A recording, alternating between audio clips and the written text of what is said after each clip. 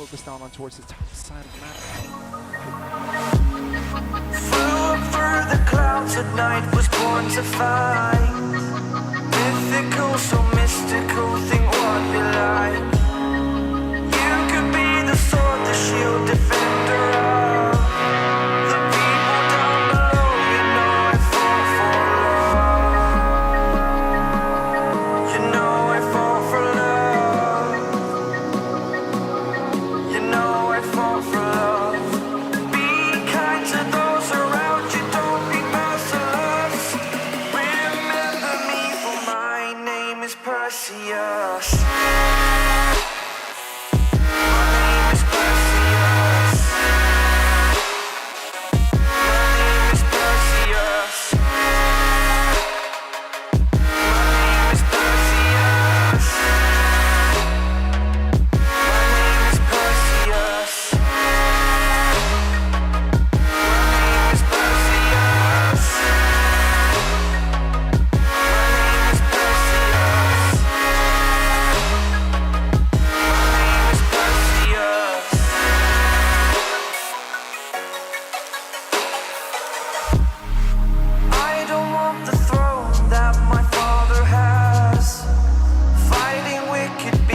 While they move so fast, you could be the sword, the shield, defender of the people down below. You know I fall for love.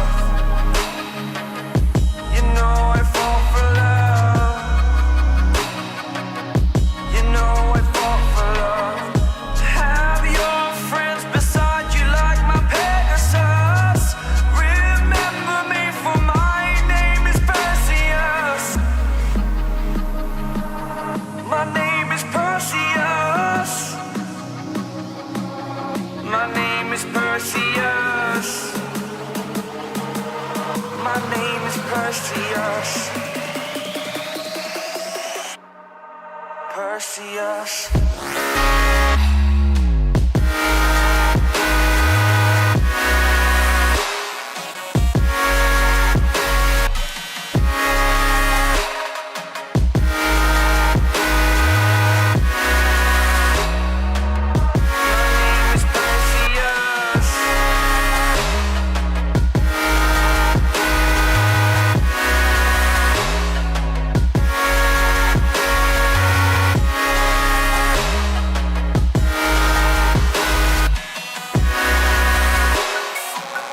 My name is Perseus.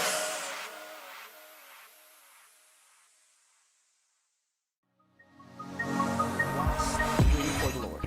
Let's see. JP also try to actually go in for the initiator. Takes down Owl just a little bit to Airborne, but there you go. We do see pushing in straight all out right here. 3 players already down, 2 more players to go. Courtesy had to move back with Hades, but it's gonna be Courtesy to move in around with Hades left all alone to survive it out. It's gonna be another win for Team Liquid. The end of the series goes out to TLPH. Hey, TLPH, they really want to see NIB Flash go out that door saying bye, bye, bye. And for now, it's not bye, bye, bye just yet though, because it's still group stage. But yeah, it's a confident win, a very strong win from the side of Team Liquid. Yeah, phenomenal performance from TLPH. A sweep over NIP Flash, which even in game 2 looked better for the Singaporeans, but when you start to see desperation in their eye, that's where you know that Liquid Philippines have got them in a chokehold, and that's exactly how it turned out. The Zas mid from Sanji playing out fantastically. Krautizi on the fanny. Welcome back, King. Hey! And unfortunately, the Lord of the Underworld this time will be overcome. For now. Not a great start for NIB Flash. Mind you, again, there has been a roster switch, right? Diablo stepping out. So let's see here. Will they keep this roster and build from here on out, or will they change it instantly? Agree, definitely. And this is what we've been already talking about, how NIP Flash keep on experimenting over and over again, not getting the strict or rigid format on their own team, and the fact that we see this from Team Liquid, they do not mess around. They don't like to play around when it comes to draft. Hello, guys. I am still alive, man. From the side of NIP Hello, Flash, hello, hello. yes, you got that top 4 is a great precedent. Hello to anybody and everybody that is watching out there, man. Welcome back to another stream. Yeah, as you guys can see, I'm still alive, or am I? This might actually be a ghost talking over here. You have to Yeah. play Not really sure, different but teams. yeah. Best of 3. What an amazing time! What an amazing time to be an MLBB player, though. NIP Flash, and you gotta consider your other opponents. The scene of MLBB is absolutely going crazy all over the world. So for NIP Flash, We just got done with MSC, then there was MWI, now there is like Snapdragon Pro some Series room that's to going breathe, on. But for now, they can always I don't even get to play the game to, at all. reinvigorate themselves and prepare for the next one. But for Like, Liquid Philippines, they gotta feel good. How can I play the game when these kind of games are going on? To F cap, but they are still former So world yeah, champions. welcome to watch party, I guess, and welcome to a watch party of Snapdragon Pro Series. Second game, sure. Some hesitations in the early game you saw. Hold on, I wasn't even paying attention. What was it? Was it like putting more space and what? was it a best out of 3? How to problem solve, and I feel like mid game, late game, they understand they have a claw. Right now we have NIP Flash versus Once they got those items, Liquid Echo on our hand. Oh, hold on, you guys cannot see it because of this bullshit. Definitely, I feel Yeah, like I don't need that for it was now. a really disappointment for the side of NIP Flash, because we talked about how it was a better drafting, and then they had TLP is better showing roles that versatility in that hero picks. great Okay. first blood in the Okay. brood, good composition coming So in from it is a NIP Flash. best out of Then 3, or it is only into 2 matches. that territory, the fact that Team Liquid I'm not sure. I didn't even know that Snapdragon Pro Series was gonna start today. They managed to actually What is the prize as pool of well as the take it down tournament? the Anybody likes of knows? NIP Flash. That's when NIP Flash like all scattered around and don't ML scene is Even though absolutely NIP crazy Flash right now, lost the bro. series, Absolutely I have to crazy. admit one thing, right? Whatever they showed us during MSC, whatever they showed us just now against Liquid Philippines is a testament to how much Singapore has grown as a region. Dragon Because this is the Pro. highest level we've ever seen from Singapore. There's more to come, but for now, we gotta talk to the winners. We gotta talk to the king of the jungle, the return of the assassin players. We're gonna talk to Kartizi. Snapdragon Here Pro we are Series. with the Let's GOAT, see. Carl TZ. Congratulations. It Bigger looks than like you ever did with predict 2 really well. You new. predicted a sweep. Bruh, what the You hell? did that perfectly. Now, if you were to rate Please. this series, With how 2 new easy regions. was it for you? Because it looked like it was an easy game for us. Which are the 2 new regions that are participating? Let's see. Mga 7 po. 7. Bakit? Why? Kasi parang feel ko Evos are playing okay. Evos actually on. He rates it a 7 because he Did they? feels like What's he's having a happening? hard time, but his opponent was not having a hard time at all. What do you mean you were having a hard time? parang naninibago po ako sa cellphone tsaka din po sa mga Oh heroes. my god, this is bug.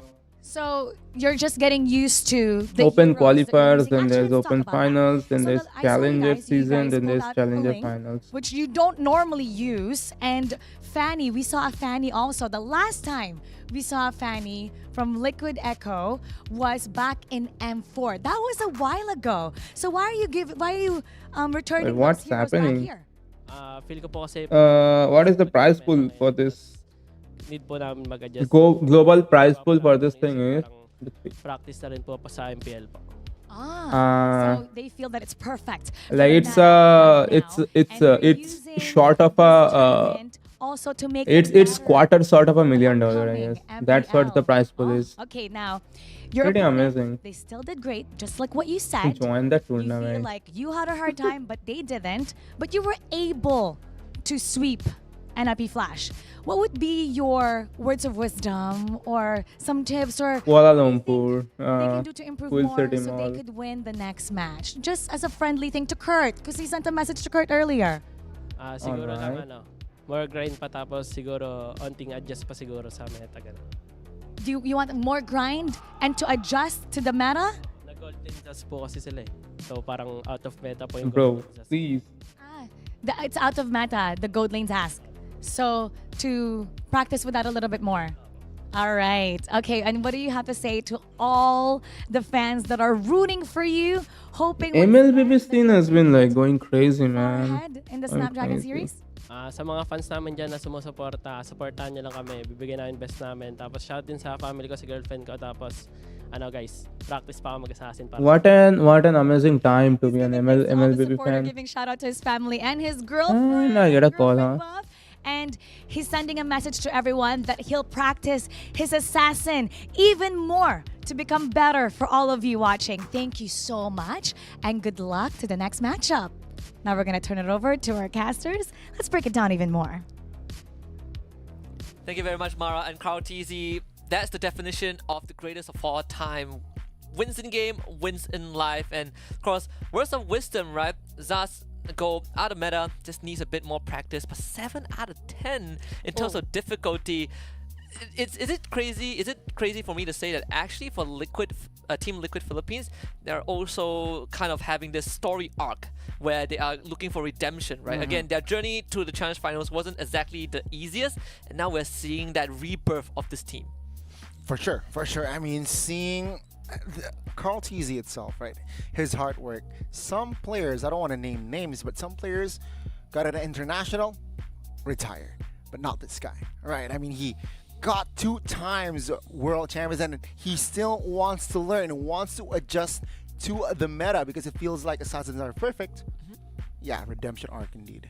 And that's actually what defies not just a pro player, but a very, very powerful player, because once you actually go in another level to a point that you say that, no, we're not done. We're going to actually learn even more, study even more, all the heroes and what makes a best team. Because if you are the best team, you can even be better than the best team. Yeah, and I mean, it's one of the models at one point for one of our M series, right? Better than great. You can always be better than great. It is the new era this year, and we are actually stepping in such an incredible time. And for our viewers out there, if you guys want results on the rest of the stream, you can always look at our the overlay underneath. But for now, let's focus on what the post-game stats are.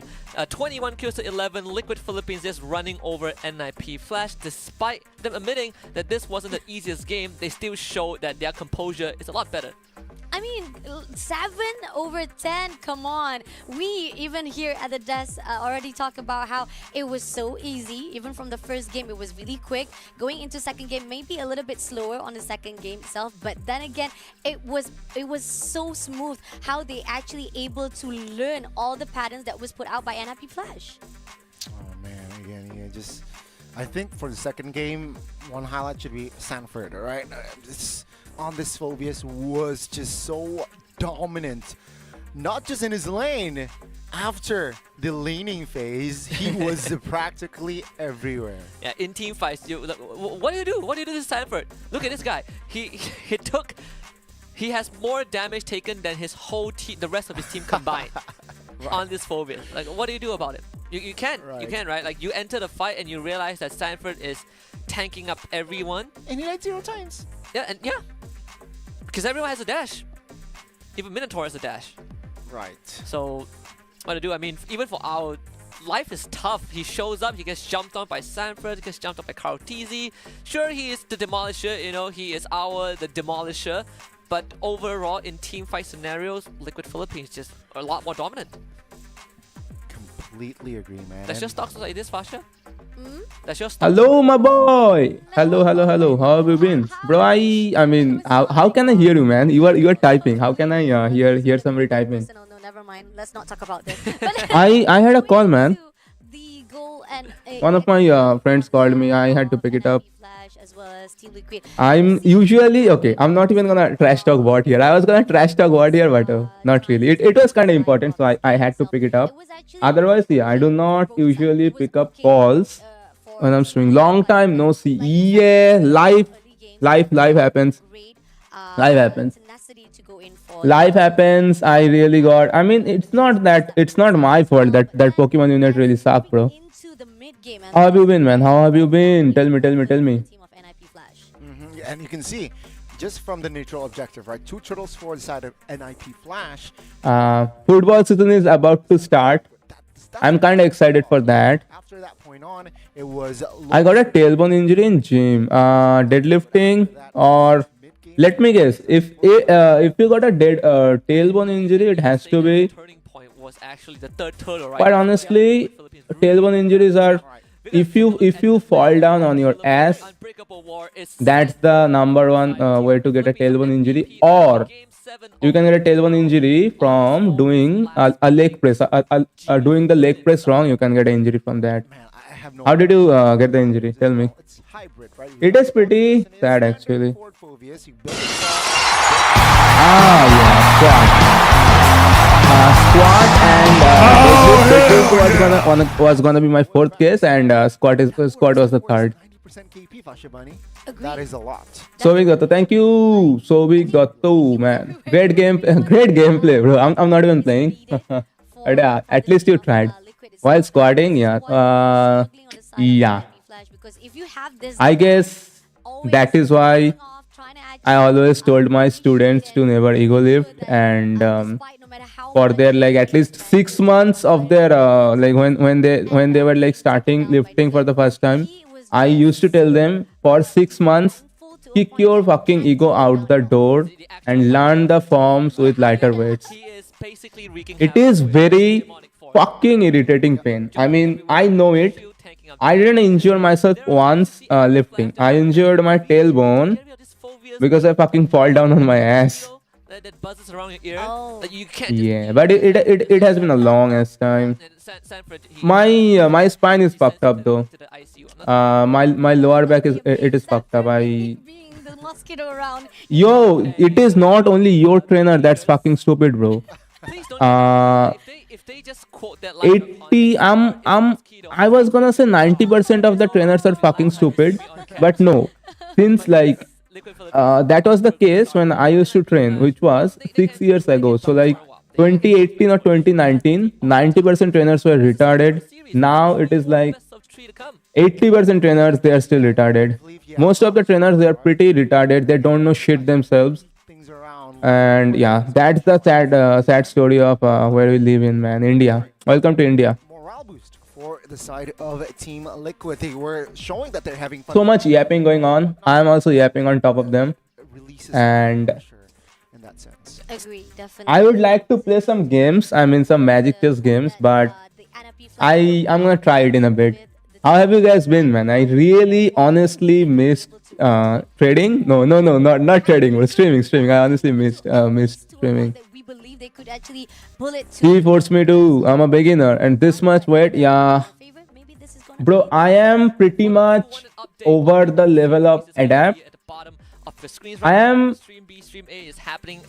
not like I'm not a professional bodybuilder or any sort. I have almost 10 years experience under my belt. Nowadays, I rarely ever go max weight, or I rarely ever go for PRs. Like those kind of things, it is not like I don't really like that kind of training. Yeah, you have to push. Yeah, you have to increase your volume, but there are other ways to increase the volume. Like, yeah, it makes me fucking frustrated to talk about like how the retarded trainers are training in these gyms, man. Yeah, interesting. Trading? Have you been trading? You added on the information. I was gonna say training, then trading came out. The roster has already been changed, but yet they're putting up a really good fight. Of course you can't. Like nobody can. But I'm looking in favor of the team. It's not even about a beginner, okay? Like This is what we're I am not a beginner anymore. My form, it is pretty fucking top notch. Even though I have a knee injury, a pretty bad knee injury. Actually, both my knees are torn. Okay, so one day I can squat 100 kilos easily. The next week, it might be not enough food in my system or not enough minerals in my system. For that reason, I might not be feeling that good, or life may have happened. I may not be feeling that good. For that literal one reason, my squat, I might have to drop it down to 60. Like this week, I can end up squatting 100 kilos easily. Next week, I might have to drop it to 60, and even that weight, I might not be like squatting pretty comfortably. Like See you soon. with training, the trainers they don't know fucking shit. They're like trash, man. In MSC, but we'll leave it to the I asked for form. He said it was okay, and after the whole set, he said you are wrong. Welcome to India, brother. Welcome to India. I get so frustrated. Like, yeah, I go to a commercial. I go to a quote unquote not so expensive gym. Okay, damn Rose. And I came into the player lounge. I go into a quote unquote not so expensive gym. So I mean, yeah, you know, Mal is trying to make like the trainers there. Come here. How are you? Are you ready for your match? Ready. Ready. Like my eyes, my soul, my everything hurt looking at others working out. Show us maybe how a gold laner would do it. Physio is healing me gradually. Yeah. Physiotherapy is the best way. Just get a good It does physiotherapist. not look good. That's gonna help a lot. Whoa. Okay, nice one. Nets, come here. That's gonna help you a lot, bro. What can I say except for like wishing you a speedy recovery? For your first day. Yeah. Warm up. Full. He answers me in When is the football season starting up? I actually September? What? Liquid, Echo, Sanji and JP. Hi guys. Can I? How are you guys? Good. You guys are good. Okay. So is this how you guys warm up before the big show? How does my mic sound like? Let me check the You're filters. always with him. Does Carl bully you all the time? So is that why you're always with Sanji? Yes. I always play with him. They're focusing, and as you guys can see, they are still in their element. And I think Daddy JP. How does my mic sound? Can anybody tell me? Or Game later and August? Oh, sorry. I said September. My bad. I meant August. August when? more aggressive. So Pre-season is going on. You mean the club friendlies are going on? I know that. is quite hectic and a lot. Barcelona still haven't played a single game. So yeah, I haven't been watching any games. Yeah, this is how the players warm up before the big day. Bye. How does the mic sound though? Can I check it right now? Can I play some games while this wait is going on? Or what other games are going on? This is stream C. Let me check, man.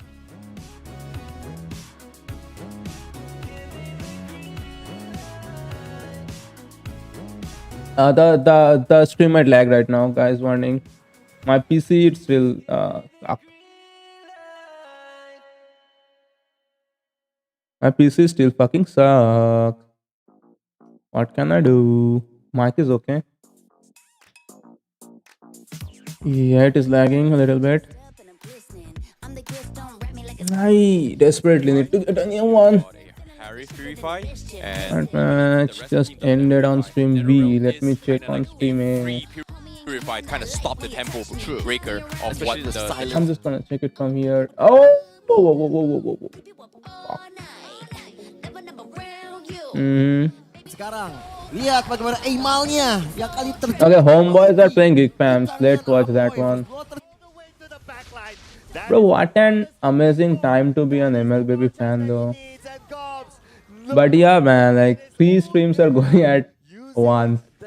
What should I watch over what? Oh man. Pretty hard. Where is the stream A? Stream A. Let's watch this one, guys. First kill in this round. Not as clean as before. He has one death though, but it's still early. Yeah, Camilla is going to be a huge. Did it load up? Yeah, it load up. Homeboys, landing down It did load up, yeah. Coming into a lot of these team fights Do that and come over here. be Please. happening down these neutral objectives. Ulti ready, Nathan. Ulti not ready. Oh, bro! Like look at the interface they are using. Look at the amazing interface they are using for Snapdragon Pro Series. It is better than MSC. Like they are showing so much details, man. Amazing. So a lot more team fights now than ML is progressing rapidly. What an amazing time to be an MLBB player. He has better value going around. I really wanna get engaged with the MLBB pros in it, somehow, but yeah, India doesn't have anything regarding that. India, like, welcome to India, bro. Modi ji, He's tanky enough though, but okay, that's it. bhaiyon behno. Yeah, हम ban करना जानते हैं बस. Death coming from that top side, but it creates Welcome to one India. opportunity for them to try to Ayo, bano. equalize at least the gold turret. A bit slow. भाइयों बहनों. Hold on. Carry on, bro. I'm amazed seeing your skills. Mic is good. Thank you. What skills are you talking about, though? I'm not showing any skills over here. I only play BGMI now. Nice choice. The mid side. Zaz has been free roaming as and when. We haven't seen Nice choice. I quite honestly, personally, I don't like BGMI at all. On top. I cannot like, I do not feel BGMI. Like Pokemon Unite is better than that. That's not going to be an objective for Geek Fam. BGMI is pretty boring for me. I recently tried it with bot. Since the turtle is going to come up. It's fun with friends. What What are those, man? What are those? Flicker and the ultimate. Waiting for a right time opportunity. Yep, turtle is really low right now. Who will finally get it? It's going to be Vincent! Stealing the turtle away. And now Vincent needs to try to get away to save it. How old are you again? Vincent, oh dear, we're trying to go in for it, but it's going to be Mao 18, 19? with the wild charge onto the back line to make sure they get the second kill. Oh, Zosk is so annoying. There's nothing that Vincent could do to run away. He goes in. Amal is playing for the homeboys. Okay. Hold on. Lower? You are 17? This year, but they're not going to pursue any further. Their skills are You cannot be under Homeboy's 16. very disciplined in this game. Game number 3, and Homeboy's really BGMI is, yeah. going into this one. Oh, Benzema. They don't want to overextend. Wait, what? They learned from the early Oh, hold on. What is? Now it's a lot more. What is Benzema number? What do you mean Benzema plus They need to one? try to push that situation. Man. Hold on, bro. Like, I'm not that caught up with football these days. So yeah, I cannot tell it. So you don't want to go all in on the Mao. I don't know. Of course not. Very difficult to take any of them down. I don't know. Over the wall. Wall Wild charge. charge. I don't know the meme or the joke or whatever the thing you're talking about. I don't know it. I get it. I'm not bot gaming, but I don't know. A smart move by Udil, placing the Nightmare spawn. Benzema plus one. And Maloyski just keeping him at bay. What is the number that we are talking about when talking about Benzema? So Homeboy's really showing off this time around. My chat is showing over there. We're talking about almost a 3. He got accused. I mean, this is a very. Why do I need to know that? Why the fuck did I need to know that? I didn't need to know that. Good for not good for him. I mean bad for him. Bad for him, bro. So annoying. 3 members. Very bad for him and very bad for. Bigger 3K gold lead for the side of Homeboys. The third Yeesh. I quite honestly I had some respect for the man. Damn, bro. I absolutely hate Real Madrid. I don't really like Real Madrid. I don't really like many of their players. Actually, it's not true. I don't really like some of their players. I don't like more than half of their players. Benzema wasn't one of them. Oh no. But now, I don't know, man. Why did I need to know that? His role is also to allow his teammates to run. Where are you going? Where are you going? It's the question that Homeboys is constantly Yo, asking. my mouse just vanished. Not having a good time. 0-4-2 on this Tigreal. He's trying his best. His very Why best. did I need to know that? That he wants to go for an implosion play, but the My day was going bad enough already, I guess. And Homeboys Why did I need to know is that? slowly but surely just increasing that economy lead. Ah man, 5K gold lead for Homeboys.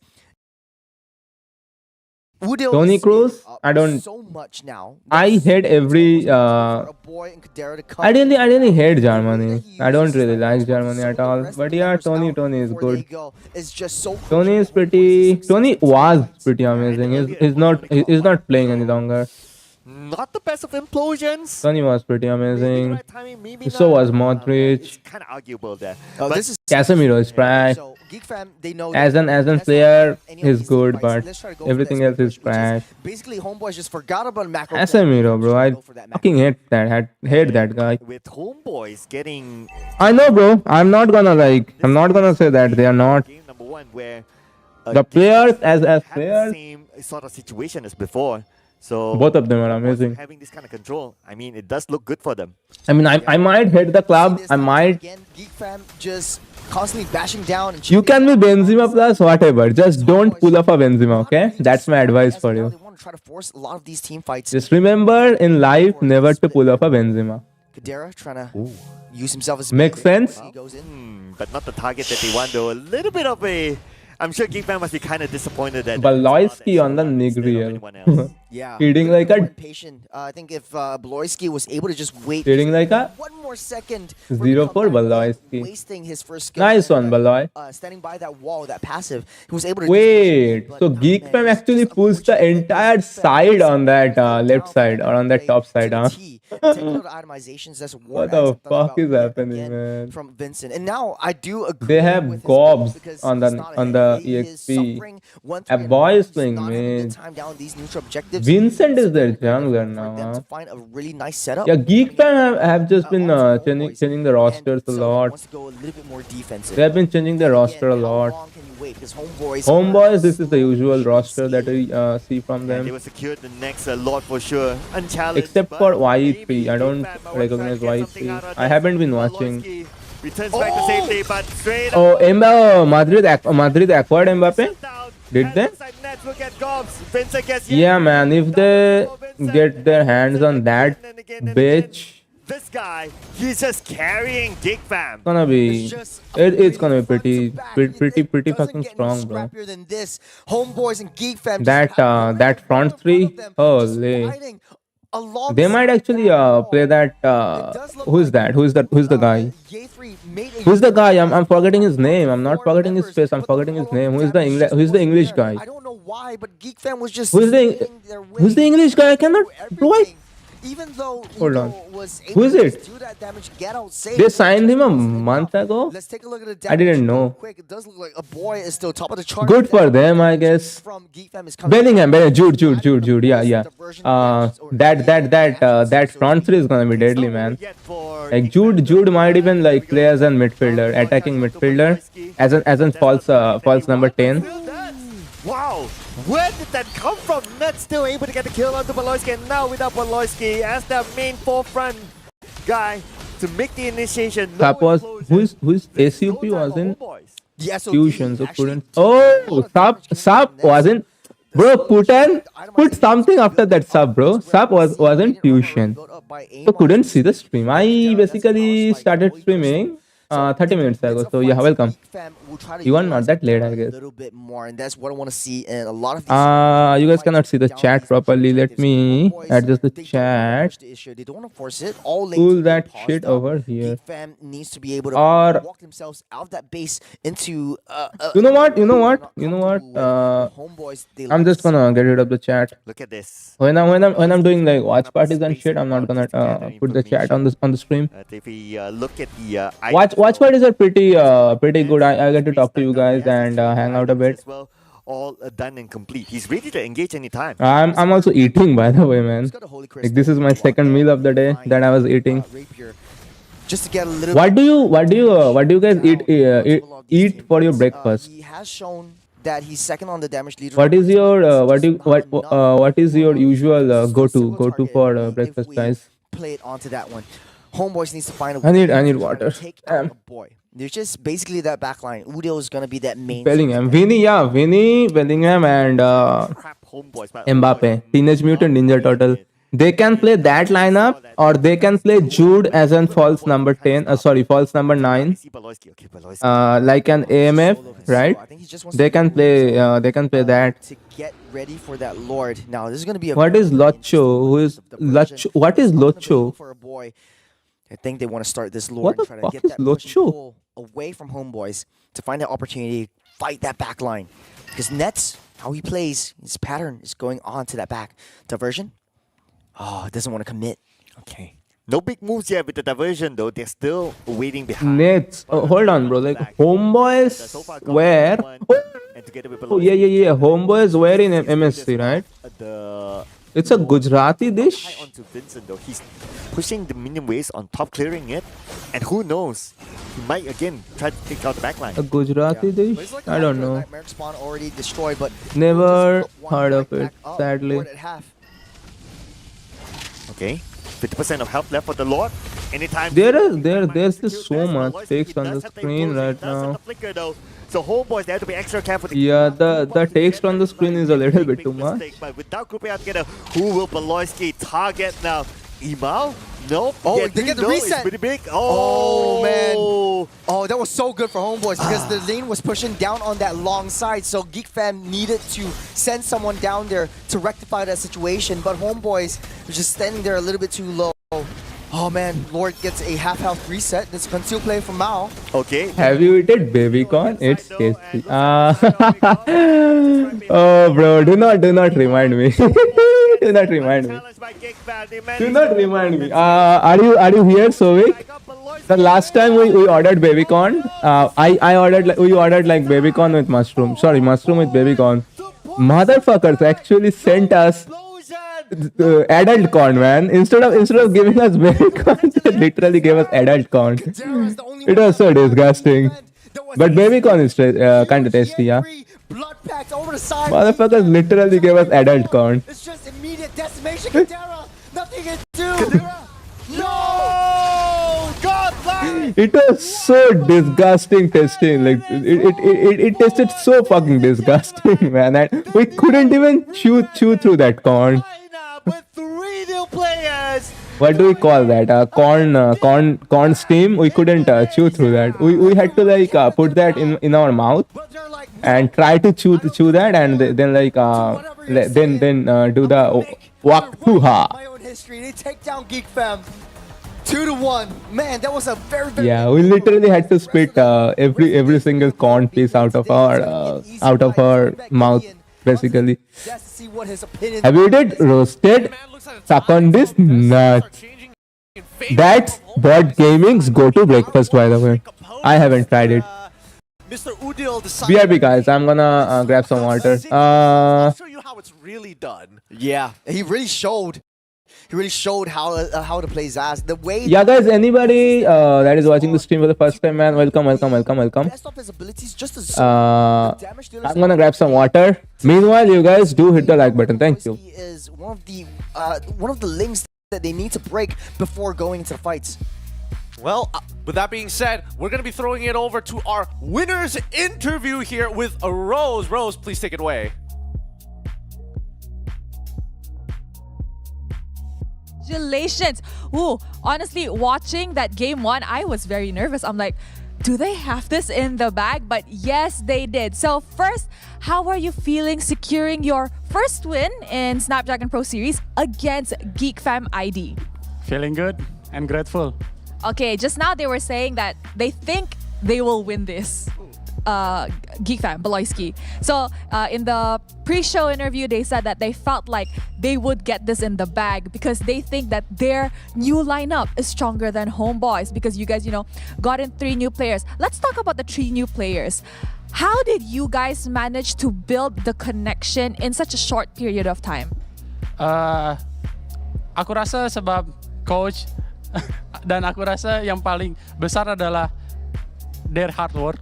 Since they put dedication, put their masa di training, dorang sacrifice banyak hal. So shout out untuk para teammatesku, kalian. All right. Okay, so Udil said that he wants to give credits to their coach and as well as to their new team or to their new 3 players in the team because they put in a lot of time and they sacrificed a lot in order to make this work because when they got back from MSC, this is a completely new roster from their roster in MSC and I gotta give it to you guys. Okay, question. I know you're not the coach, but why Carmilla XP? That's very different. I was expecting a Grok XP because that's what we usually see in MPLMY. So why the Carmilla? The idea comes from EA3. So shout out to him because itu pemikiran-pemikiran yang mestinya datang dari experience. Jadi ya kalau sekarang nak tanya lebih lanjut, tanya aja dengan EA3. I see. Okay, so he said that this idea actually came from Ye3 himself. So was he like, Coach, give me Carmilla XP, I'm gonna make it work, that kind of thing? If I'm not mistaken, yeah. Wow! Wow, okay. I actually really like that. Now, speaking about your new coach, before we throw it over back to the casters, I just want to ask, how is it like with your new head coach? How is he drafting? Like, is it good? Are you comfortable with the heroes he's giving you? Tengok muka saya, guys. Muka saya mengatakan segalanya. Yeah, I'm so happy and grateful. He said that the answers lies within his face. He is happy. He is grateful that the coach is giving him a lot of his comfy picks. And with that, let's show it back to the casters to dissect what happened in this best of 3 series. Casters, take it away. Thanks, Rose. Thanks, Udil, our MVP of the match. Look at him, playing on the Zosk. 2 games playing against the Zosk on a Xavier, and he's like, nah, no more. None of this nonsense. I'll show you how to truly play Zosk. Oh, yeah. Man. I mean, if you... okay, the last moment, I really want to point this out, right? Yeah, cool, Udil, throughout the entire game, we saw no deaths onto him, but that last moment, Baloyski actually fumbled it with the implosion. He caught no one there, and Homeboy just took advantage of it, running down the entire Geek Fam and just ending the game. Yeah, it was just a very, very crucial blood pack. And the fact that Ye3 was actually the mastermind behind the Carmilla EXP was just... I'm just really, really grateful that they came up with this interesting new lineup, because it effectively turns all these single target damage heroes like the Zosk that Udo is just playing and showing us how to play into a AoE heavy hitting damage hero. It's just really, really impressive. Yeah, I think on a micro level as well, against someone like a Ruby, you know that the lane is pretty much going to get sandbagged. So That's it's like, right. I'll give you lane prio, I'll let my team do the rest, especially since Mal was on that Grok. He can fight for that vision, and more importantly, Ye3, if he comes in late, he's got Udil on Zosk to slow things down, and that's when he shows up and it's like, it's time. How many people can I catch in the net? Dude, this is I believe that moment, right? Yes, this is that moment that we can see on screen. Baloyski just fumbled the red tree, and you see the reaction from the players. The moment they saw the implosion, that's it. Yeah, it's just effectively turning an Alpha's passive, like adding true damage from one hero into every hero, and you have additional 50% damage, split damage amongst every single one. So Homeboys, once they land, or they're banking a little bit too much on the Blood Pact, but you know, it worked out in their favor. You can't make an omelet without breaking a few eggs. Homeboys really showed us that they broke more than just a few eggs. True, They're breaking the ostrich egg. Yeah, they're breaking the ostrich egg, man, and it's really difficult for Geek Fam to play, and I think, you know, this adjustment in the draft with Mao on that Grok, let's omit Carmilla for now. The fact that Mao playing this Grok, allowing to open up vision, but most importantly, doesn't allow himself to get punished by Baloyski. Anti-CC is such a powerful tool, especially when you're dealing with both Gobs on the Ruby, looking for that one sick I'm offended, and the same can be said about Baloyski with the implosion. Right, you have 2 university teachers here, instructors here. So I'm going to go the psychology of things, right? Looking at the stats here. All right, Look at this, right? Okay, Baloyski 0-6-3. And in the previous game when he played Edith, it wasn't the best of stats as well when it comes to KDA. So it could have affected him from that previous round, brought to this round, even though he got his comfort pick again, which is a Tigreal, but he never truly recovered from maybe the scars of the Edith game. Ooh, I suppose maybe the scars of the Edith game was probably still lingering, but at the same time, it's not like he had an optimal pick on the Homeboy side. Like, who do you really catch other than Nets? And even Nets himself has like counterplay towards him. Yeah, I mean, there was a couple of attempts, crucial attempts down the gold side, but they just couldn't convert him into a kill. He just knows the game too much. He knows the how Geek Fam is going to be rotating about. Once you see Baloyski, best be sure he's going to be in your face. In the second, you're in the air. So that's how Nets was playing in the entirety of that game. Very, very passive. Just waiting for that late game or even the mid game power spike where Camilla really comes into the battle. It was a very, very risky move, I must say, because they opened up the long lane for a lot of these team fights, waiting for Vincent just chunk down on the T1s and T2s, but they weren't affected because they know it's all part of the plan. Yeah, and I find Ye3 on the XP lane, I knew we went like, what? Really? Could have been the grab, but the theory for the XP lane is that you're able to sustain on your own, and also you're able to pull ideally some heroes to you, and yet you still survive. And when we look at the damage taken by Yetri in this round, he managed to do just that. Yeah, no, I mean, we're looking at the graph here. By third minute, that one interaction already set them skyrocketing in terms of EXP. And I think it's really difficult to actually pull back that lead, especially against an alpha nonetheless. They unlocked a lot of their heroes pretty early on, getting a decent amount of tier 1s off of that. And then by 10 minutes already, you can just see that, like, at this point in the game, it's pretty much done for unless GeekFam finds a super play of their own to maybe bounce back from tempo. I was trying to think, where does the dip come from? I think that was the that last fight where they lost 3 members and GeekFam actually overturned the situation, just dipped all the way back, but they were still way up top, because as long as they come back, they fight a neutral objective, pull everyone in. Once you land one very, very crucial blood pact, is all over. It's all over. It's all over every single time. I mean, these strong AoEs overall. I just like the pacing of their composition. You know, the composition has ways to kind of buy some extra time for the team. And honestly, Udil can, if he really wanted to buy time, could have walked up aggressively and then quickly hopped on in into the Dominator mode in the spawn. I think overall, the landscape is kind of changing at this point. I thought people might have cracked the meta already by MSC side, but we're still seeing some pretty cool and interesting picks. Yeah.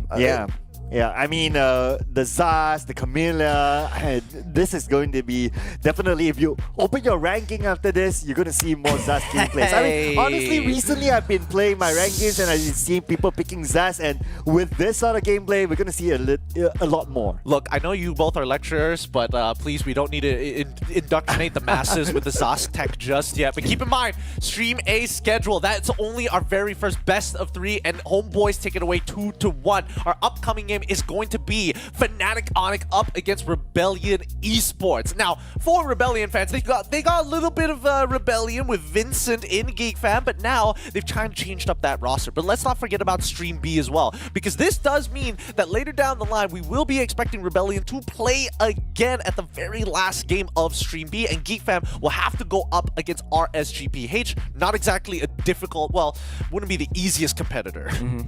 Yeah, I'm really looking at Yudu Red Giants. That game in Stream B looks really, really good. Hey man, we thought now we're Stream A. I gotta stay. Yeah, I mean, Stream A. Look at this. Stream A.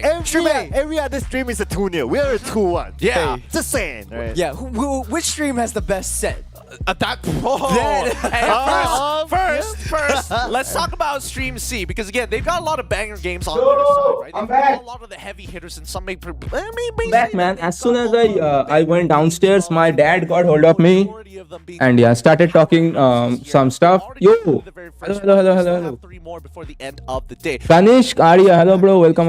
I went to grab some water, so yeah, I was not present for a little while, for like 3 to 4 minutes. Might be the case for the upcoming games, but the fact that this went 2-1 does kind of. My back was also aching, so I had to put some spray on my back. Well, they may have banger games, but they don't have upsets. True. Bitches, Anushka, welcome to What Gaming, man. Just choosing GeekFam all the way, and Homeboys really showed us that they unleashed the beat. Have you done roasted? Nah, Chambad.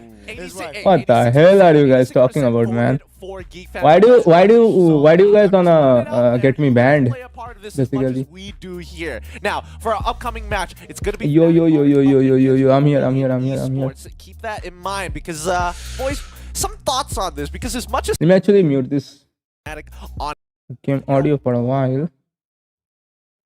I'm gonna check real quick what is going on that other stream.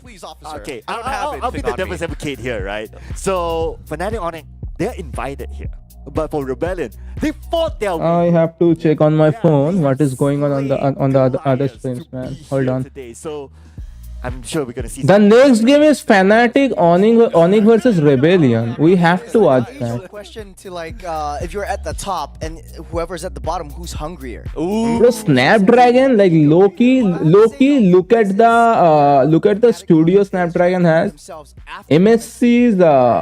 MSC Studio was pretty amazing. Not gonna lie, MSC Studio. Of course, bro. It was a Saudi thing, okay? That studio was expensive as fuck. But look at this amazing looking studio, man. They have a desk. They have a caster's desk here, and it looks kind of like really cozy. Yeah, this studio they have, it looks kind of really cozy. Hold on.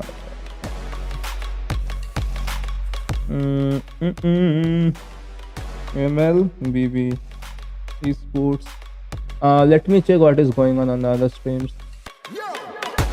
But we are gonna watch the Fnatic Onyx versus Rebellion for sure. Rebellion, I was really impressed with how Rebellion was playing last season. I thought it was gonna be Rebellion and Onyx,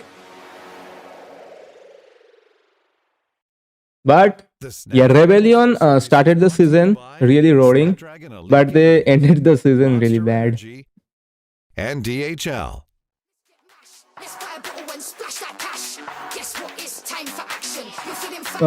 Which stream are we watching right now? Streaming.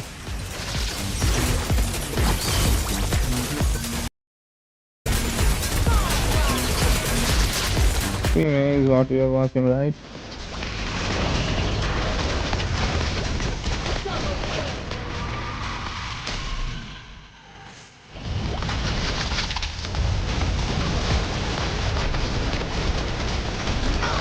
Bro, streaming is what we are watching. Let me check the stream. See. Oh my god, bro. On stream C, it is gonna be Falcons versus Houston. Which one should I watch? So many amazing games to watch, man. Which one should I watch over what?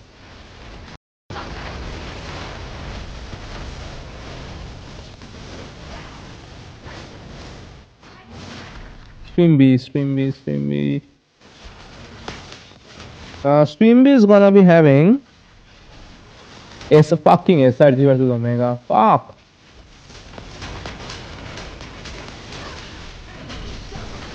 Bruh.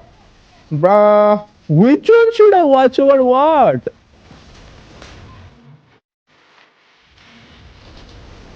I really like. I used to like Omega. Omega were pretty good. Now I don't know how Omega have been doing recently. I think Omega finished 4th last season. It was 4th, right? RSG hard, Omega 4. If I'm not wrong, I might be totally wrong on that. Or was it Blacklist?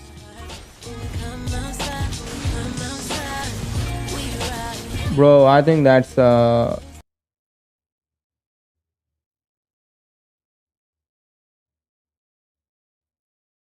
why the fuck are they playing copyrighted songs? Whatever, man. I have to delete the stream after watching, I guess.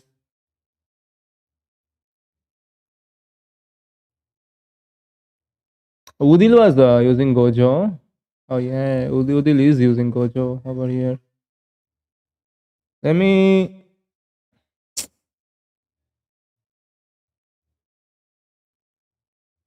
Guys, which one to watch? I cannot decide, man. These are all pretty amazing fucking games.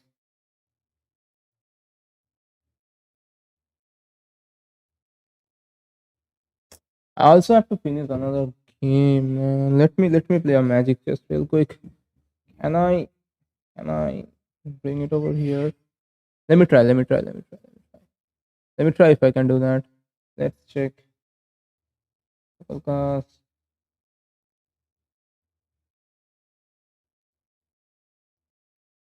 Oh damn, don't have it on. APO.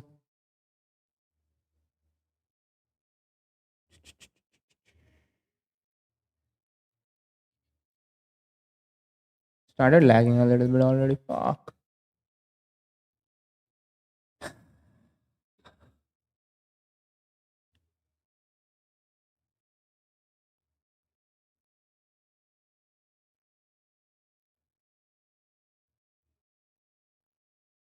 Mm-hmm.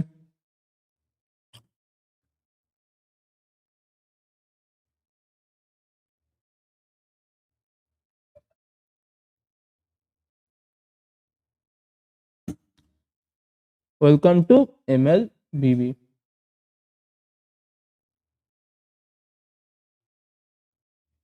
Fuck.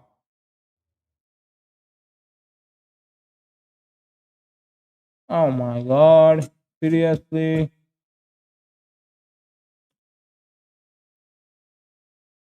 Seriously? Seriously? 10 minutes? Seriously?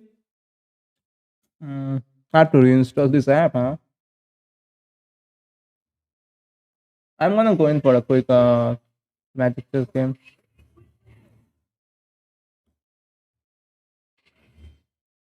And gonna capture game.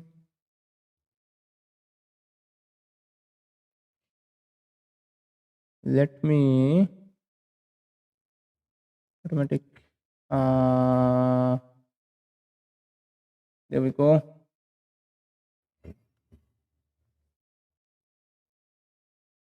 Oh, the game looks kind of good. The game looks kind of good on this thing, huh?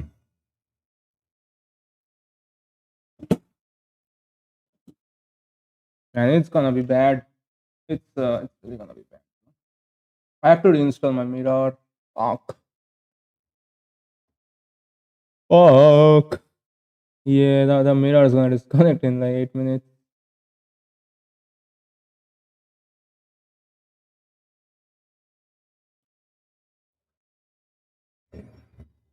Somebody and get fucking ready.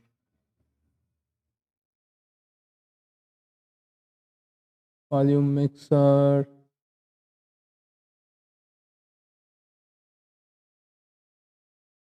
This thing started lagging though. I have to be.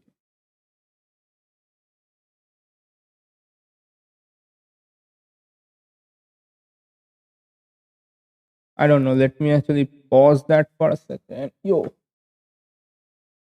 1-1. I got 1. Good.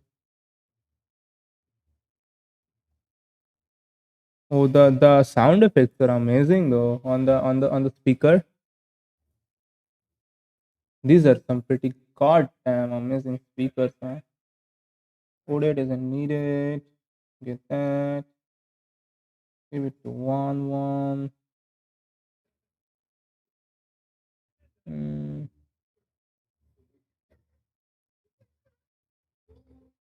Try to catch me. Gotta make sure. Let's get this thing down to about there. Should be fine. Hello, guys. Welcome to the stream, guys. We are playing Magic Chess, guys. Because we suck in real chess, guys. Damn. Nothing useful, huh? Just get Beleric for the Guardian synergy. It's gonna be. It's actually Guardian synergy is pretty strong right now, even in late game. Not only in early game. What beats Guardian synergy, if you ask me, it is Marksman that beats it. That one skill is disgusting though. Huh? Yeah, because of that I'm gonna lose, and that's a 2-star alpha, and my one is gone. Alpha can't even kill one before he's gone. Yeah. GG's. Hey, what do you mean? Hey, oh, I didn't even finish my food, and it's about to be 1. Fuck.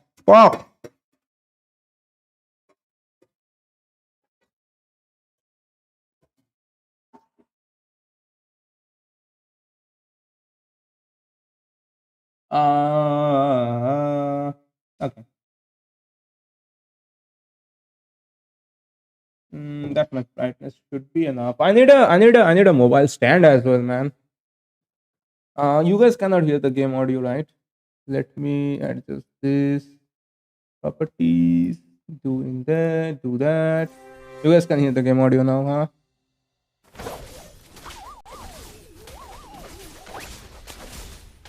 I really wish that I can upgrade my PC like towards the end of this year, man.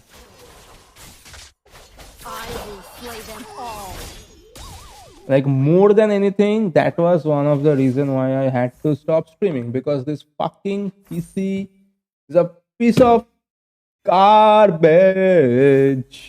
That's why. Uh, Man, what crystals? Like, these are not the crystals that I need. The crystals that is recommended, it is Lancer. And I did notice when I had the Lancer crystal, it was doing better. Guardian is pretty. Nah, Keria is gonna be better here. Get that. Put it onto. Put it onto him. I did put it onto him. Good, good, good, good. Oh, I could have done that. And it doesn't matter. If I'm last right now, it's gonna be better. This is literally like this team literally can make an epic comeback.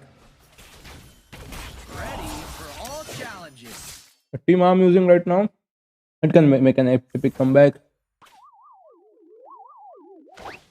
And actually, I did make an epic comeback most of the games I played previously with this team. The mirror is about to fucking disconnect. Fuck me, man. Not literally. I should have went for Moscow. I'm stupid. Moscow was right in front of my fucking eyes, and I clicked on the hash claw. Fuck.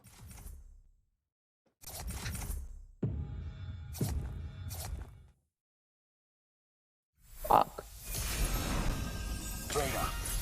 Fuck. Fuck. Oh.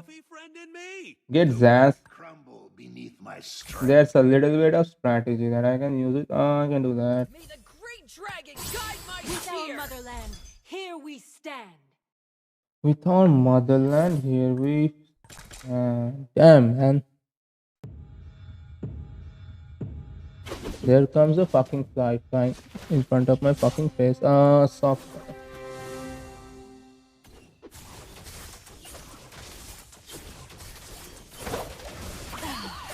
Where is that? I can't.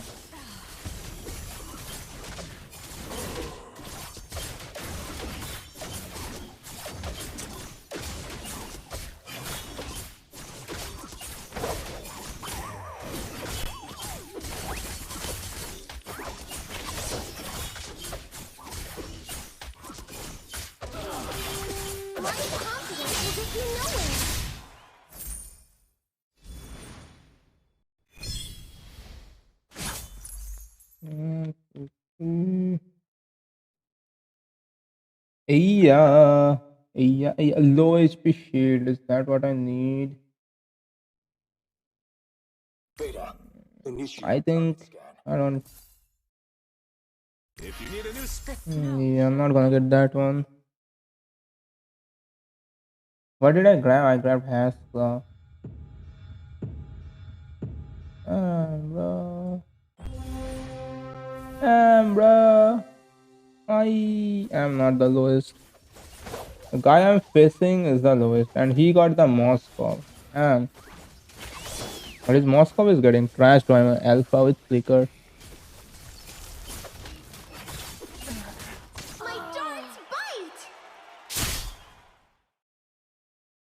So, the software is about to disconnect. Welcome to the fucking junk. Match is about to start. I guess I'm gonna put the match on instead of the game.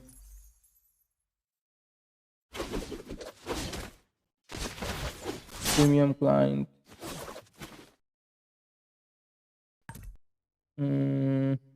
Premium client is pretty good.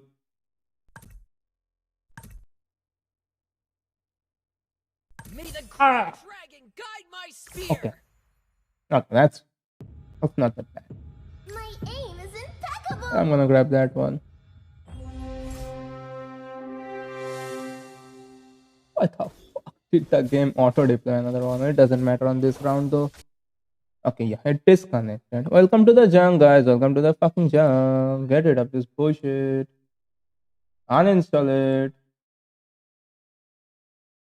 Yeah, I'm gonna fucking uninstall that software and reinstall it. I don't need another Haskell. I'll go for cloth device. That.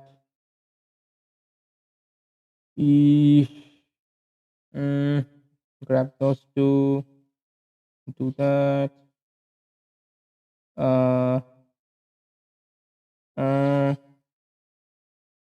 Put that onto him.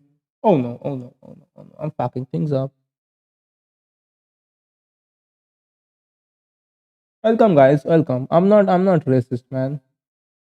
I'm not racist. My software just ran out of the time. What can I do? Nothing. Except for uninstall this garbage. Give me a second, guys. Thank you, guys. Wait. I can't even uninstall. What the fuck? 28th July, 1, 2, 3. Brother? Brother? Brother?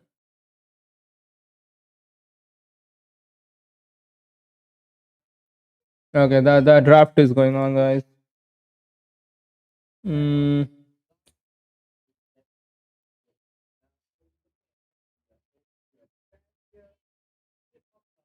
Oh, we got the... Oh, yeah, you guys cannot see the magic anymore. I'm not going to talk about that. Let's...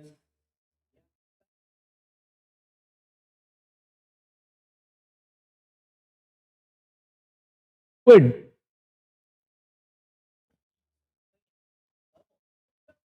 You're welcome to the jungle.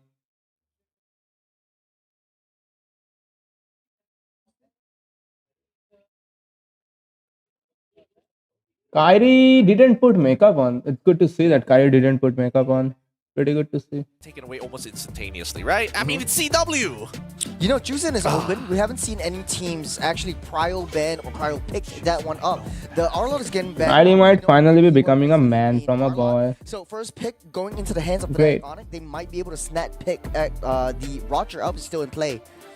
Dude, Coach Raja. For CW, right? You got the Harif, you got the Beatrix, you got the Roger.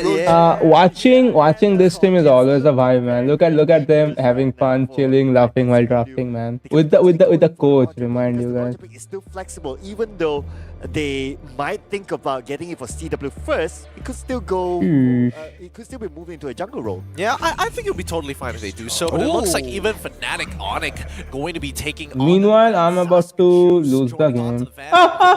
This will be interesting to see because now Zosk has had a, well, I wouldn't say the most outstanding performances just yet. I'm not 100% convinced. Oh my god, bro. I'm not paying attention and I'm about to lose my Magic this match because of that. Fell swoop for Rebellion Esports. Yeah, I mean, I've saw like the news. Welcome to the fucking jungle. Fuck. Play in the jungle instead of Aether, which we all thought he would be.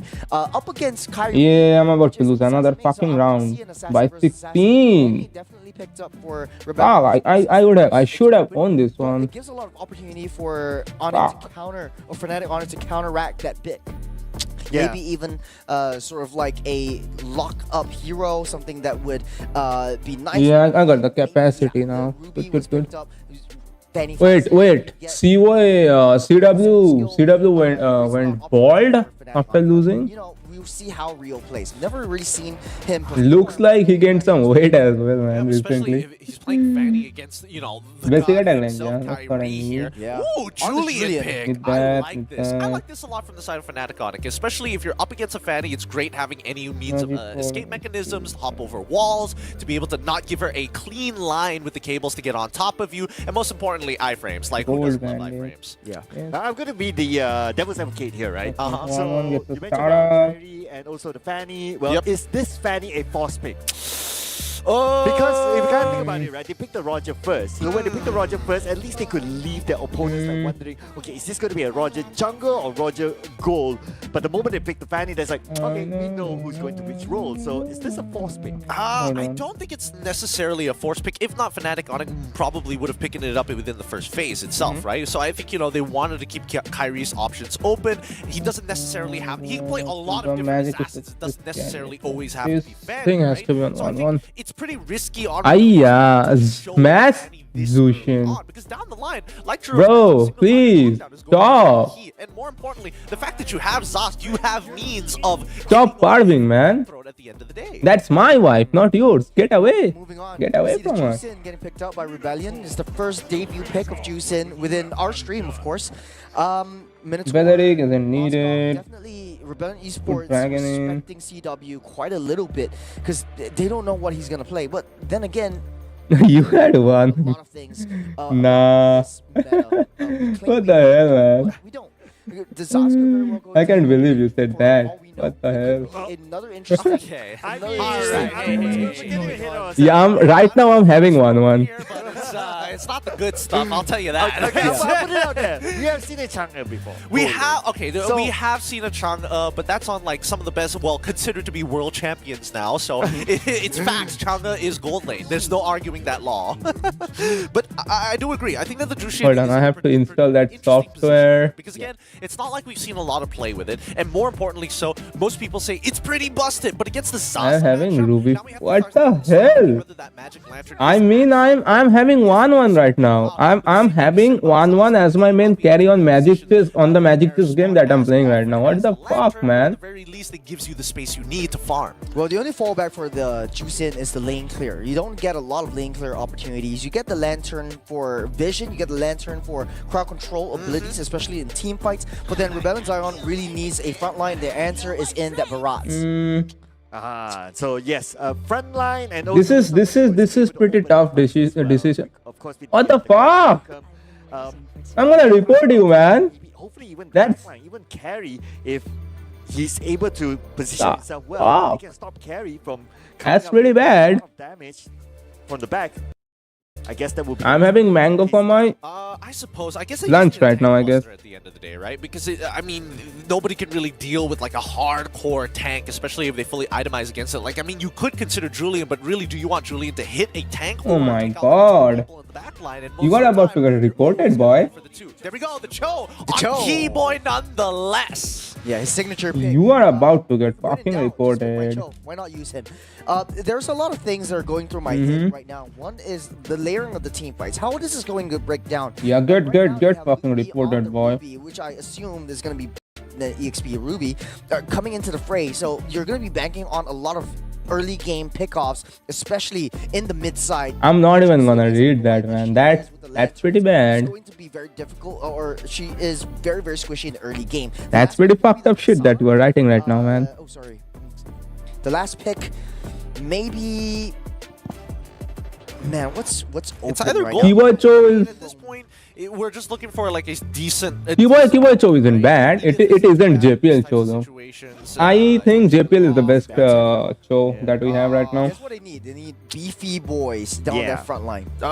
Beefy boys. Yeah, beefy boys. But then again, you're also up against a That's some carry, so that's kind of like fucked up shit that you are writing right now. beefy boy. Nevertheless, right? I'm But gonna. maybe the idea is like we need to find something to try to catch the carry. But carry is also well protected, thanks to Cho, thanks to the Ruby as well. I mean, you can just play around the Nightmarish spawn if you want to, and you get a guaranteed way to like kite backwards unless they're forced to use a battle spell.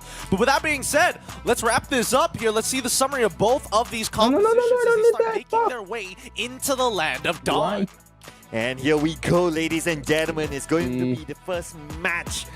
Best of 3 series between Fnatic Onyx and Rebellion Esports. So Rebellion Esports, they're playing with 3 new players in their lineup. Fnatic Onyx still staying through to their original lineup. God, bro, because of you, I sold my Zilong. If this is I sold my Zilong, man.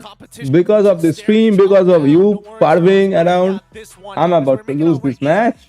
Land of Dawn for the very first time. It's going to be Fnatic Onyx up against. I'm literally about to lose this match. Going to be on the blue side up against Rebellion. No, 1-1 fly. Let's see who gets first blood here. One And I more? think that's going to be a very big driving Nah, momentum she's gonna for die. these Fuck. style junglers.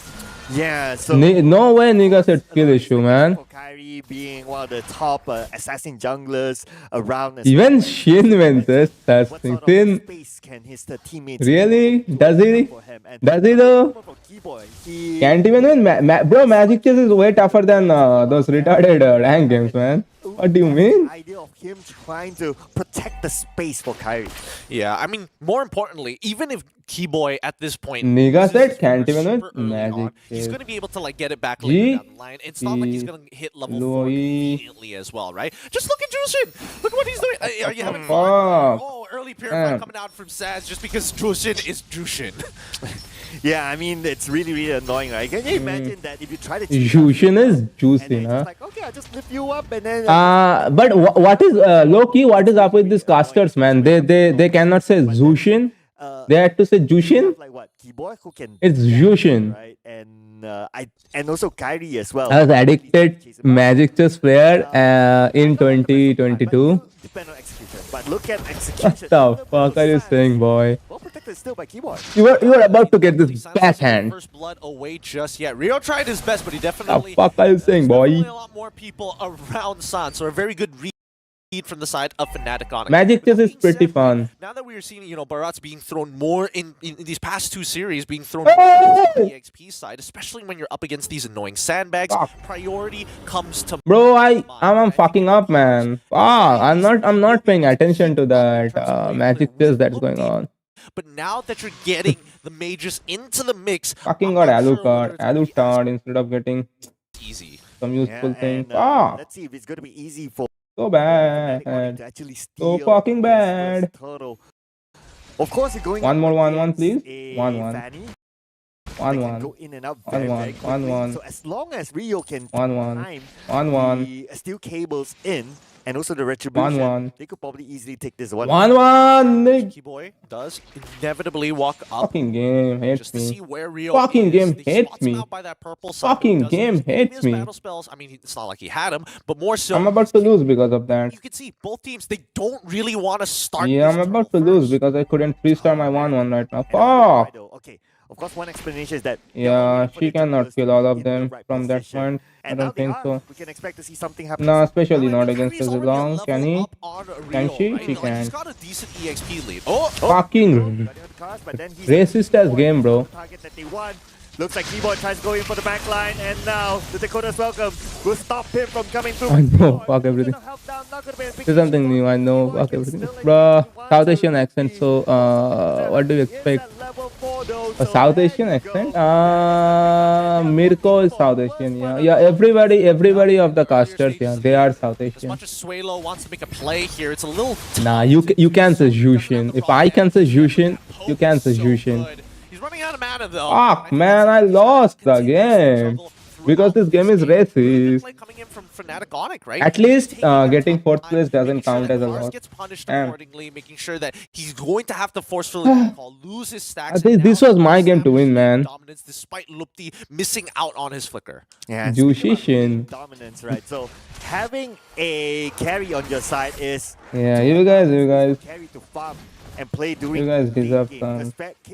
You guys need God, man. To be up there, to scale up to a point that he's able to deal up the damage towards that point. And so far, Rebellion Esports, they are not really putting the pressure on the carry.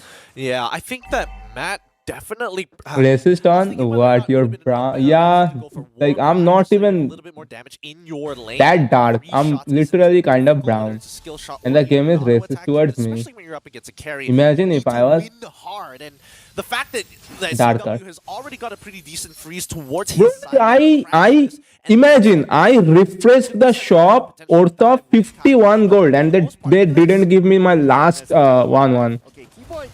51 gold. Needed one more copy. They didn't give it to me. They really want to make sure that, okay, OTZ is... Hands on the wall, please. Bro, you are wrong, bro. That's only for white people. Yeah, I think it's that's only for white people, and that too if they are robbing a bank or something. Okay. Meanwhile, I'm just walking on the street. I get fucking shot at my back. That is Keyboy that we're talking about. The moment Luck issue. that's it. Yep, and even the audience have to agree. 90 Direct headshot, literally. Onic are going to be the ones to close Liter- out this game. Direct headshot, boom! Wave clear management coming in from Fnatic Onic. Look at the Welcome to America. They got half gold plating down onto Chairway, CW on the bottom side. They basically chomped down 65% of the HP of the top tier 1. So really, it's Rebellion Esports looking to catch up to the tempo of Fnatic. I mean, it's going to be even harder for them to catch up. The fact that Fnatic... Bro, like, I hopefully nobody from America was watching right there. I was only kidding, okay? I was only kidding, okay? That is total to Fnatic Onic. Yep. They've You are gonna go play rank instead of playing, like, watching one of the best team play right now? I mean, you just said yourself that watching keyboard show is gonna be fun. And you are gonna go and fit to, like, be dog food at this hour, huh? You think that's funny? You think that's funny? He's just too good. And again, great targeting, right? Focusing down on I was kidding, bro. I want to reach immortal. Nobody fucking cares, man. That could have been a disaster. What's the point, man? Today, right? Want to make up for all the lost time they had in Riyadh. After this game ends, I will show you guys something. The leaderboard is like full of quote unquote RTRD people. That's the players that have rank or MMR, I should say. It's most of them. People that cannot build their own hero, that they are literally having top global ranks on. They can't even build that very own hero. We'll take out Rio instead. A little bit of a trade there to make sure that Matt stays alive. I don't know about map hacking or anything. Okay, I was just checking the leaderboard. The guy that has like almost every guy in there, they do not know the game. They do not know the game at all. Like, imagine, I can understand building that item on Hellcard, okay? Corrosion Scythe on Corrosion Scythe on Hellcard. Corrosion Scythe on Hellcard. As usual, keyboard will get his target. It doesn't matter whether you're a tank, cause account bot. Nah, it's not bot account. Those niggas, they have like 50% win rate, and of course they have 50% win rate. Even I have like fucking 50% win rate. Thanks to Moontoon. I'm literally same as those players, huh? Same skill level, huh? Pure. Good stuff. I got a fucking tank last night with 2K matches. I lost. Rezox has 600 pro games. He doesn't flicker backwards, of course, but it does buy a Imagine the Zask player who doesn't even get twos on Zask aggressive with their is having 7,500, 7,700 MMR. Most of the Zask players are pretty bad. Imagine building that item on Zask. That item is. Yeah, and they're going to take the lot. Imagine building. And you gotta think about it, right? For CW, he moved from the bottom lane to the top lane. He was. Imagine building lightning crunch on Zask. The last time we saw the stats, his farm was at least 2. Bro didn't come to MM then even. Oh, bro didn't came to MM then even once. Welcome to fucking MLBB. Motherfuckers only response to the like losing fucking losers lane. I always win my lane. Always, like, 95% time I'll be winning my lane and losing the game because motherfuckers paid attention to the loser's lane. At the other side, where the marksman or the EXP is constantly fucking feeding, meanwhile I'm winning my lane, nobody gets me out of my lane. Well done. And at the same time, the lot is pushing at the top, so I mean, Rebellion. Exactly, bro. I don't have to imagine. Welcome to my fucking life. I imagine you playing MM and you are the one dominating. That's what I always do. Whatever the fucking lane I play, I dominate. They're forced back into their base. They're stuck just being in this awkward position back in. And then nobody fucking gangs that lane or frees me from that lane or manages that lane for me so I can be effective in elsewhere of the map. Yeah. Welcome to my life. Fan is losing, by the way. Rebellion is losing right now. And at the same time, they will get the turret. They will make a cleanup at the top. Yep, and they just walk away. They're like, we don't need to fight anymore. And I don't care. Exactly. we're setting up for checkmate angle. 32k to Take the title. Was it a Minotaur? goal differential. Or was it Minotaur or Trigrill? Which one? That should push them close to the 10k mark. Well, looks like they will get it. Rebellion Esports finding out the challenge. Yeah, I don't have to imagine. I know that. A Franco took that title. Well done, bro. Like exactly, man. There are so many retards that play in our server. Especially our server is fully, like mostly retarded people. Like that's what Indian server is basically. Most of the games it's retards versus retards.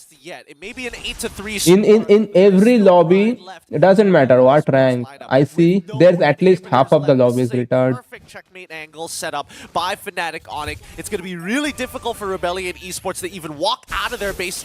A Franco with a fucking Franco. A Franco fucking. Oh, okay. I thought you meant a legend, a Franco with a legend screen Franco. But of course, they're not biting it. I know, man. You know that, right? I wonder how they're going to come back from this. I don't know. It's You have already watched me suffer in my stream, right? I don't have to tell you anything. There is no counterplay when they are this far. And I know what you mean because I have faced those kind of bullshit myself. And you guys witnessed that, didn't you guys? Huh? Welcome to my fucking life, guys. How does it feel, man? Tell me. It's make-believe situations. It is really fun when it is happening to somebody else. Huh? Yeah, welcome to my life. But I'll let that one go for now. Hey, don't worry, don't worry. Yeah, Fnatic Onic are gonna take this one easily. They're literally 10k golds ahead. They got the Lord. Fanny can't even do shit. Okay, interesting emotions coming here from Rebellion Esports. Didn't want to. They picked Zushin for what? No idea. From Keyboy. That being said, the Lord should be spawning soon. At the 14th second is when we should see it pop out. And Rebellion Esports, this is... Franco wasn't even camping. He just came and lol. Meanwhile, whenever I have a Franco in my team, he always be hitting minions for some reason. Whenever an enemy has Franco, motherfucker, I'm playing jungle. I'm playing a squishy, okay? I'm playing a squishy. He will always fucking conceal for my ass. I'm playing marksman. He will conceal for my ass. He will be hiding in a bush. And my Franco will always be hitting minions and making himself visible to the enemies. This is the moment your cast flickers away, but not. Julian damage shouldn't be nerfed. Julian isn't really that good. It's just if Julian snowballs, like if any hero snowballs, man, any hero that has the role called assassin, if that hero snowballs, it's pretty hard to like. They will be doing damage. Nolan won't do any damage. Lancelot won't do any damage. Saber won't do any damage. But if they are snowballing, they are gonna do damage. Of course, that's how the game works. Dominating performance by Fnatic Onic. At the start of the game, I thought it was a battle of zone control. Solo has cleaned him. Lineup, which was exactly. When rarely I see good enemies. Rarely. I do see good enemies. When I see them, I can acknowledge them that they're good. But most of the time, nah. They're not good. I know that. Feel how I fucking feel. Welcome to my fucking life. And yes, even though Sans was able to use the Nightmaric spawns to the entirety of the advantage, getting those kills, Keyboy. I don't care anymore. Key player in setting up. I don't really care anymore. I just play my own game. Don't even have my history that I cannot show you guys. This position, like the opponents, and it doesn't really matter whether I cannot show you guys. Normally, like okay, you would want to calculate like okay, that's a Tigre. I'm not going to go in for the kick. No. But feels like champ now. Champion boy. Lol. Welcome to my life, man. Welcome to my fucking life.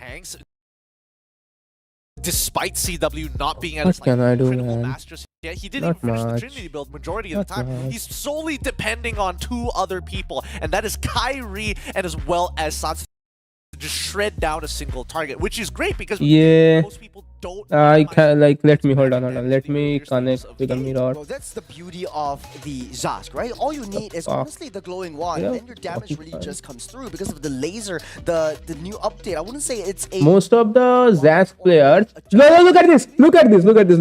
Oh, Sans, why do you disappoint me?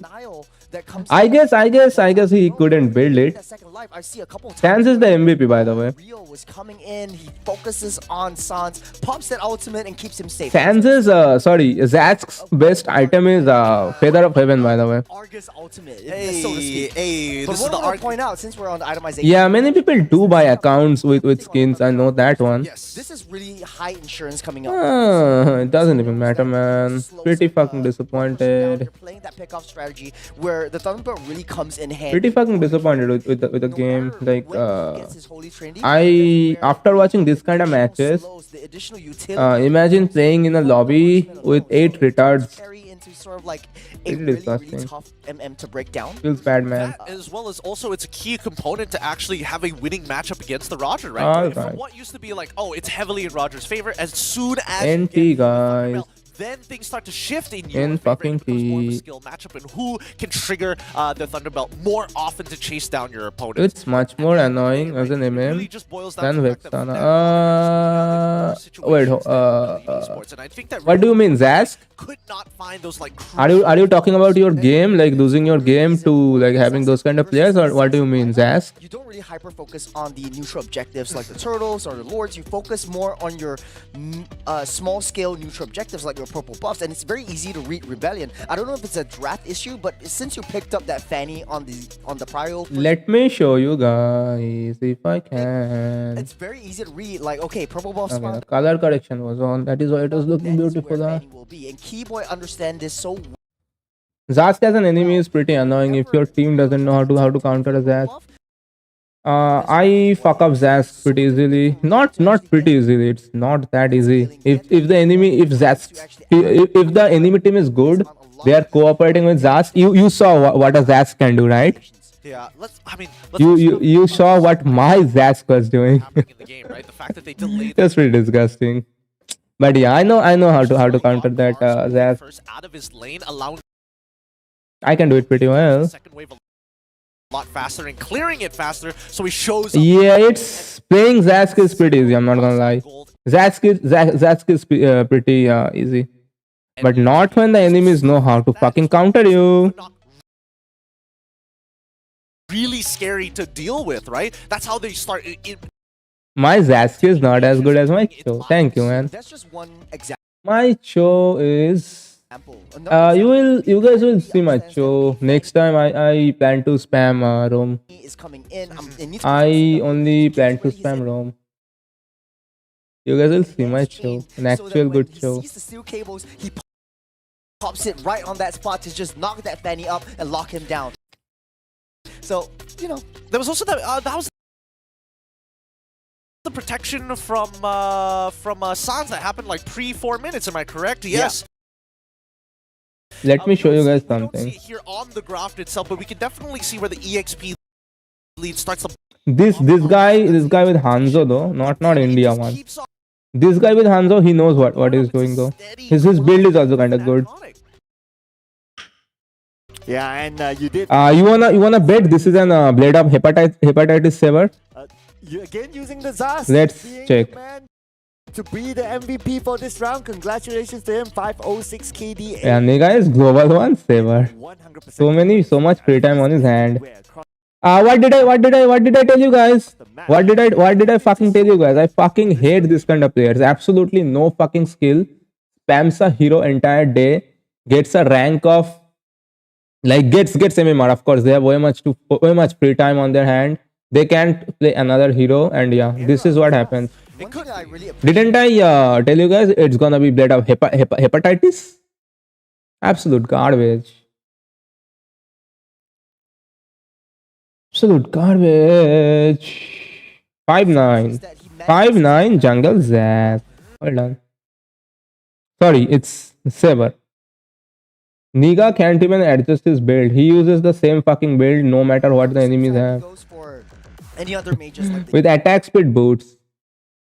with attack speed boards, by the way. Welcome to being a global, guys. Welcome to being a global. And then the motherfucking nigga gets a chocolate on this fucking OP hero. He single-handedly loses the game for his team here. Pretty fucking sure of it. A Terizla's chocolate. What does the motherfucking idiot build? Dominance Eye.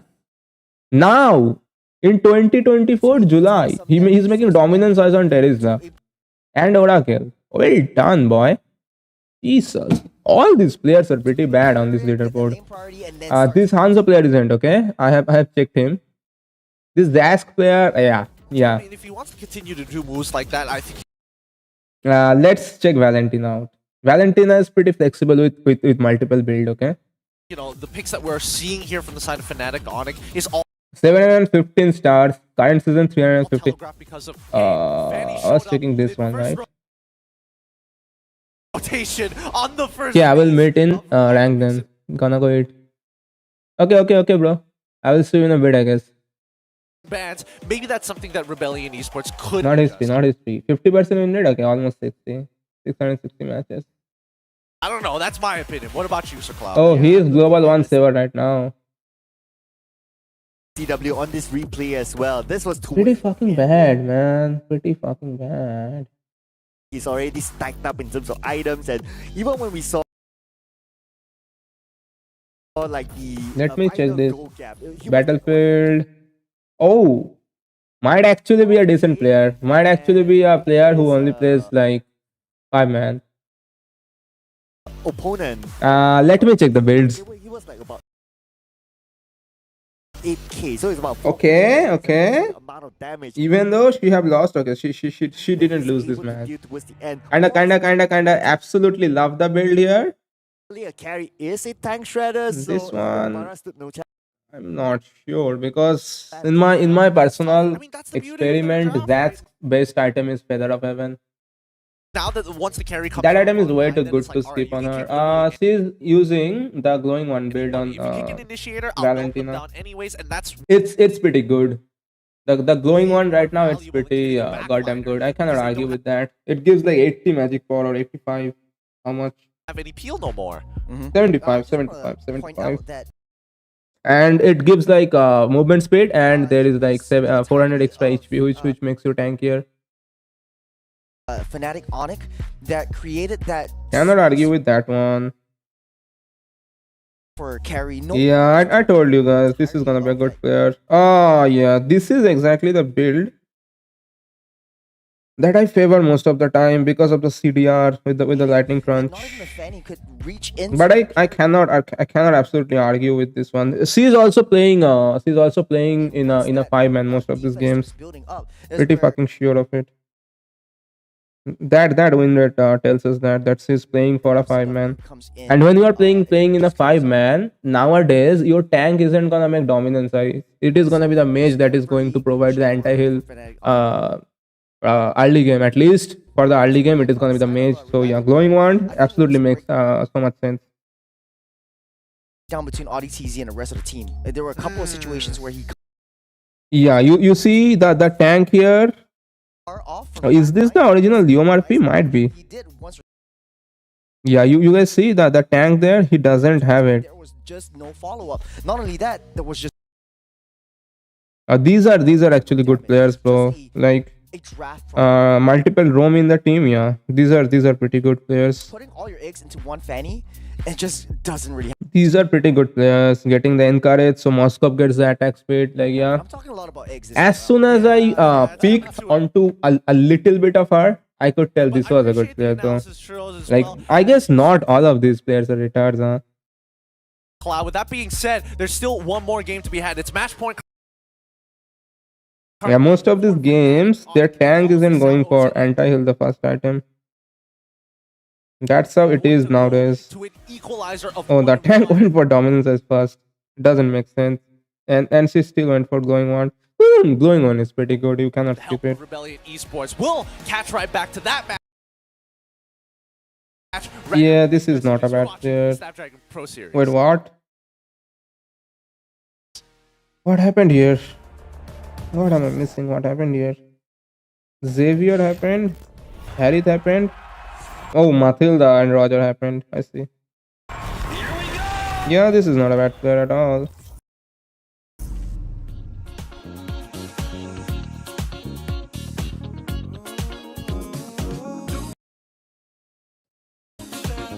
Let's go back to the watching. I can play another match, just can I not? Can I?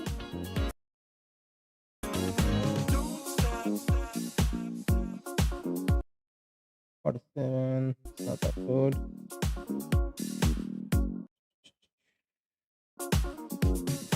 The weekly is about to reset tomorrow.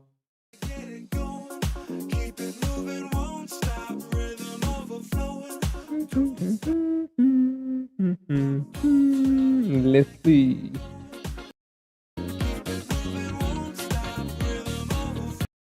The phone is getting heated though. Fuck.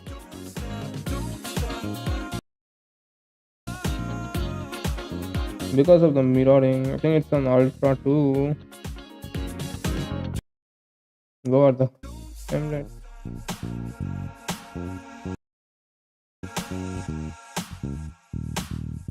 The fuck? Why does all of my friends do that? Hate them.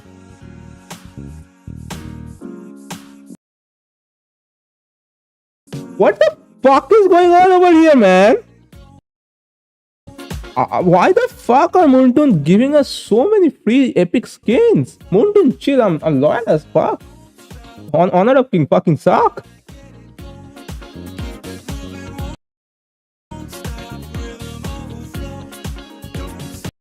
Zilong Glorious General is here, huh? Ishin Shin, Aquaman.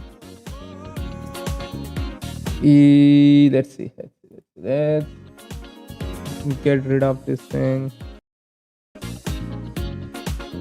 Show this. Go here. Take the. Go live. Need to identify the win condition. We are back, guys. We are back. We are back at watching. They understand their job so well, and we are back to watching. We are back to watching. Lag. Out of the draft. Did the lag get fixed? Or do I ban out Sands? Because I know that he's going to be a strong playmaker, especially in the early game, causing Kyrie to scale up just exponentially. And we won't have to wait any longer. We're just going to be jumping onto the draft, starting off with a first ban onto Loi by Fnac. Yeah, I think that getting rid of the atypicals is going to be good. Rebellion Esports getting rid of the chip. I think that Rebellion might even want to consider getting rid of that Zos, because there's a couple of issues that you have to deal with. Number one is that now you don't have a squishy mid laner that you can basically like forcefully eat up as an assassin, right? So I think that's something they want to consider. If what's happening? What are the bans that we have? Let me check, man. Yeah, that makes sense, right? So statistic-wise today, we have seen. So we have banned what? We have banned Chip. We have banned Loi, of course, and Terizla. Global #1 saver gets chocolate on that hero. Welcome to ML, baby. Pick up the Zas before it is. Most of the players that are sitting up in the high ranks, mostly they are pretty bad. One tricking, having so much time, They could very well go for getting lucky in matchmaking, not losing their mind. Down to zone potential right now, unless they want to try to change things or switch things up a little bit. Valentina gets banned out. I think Ling would be a very good ban coming in from Rebellion Esports. If I can get a valid trio, might actually be like pushing for some global ranks here. Don't prio the Fanny. I think it didn't work. If I get a valid trio, a lot of the assassins try to figure out what your opponent wants to build. Right now, I don't even they want a mix have a pretty good duo. My duo is average. Doesn't even play. To a lot of situations. Yeah, and I think that especially when you're on the red side, you don't need to reveal the assassin that early on, right? You don't need to do these things. First, because this could be the Arla ban, similar to game #1, or they could just get rid of the Zask here and now and say, you know what? Ling gets banned, Zask gets banned. Of course, Zask is banned. That's pretty fucking annoying to deal with, man. I mean, at this point, the stats don't lie, right? I don't know, like, which hero bullies the Zaz. It's Valentina. Other heroes are up in the air as well. Is it Valentina though? Roger is it? Valentina's CDR is pretty so cute. high. It's a little thing. Yep. Just making it real. Zushin gets picked up, but this time by the Onyx. This time Onyx picks up the Zushin.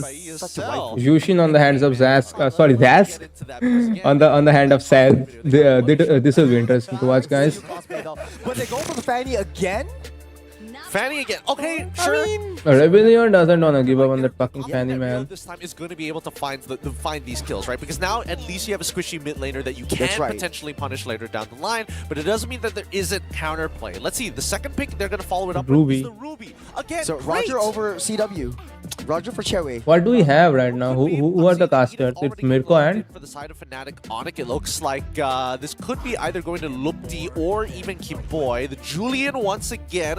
Edith is still open here. Matchup against the Okay, they picked the Julian again. Is Julian that strong? as well. I think that the I mean, Julian is pretty strong in good teams, but this first phase by Rebellion. Yeah, and the Ruby was a foreseeable pick as well because you don't. bro, look at the drafting. Look at that drafting interface they have created, man. Talk about that is still open. Repick, stolen, banned. Hey, look at that. A lot of good picks. Pretty amazing, huh? Stolen. Wow. Be the same case. You can still try to pick up the Fanny very early on, just to try to annoy her. Even though you don't get the kill onto the Fanny, you're able to like slow down the farm of the Fanny. That's good enough. I mean, sure, but then they've already got the Ruby, right? Which does well into both Fanny as well as anybody who wants to kind of get up close and personal. Melee heroes struggle to get around the Ruby a majority of the time. We do see a lock-in here. We get a cloth pick from Rebellion. That's an indicator of what could be banned down the line in the second phase. Yeah, a lot of lockdowns though, but the Edith is sort of like the answer for targeting that Fanny, especially since you want to take down that jungle, try to force Rebellion into an uncomfortable position to just protect that purple buff away from the Fanny. So this case, I think Rebellion definitely needs to ban out the Roger, give Claude a very easy time down the gold side. I think that's pretty much how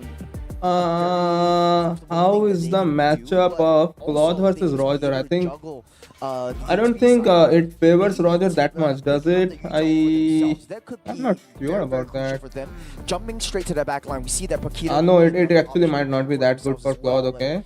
Yeah, it's still a lot of questions right here around my head. Yeah, I agree. I mean, whenever it comes to Claude, jumping into the back line is one thing, but I think it needs the skill difference between players is gonna make it look way different. Also worried about that because inevitably this Ruby has like Claude on the hands of just for peel. We're also looking for picks to open on the hands of somebody I know that's playing Claude these days. It's gonna get a 315 chocolate. So I'm thinking along the lines of Benedetta. I was gonna say Paquito as well, but it's already banned out for the Claude's on the hands of a good player though. That same game he might have won the game with Valentina. 7 to 18, something like that. Oh man. For a long-range artillery mage or a zone control mage like a Juicin utility mage, you could very well go back to Novaria or the Farsa if you want additional damage. I think that was what Rebellion Esports was lacking. You try to chunk them down bit by bit and then let skill matters a lot. Like when like whoever is operating the Claude, the skill of the pilot, it matters a lot when it comes to the Claude. Curious about the Masha. How would it work in this situation? Because like the main target would be, okay, maybe you take out the Claude, but I don't know what the follow-up is for Rebellion. Well, I think that the follow-up, I think the follow-up for Rebellion at this point is that they just don't want Matt to have a rough time, right? If any one of these heroes showed up, Masha, the Paquito, just shows up in one of these bushes without him face checking it with a BMI, he's basically dead at that point, right? So getting rid of them is totally fine.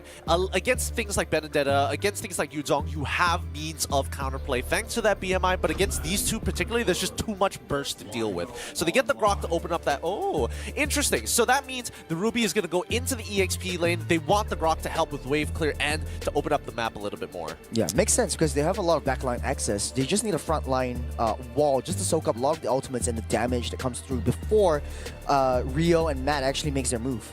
Yeah, and the idea as well is also to protect the jungle because the last time we saw, it is a Keyboy who really tried to make that very early jungle invasion. So you want to try to stop that from happening, especially with the potential of the purple buff being stolen away, and that is of course very crucial for the Fanny.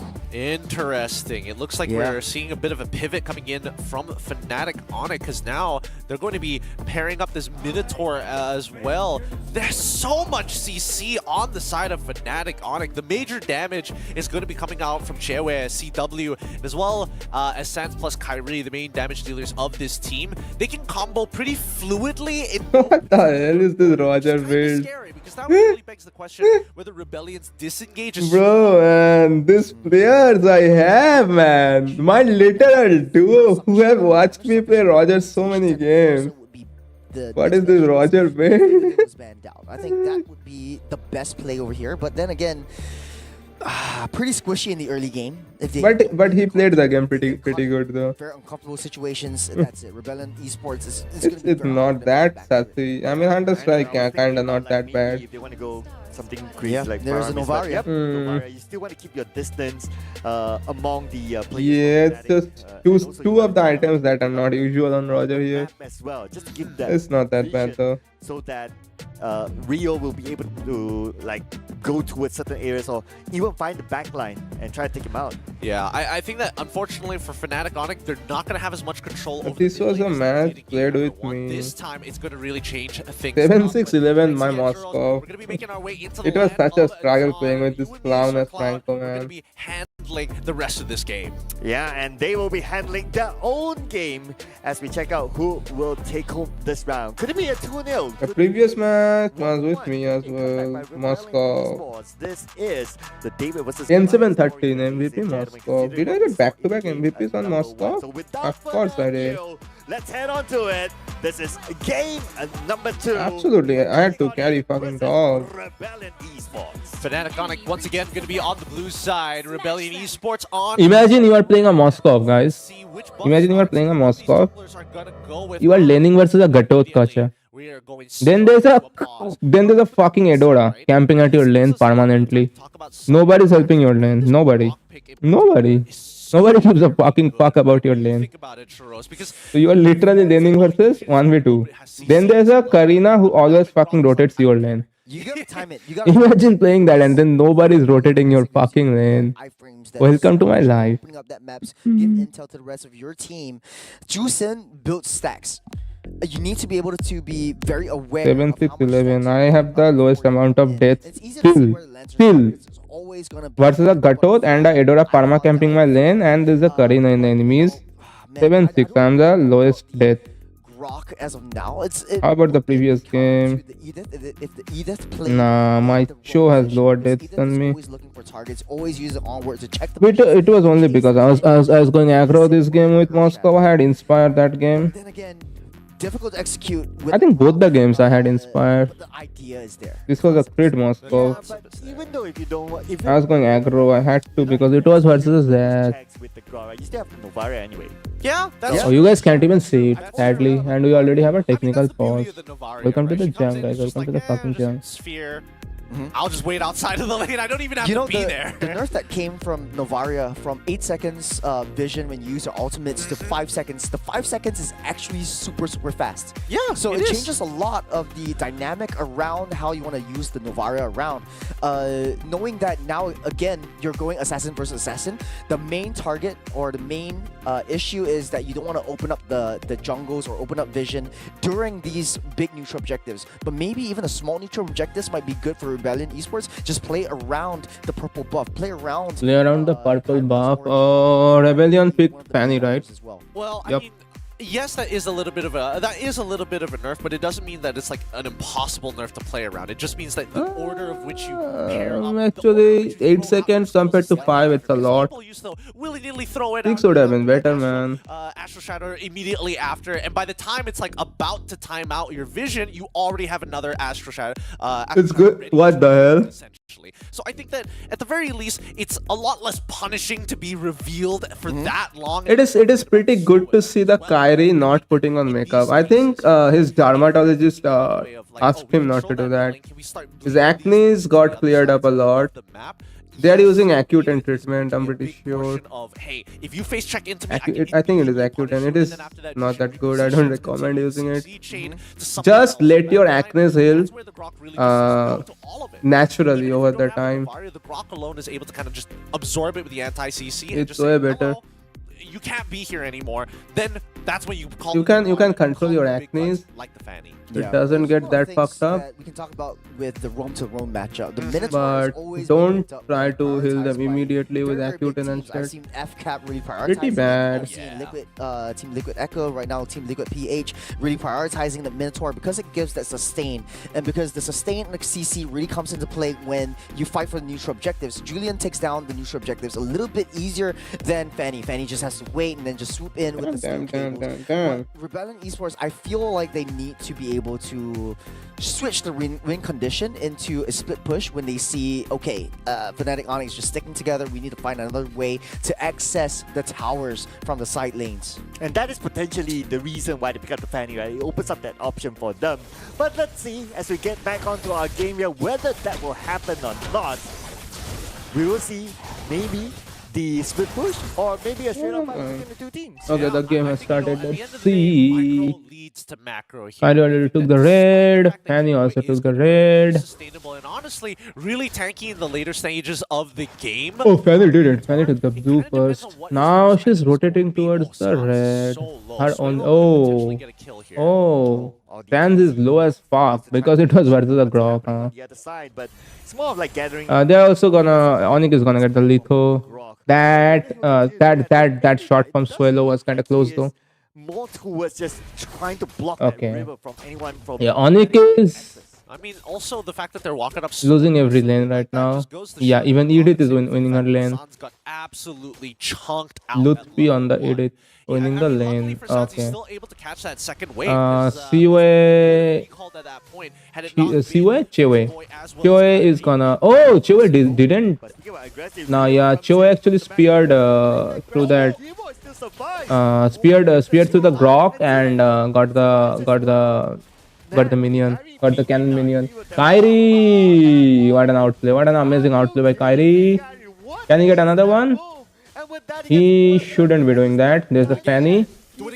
Okay, no. He has the enhanced sword, but he pays for it. He did a little bit too much and he paid for it. Nicely done from Fnatic Onyx and a good response from Rebellion Esports. They trade 1-for-1 there, but a lot of big battle spells have been gone from both sides. Resources, in a matter of fact. I just like the fact that Kyrie was really thinking it through, right? Using his abilities, using the enhanced sword specifically to buy him some extra time. And let's not forget, when he did a very too much and he paid for it. His auto attacks as well, giving him a little bit of a pull effect once you get that third stack, and also Hybrid Lifesteal.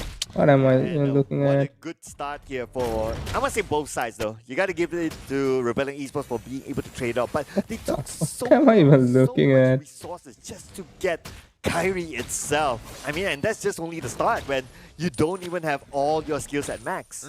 Yup. It's some scary stuff here, but let's see. Cars is 4. Can they do this? Nah, they're not even going to try at this point. You notice that. Wasn't talking about the game, by the way. Of the map, but Kyrie is still a full level ahead of him despite that. Yeah, so letting that Fanny isn't. Fanny doesn't have enough map presence. Neither does her team.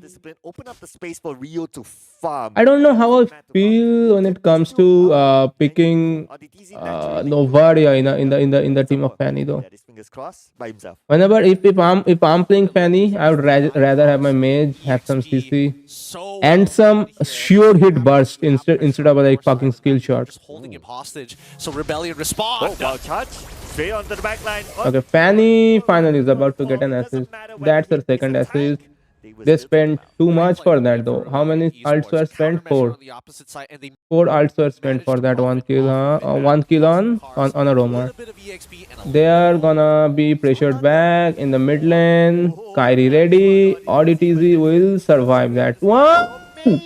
Why the fuck did he come back? Make sure that he will not get away So tank for tank. Wow.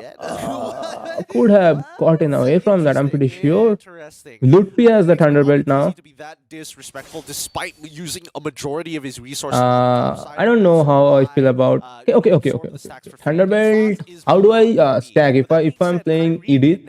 How do I stack the Thunderbelt? In the previous game, he did the Does it work if I hit my passive through the minion? I think it will work, right? He went straight. Anyway, takes a shot from Swallow and straight up loses half of his HP. I'm assuming that even if he does make it away, that loses absolutely half of his HP with one shot. Between him getting executed by a cutthroat or maybe even a Star Shatter. Yeah, but speak about respect, right? So up on top. Welcome to the jungle. That much respect. We can see a lot of attempts this time. Take him out, but speak about taking someone out. Okay. That's a really nice flicker by Ruby. Absolutely fine. Cars is like, I'm taken. I don't need any dates right now. I'd like to keep my space. Thank you very much. But there is Rio dying off again. Sans, really good play there. What am I? Well, able to pull him back. Without that energy, and especially losing on that purple buff, he is not going to be able to do anything about this turtle. Yeah, got a little bit in too deep there, and the moment they saw that, okay, they caught Rio, he's out. Okay, it's free turtle for Fnatic Onyx. I mean, no one else is going to be able to challenge it, and Rio, he cannot afford to just die off just like that. Yep, he can't, and especially since they don't have much of a snowball. Oh, once again, getting sucked backwards by Jushin. But at this point of time, Sans, he's starting to get to a point where he's really, really annoying to deal with, right? He's been scaling pretty consistently, and even AudiTZ has to show him respect. Yeah, now AudiTZ, we can see he is Sans is showing how to play that hero. his own side of the jungle, own side of the river. And Sans is literally showing them how to play that Jushin. Lupi is already on the other side, on Rebellion Esports side of the jungle, and Ulti ready. with this purple buff and able to take out Open, hang that thought for a second. Lutpi just flickered in. What an amazing set. Cars got deleted. AudiTZ is in next. No. Fanny comes in, almost dies. Doesn't get anything in return. Meanwhile, Moscow was pushing free at the top. No, he didn't push for free though. That's an equivalent still. Look at the damage that Kairi is doing on Julian right now. Kairi is 2-1-1. They freeze up the Edith. That's pretty smart for them. Now that Edith is freed up, now they are gonna focus on Chavis lane. Pressure from Rebellion Esports. Edith is pretty strong than Moscow right now, so it's pretty amazing decision making to free up Edith first, then to Moscow. Now they are gonna put all their resources onto the gold lane. Oh no, sorry.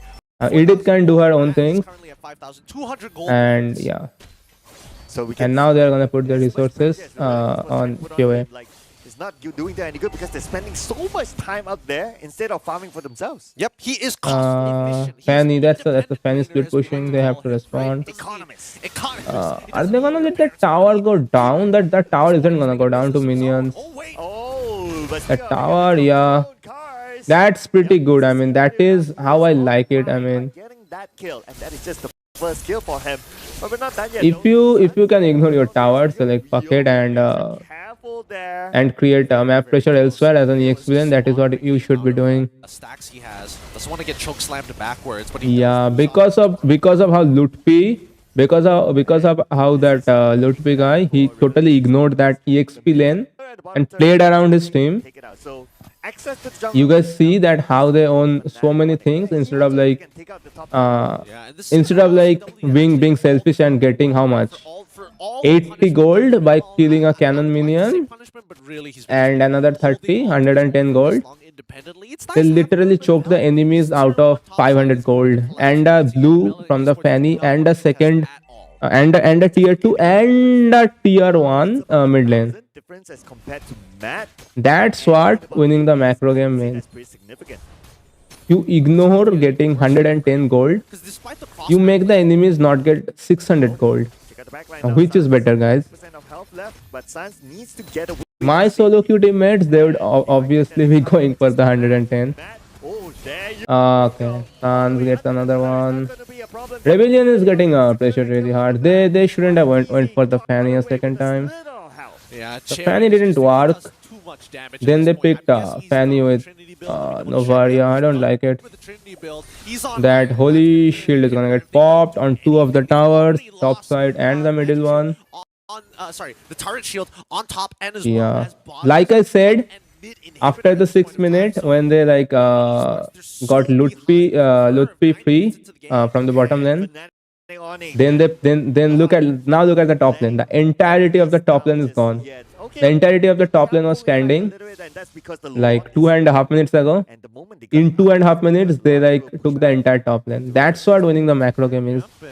You always have to you always have to understand the game like at least 5 steps ahead of your enemies. Wait, actually, let me double check.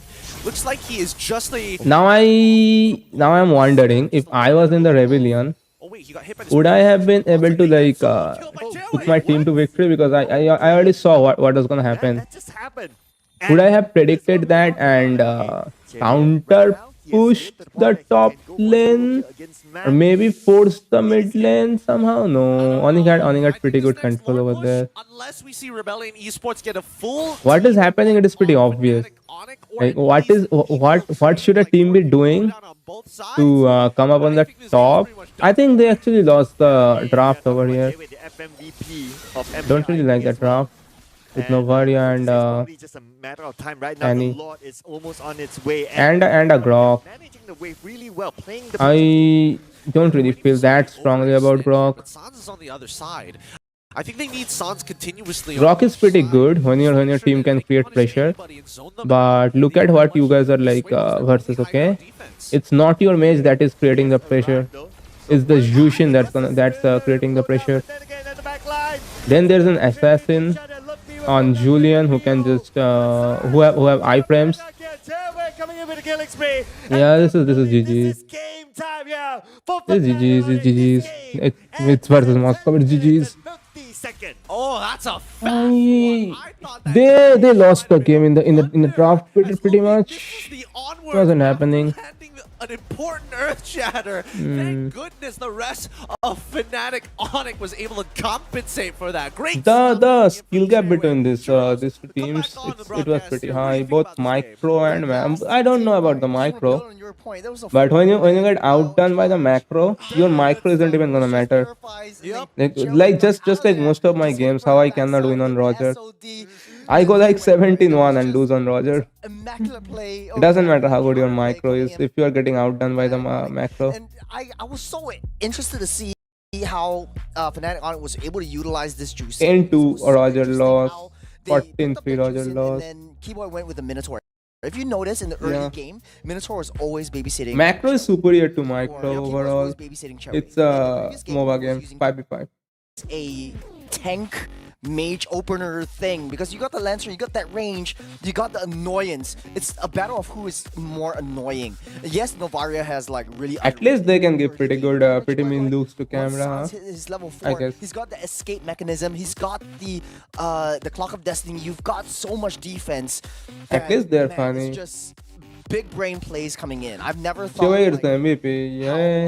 How to play Juicin was being played as like Chewe didn't lose the lane early as Moscow. And after 6 minutes, their team put more resources towards him. He was free to do whatever the fuck he wanted, and yeah. Welcome to playing a marksman when your team is good. It's pretty easy. It becomes pretty easy when your micro is good and your team's macro is good. At those games, playing the marksman, it's pretty easy. He's got the that's unlike how my game goes. Dominating the lane with marksman, my tank with the Franco is sitting at experience. Every single step of the game, he's still under threat. Where my alpha is eating chocolate. Able to do anything because his purple buff was always under threat. This was the part where Kyrie was able to just come in and survive, hit that and just heal himself back up. Okay, time to play Magic Chess. Ultimately, time to play Magic Chess. So. Yeah, here you go. The engagement from Lupti, he misses his cars by ever so slightly. Welcome to the fucking jump.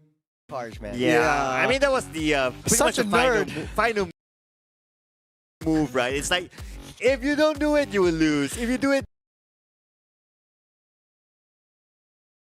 Welcome to the fucking jump. Hold on. Hello.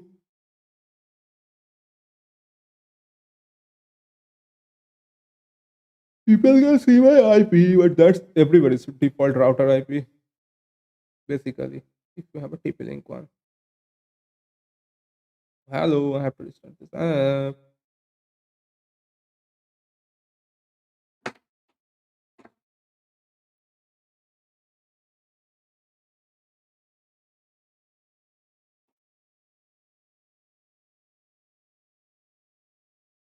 Welcome to the junk, guys. Welcome to the fucking junk. Here we are. Time to play another Magic Chess. Nubly was supposed to play the game. He isn't playing, huh?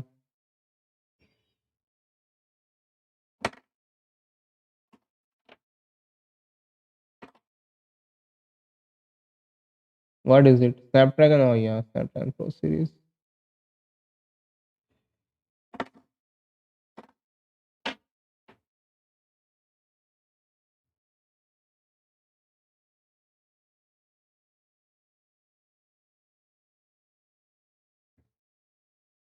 Why is my Yushin showing her ass and got stuck? Oh, that's why. That's why. Now then. Now then, guys. What hero should I go after? It's with this lineup, it's pretty obvious that one should be the answer. But I think Luo E would be better going after in early game.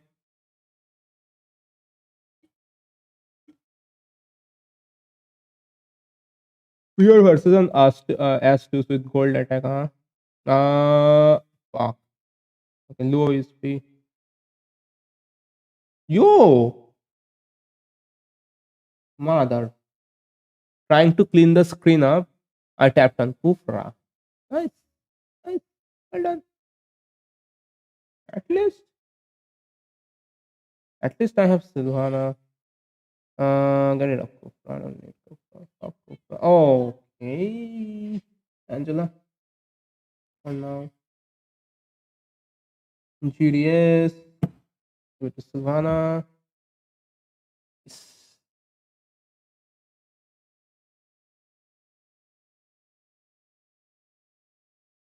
It is called GDS, right? Yeah.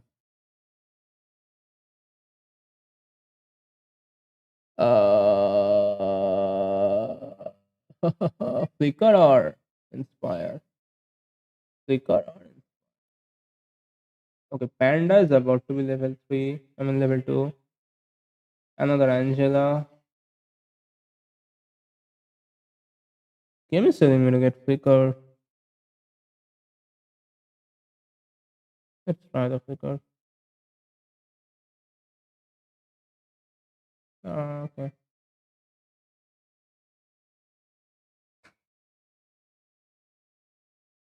BRB, man. I need to pee. Or should I be like doing the next level draft and then go to the bathroom? Huh?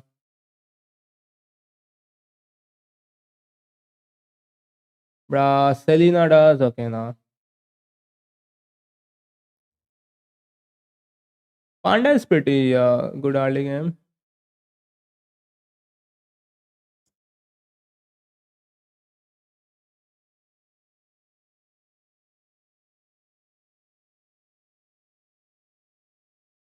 Hello. Oh, you guys cannot hear the game audio, sadly. Fuck. Fuck. Actually, it's still there. I'm gonna give you guys the game audio and I'm gonna go and take a piss.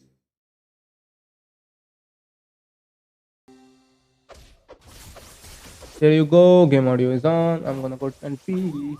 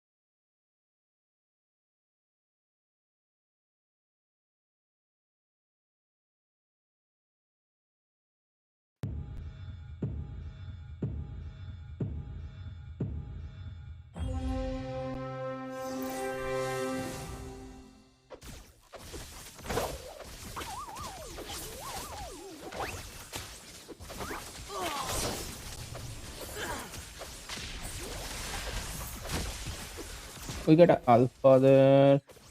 Soon, a new world will be dawning. And 79. I am the lowest one. Good, good, good. I can go for the first pick here. Oh, that fucking Fanny. She got lucky with everything, huh? Didn't even spend much. Yes, 25 gold. What? What? Moscow. Okay. Zilong is recommended to be the Zilong is the recommended captain of the team, quote unquote. But in my experience, Moscow does more than Zilong.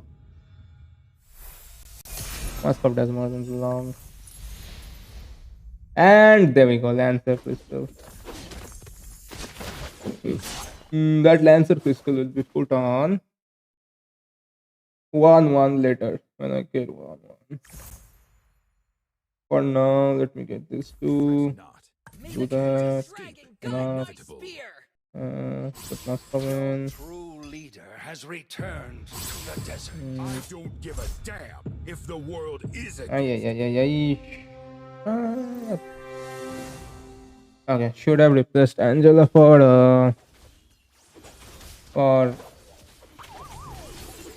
another Lancer. I think I'm gonna lose this round as well. Yeah. Right. It's good to see you, Rafaela. She's already Lancer. Basic attack. Ooh. He's doing more damage than. Do you know what loneliness is, This is the reason why I went for Angela though. The weak now she has to be out of the team, so I can get more gold. He has to come out. He can go in and come back. Fight. Give it to him. How much HP do I have? 60. I am the constellation of fear. 60. How much HP do I have? 62. Okay. I have 62 HP still. Let's see. I guess my phone should be this side.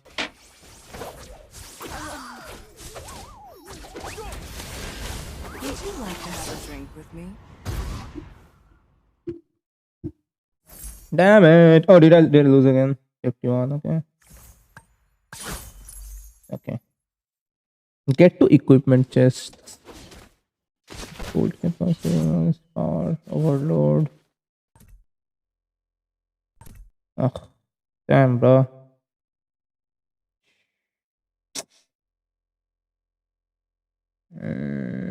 This is one of the most recommended. I'll get that. Don't get anything good though. Fuck. You've got a fluffy friend in me. Don't go away. Our game isn't over. Magic power, HP regen. Spear. The weak crumble beneath my strength. 1-1. Angela. Far away from the others.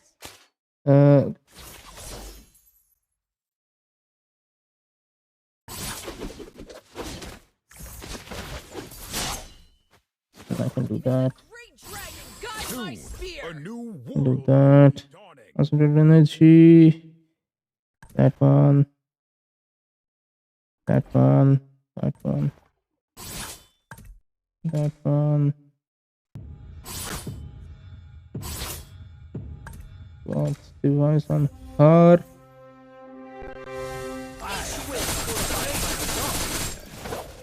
I'm about to lose another one, am I? Get rid of him.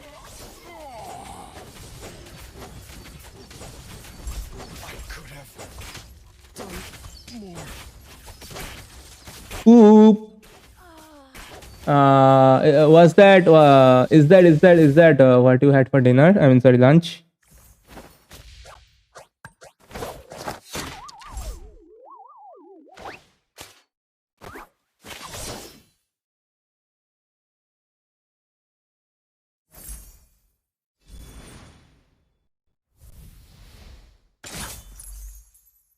Go for that. Going for. Wow. The left leads us. Okay, Sylvana gets what? An additional Lancer synergy. She gets an additional Lancer. I am missing so much. Damn, bro.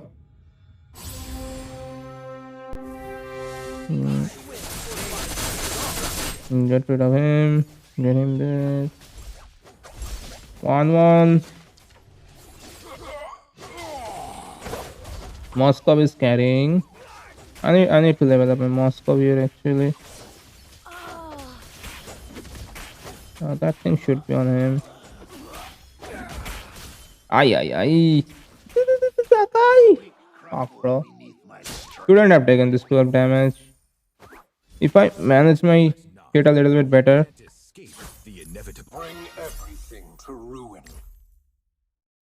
Can be doing that.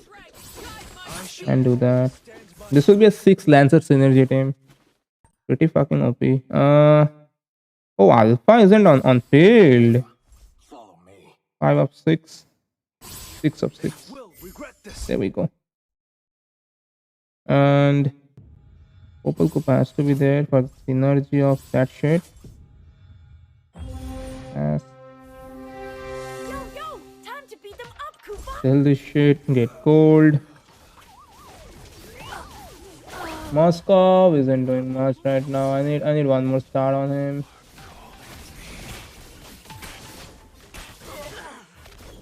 Alpha isn't gonna do much. Nah, that's 5 niggas ganging up on him. 20. Okay, no, that's 15. 24 HP left. Can I get a Moscow? Or can I get capacity? Capacity it is.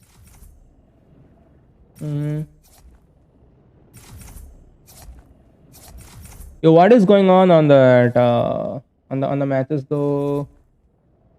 Let me check.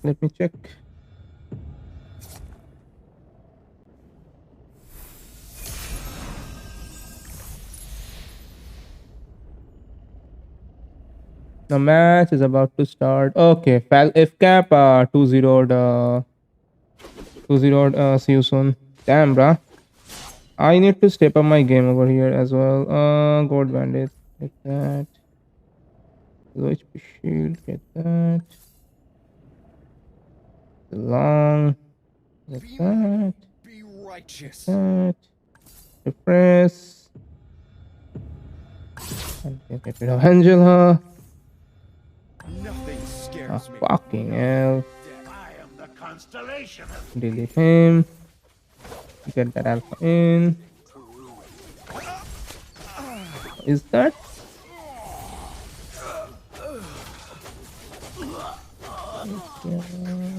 Oh my god, bro. Moscow. It's not gonna survive, sadly. Can you guys kill that Lolita? I guess not. This is too much pressure over here. What do I change?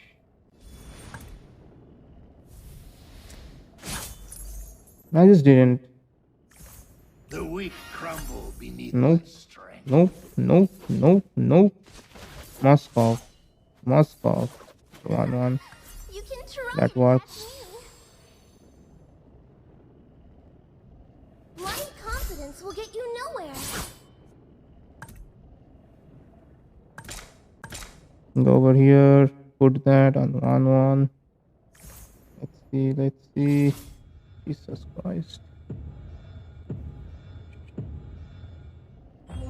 Now hopefully this works. Okay. Mincy, touch them well. I can delete Mincy Tar. The first thing is to win this one, which I'm gonna win. I'm gonna win this one, right? I do win this one, okay. How do I manage this now, guys? Angela.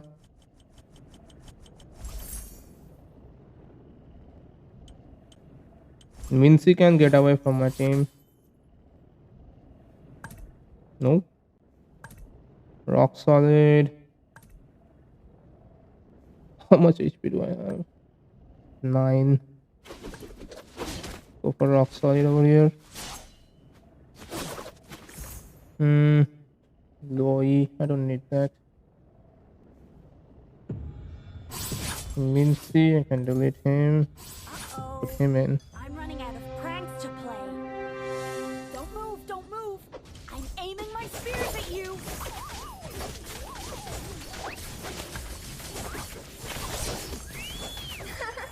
You can try to catch me.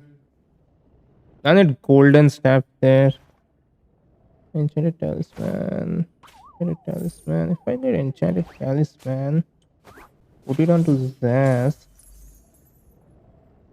40 and 56. Refresh.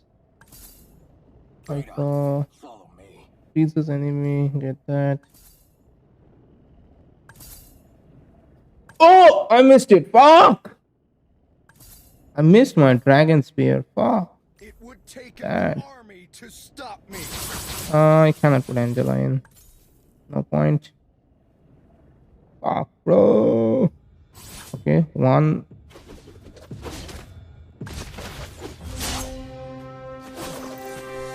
The weak crumble beneath my strength. Popol ko by the flicker. Moscow. Fuck, I think. Or not. He didn't get fucked. Now he gets fucked. Am I gonna lose this one? Looks like it. 1-1. A little bit too much for us. He can't do that much. Nope. GG's. Oh no. I'm not out yet. Because I got rock solid. Yep, because I went for rock solid. I'm not out yet. Okay, get that. Nice. Lancer.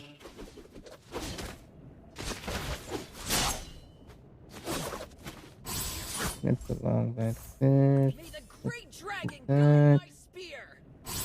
Put another alpha in. Make the alpha flicker with the jaw go. Right? Yeah. Looks good. Get the 1-1. That's all I can do here. I just didn't get my carries up. I just didn't get my carries up. What can I do? Unlucky. 3 out of 4. No, this is a loss. Yep, this is a loss. Wow. I could have done more.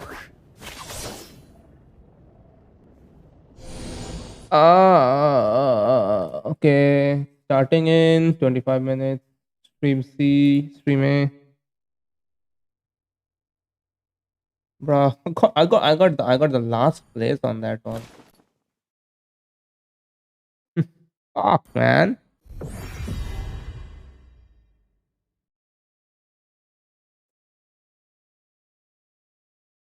I'm getting unlucky today as fuck.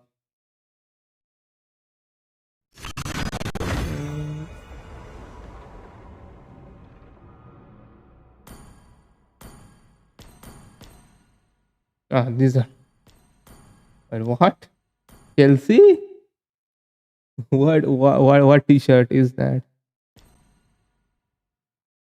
Stream C, who is playing here? Stream B.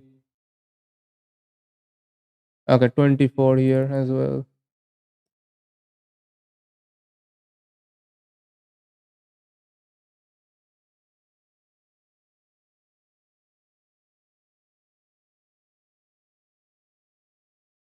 Ooh.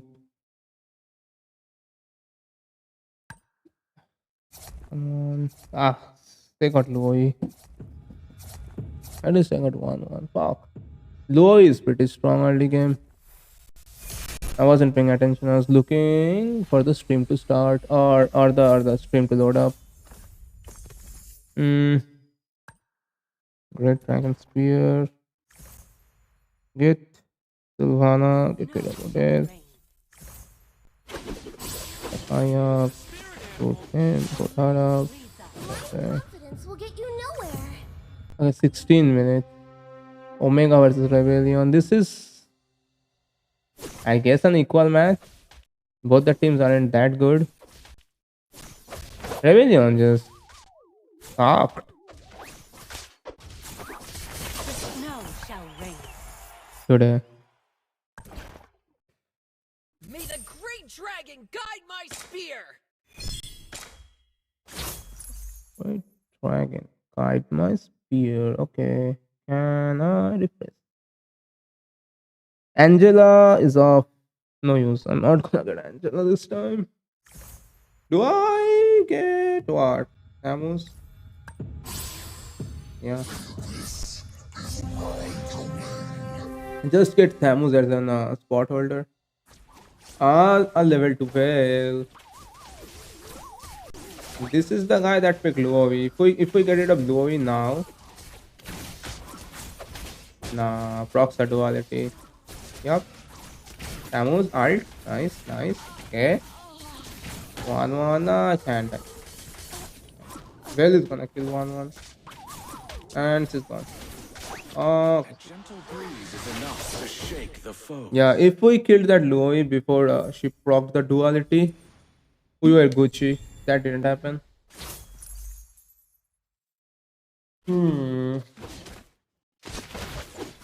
Let's get rid of Samus. Get that. Follow me. Bring everything to ruin.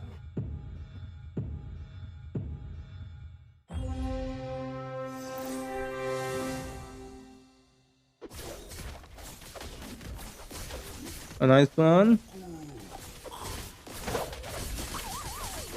Nice one. The passive again proc. Okay, the passive is proccing for 1-1. Okay, the passive is proccing for 1-1 quite a bit. Nice.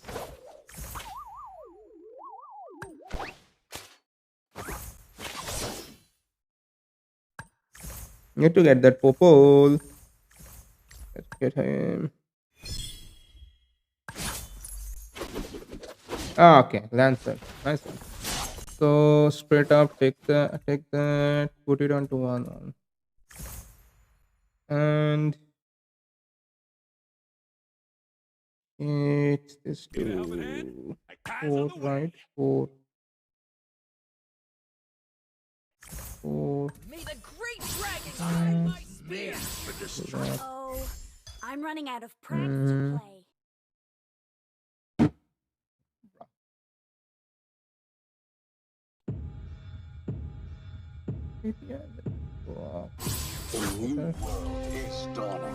Yeah, that's better since KT isn't proc. Oh god, cast with a flicker. Mazas will die, but 1-1. Come on, 1-1. Proc the passive. Okay, there we go. Come on, 1-1. 1-1. Nice one. No, I'm not winning this one. Fuck. 12 though. That's a lot of damage to take early game. Fuck. If I get golden stuff here, I'm the second. I'm the third pick. I'm the fourth pick. Ah.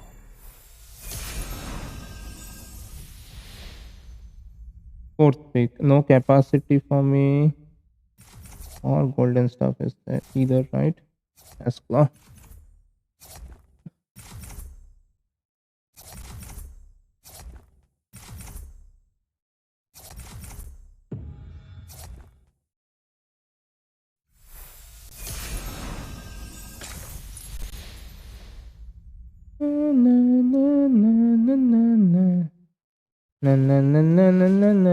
This is a little bit too good to pass on.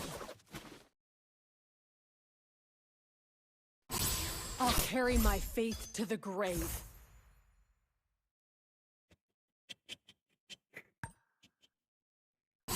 Get rid of him.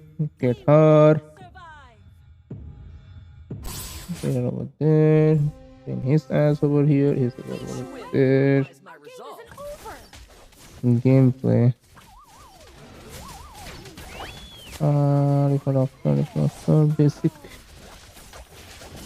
HP mode on.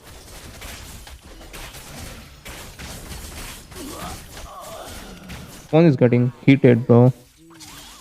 Oh man, I fucking lost again. Fuck. Okay. Okay, everything on that fucking team is 2-star.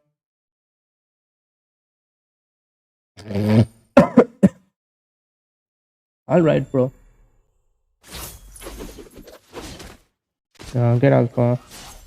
Soon, a new world will be dawning. A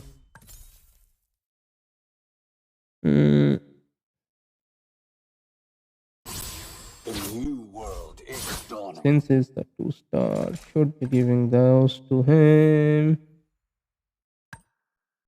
Getting pretty unlucky, guys. Getting pretty fucking unlucky. What can I do? The weak crumble beneath my strength.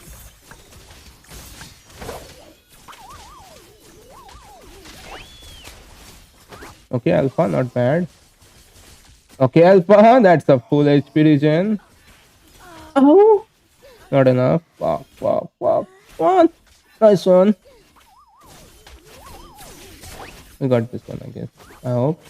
Yeah, we got this one. Bam. Nice one.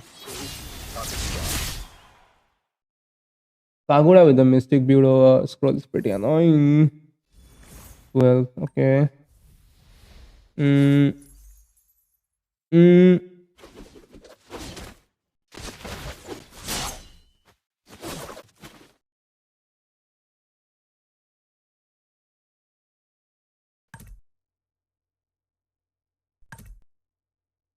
Exactly what I needed. Nice. You've got a fluffy friend in me. Then do that. Put him in the front line. Nice. Oh, nice. Can get rid of this Zap. Do I need another secondary has claw? No. I can get this one. Put it onto her. Delete that dash. Did I get an even one of my dragon spear upgrade? I don't know. Let's see. Dragon spear. Nope, none of them.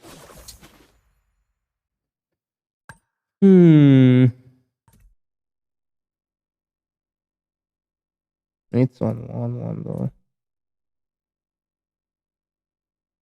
I guess.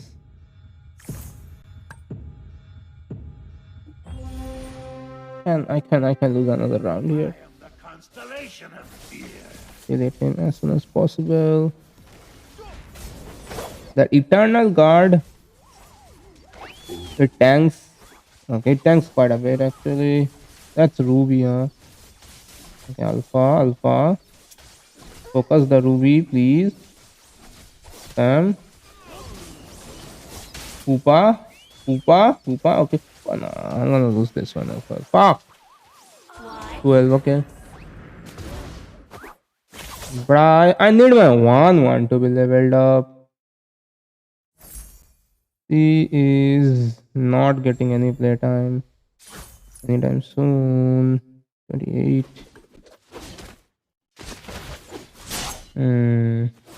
What do I do now? I think I should just be. Just doing this is good, I guess. Yeah, just do that and hope for the best. 54. If I take another 16 damage, 16 to 20 or 15 to 20. Don't move. I'm aiming my spears at you. Okay, now I'm gonna win this one though. Get some gold. Am I gonna win? Okay, I'm gonna win, right?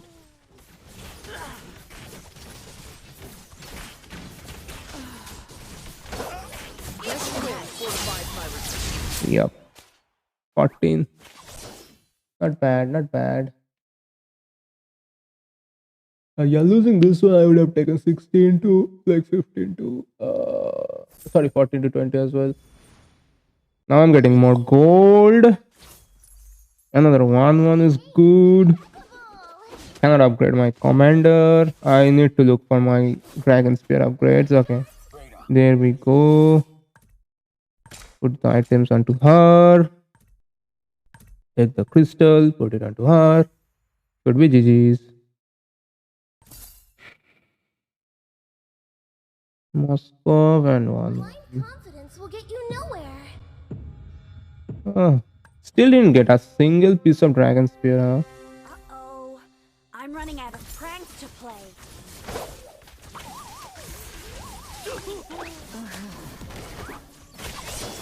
That eternal god is also coming in pretty big.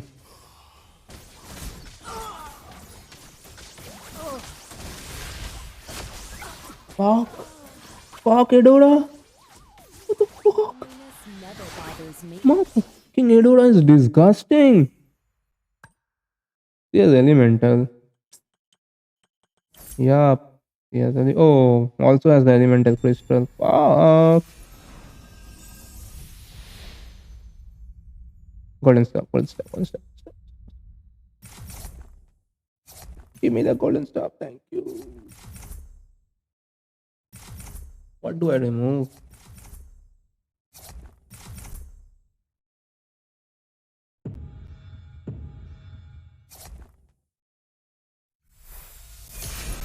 No, no, no, no, no, no, no, no, no, no, no, no. Not even getting a single dragon spear.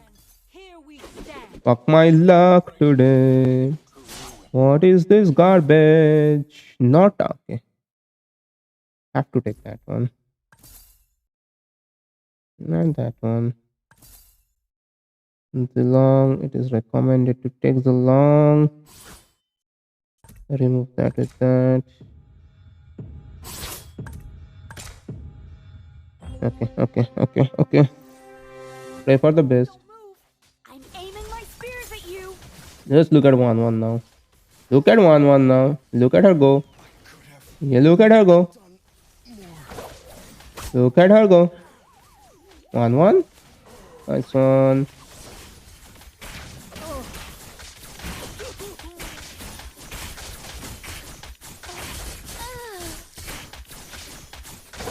Nice one, 1-1. Pretty amazing.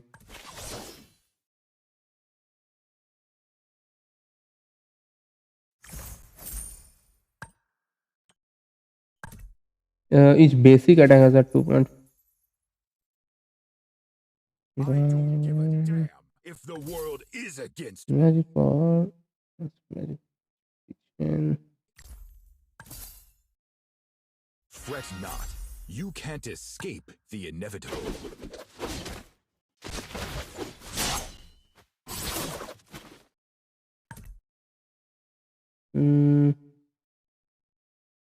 Gain 1 gold. Okay. How much HP do I have? 38.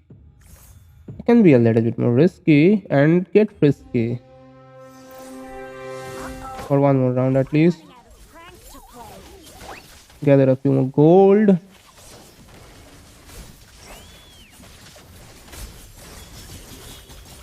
One gets knocked up.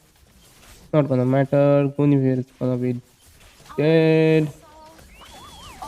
No, bro, you're not killing fast. No, it's too much pressure for her.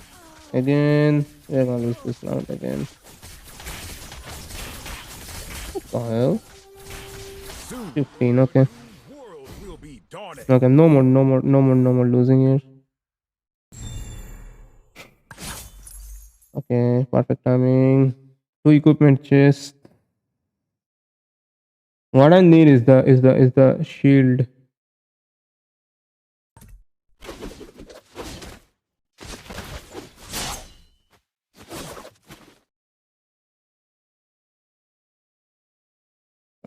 No, I'll go for that.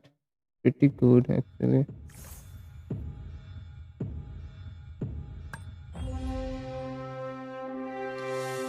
weak crumble beneath my Get strength. rid of him.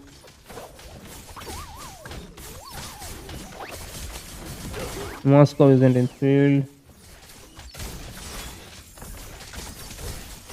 DHS.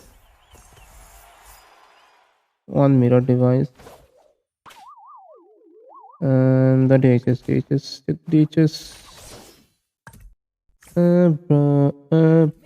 Whatever. Basic range. Get that. Put him in. Put him in. I'll carry my faith to the grave. Get along. Be righteous.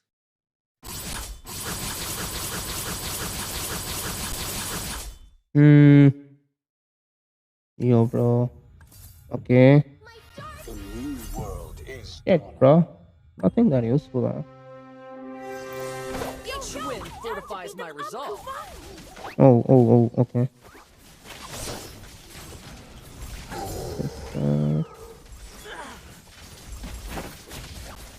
Do not tell me what happened to my equipment. Each win fortifies my resolve.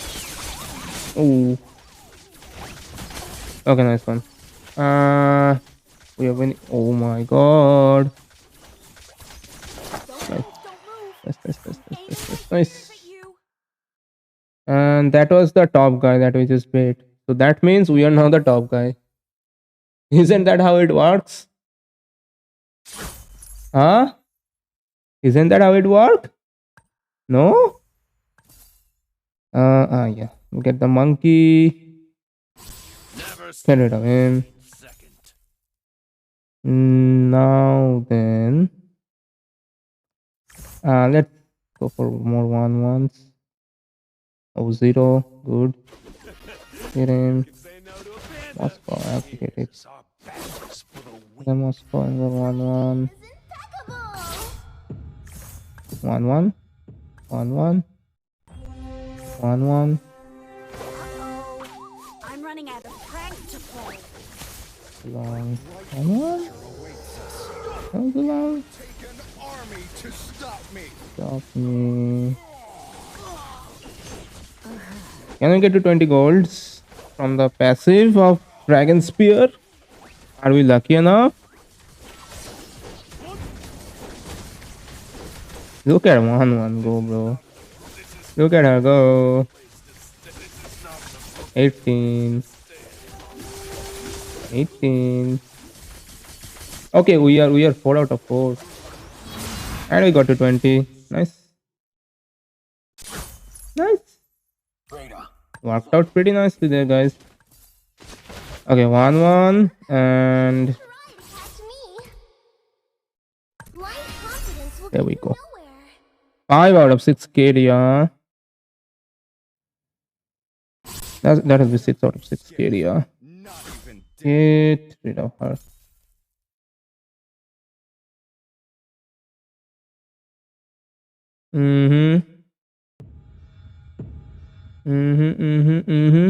So Don't move. I'm aiming my spears at you. these items long.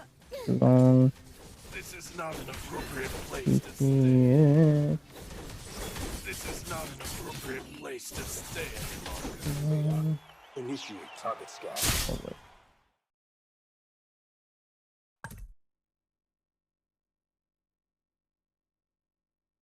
40% increase attack speed. Why? Oh my god, that's pretty amazing.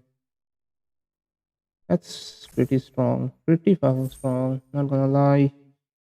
Save some gold. Go for the level 9. Even though I don't need it. Capacity. You went for Sun. I have to be careful though. Sun might just come in and clear my entire team off. Sun works better than everything. If I take all my equipments out, put them into Sun, it's gonna work better. Unless okay, no, don't need him. Lancer can be 6 out of 6. Oh, Lancer is 6 out of 6 now.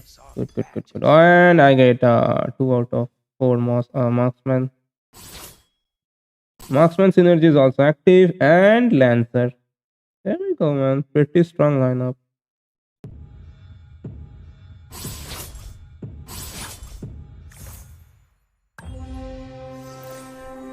I was made for destruction. Look at 1-1 go. Look at 1-1 get top. Nope. No, this is pretty disgusting. 1-1, yeah.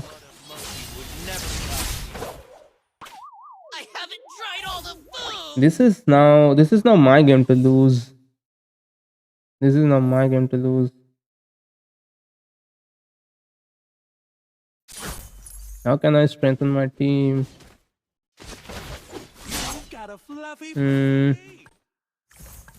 Yeah, I have this one. Should be using that. Sylvana Zilong. Why not? Why not? Sylvana? Okay. And no. Wait, I'm gonna wait now.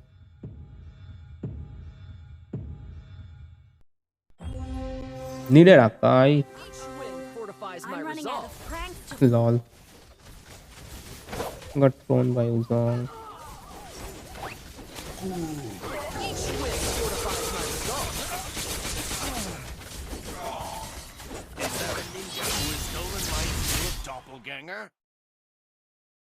Do we have 2-3 stars? I don't think so, right?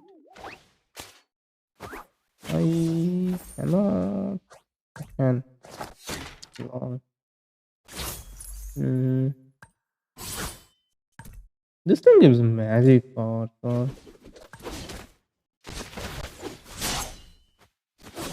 Yeah, that magic power is gonna get wasted, sadly.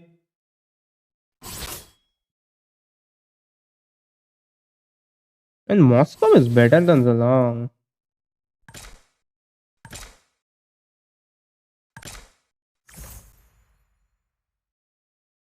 That indeed he is. May the great dragon guide my spear. The snow shall rain. I am the constellation of fear.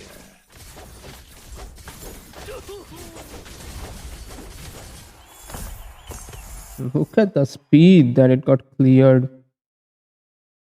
Holy. Holy. God's device on the long would be pretty good. Go for upgrades. Your true leader has returned. Be mighty, be righteous.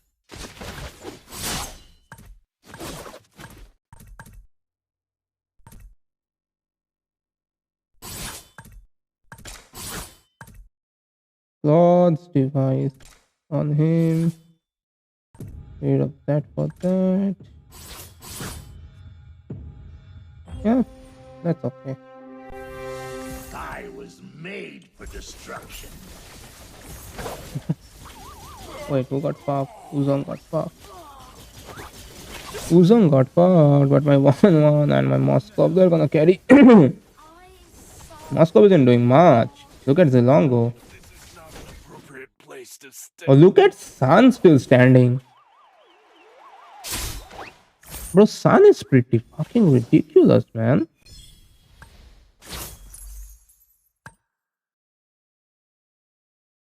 I mean, every 5 cost hero is pretty ridiculous, I guess. Show me some real challenges. Yes. I guess. Not getting the premium client to pop off. Nothing scares me, not even death. That's scary. 3 stars along is scary, man. Alpha.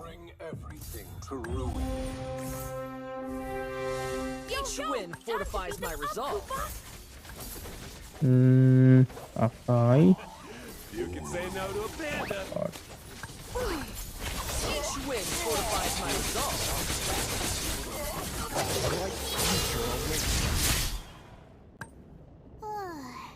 Not first. Yeah, okay, yeah, this is me winning the round pretty soon. The next round I win the game. Yeah, nothing is touching that 1-1 there. Nothing is touching that 1-1, guys. My spears never miss.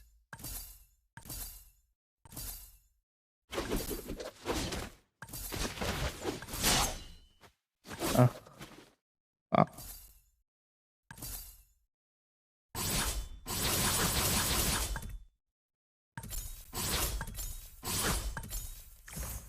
Okay. Okay. Okay. Okay. No point anymore. The weak crumble. Jeez. I'm winning here.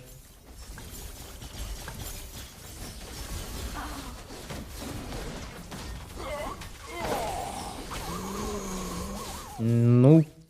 Not in front of whatever I am putting in. Look at Sun. Still standing with full HP. Wow, Sun. Sun's pretty strong. Pretty fucking strong. Yeah, welcome to Zalong. I can't even give them a thumbs up, huh? 171, yeah, that was pretty ridiculous.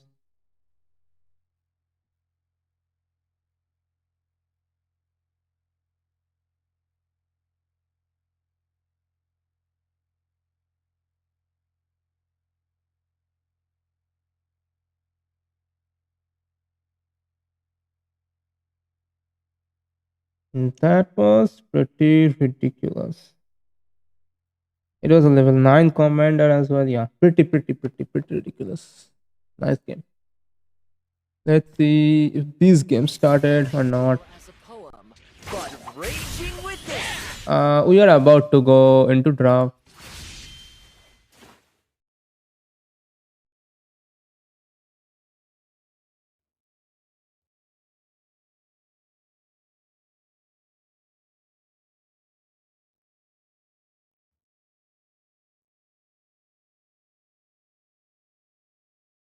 Yeah, why is this thing so blurry?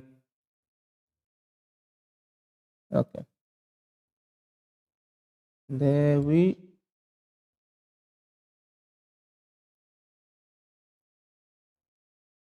go. Go here, go there, go there, do that. Go there, do that, do that. We are back, guys. We are back.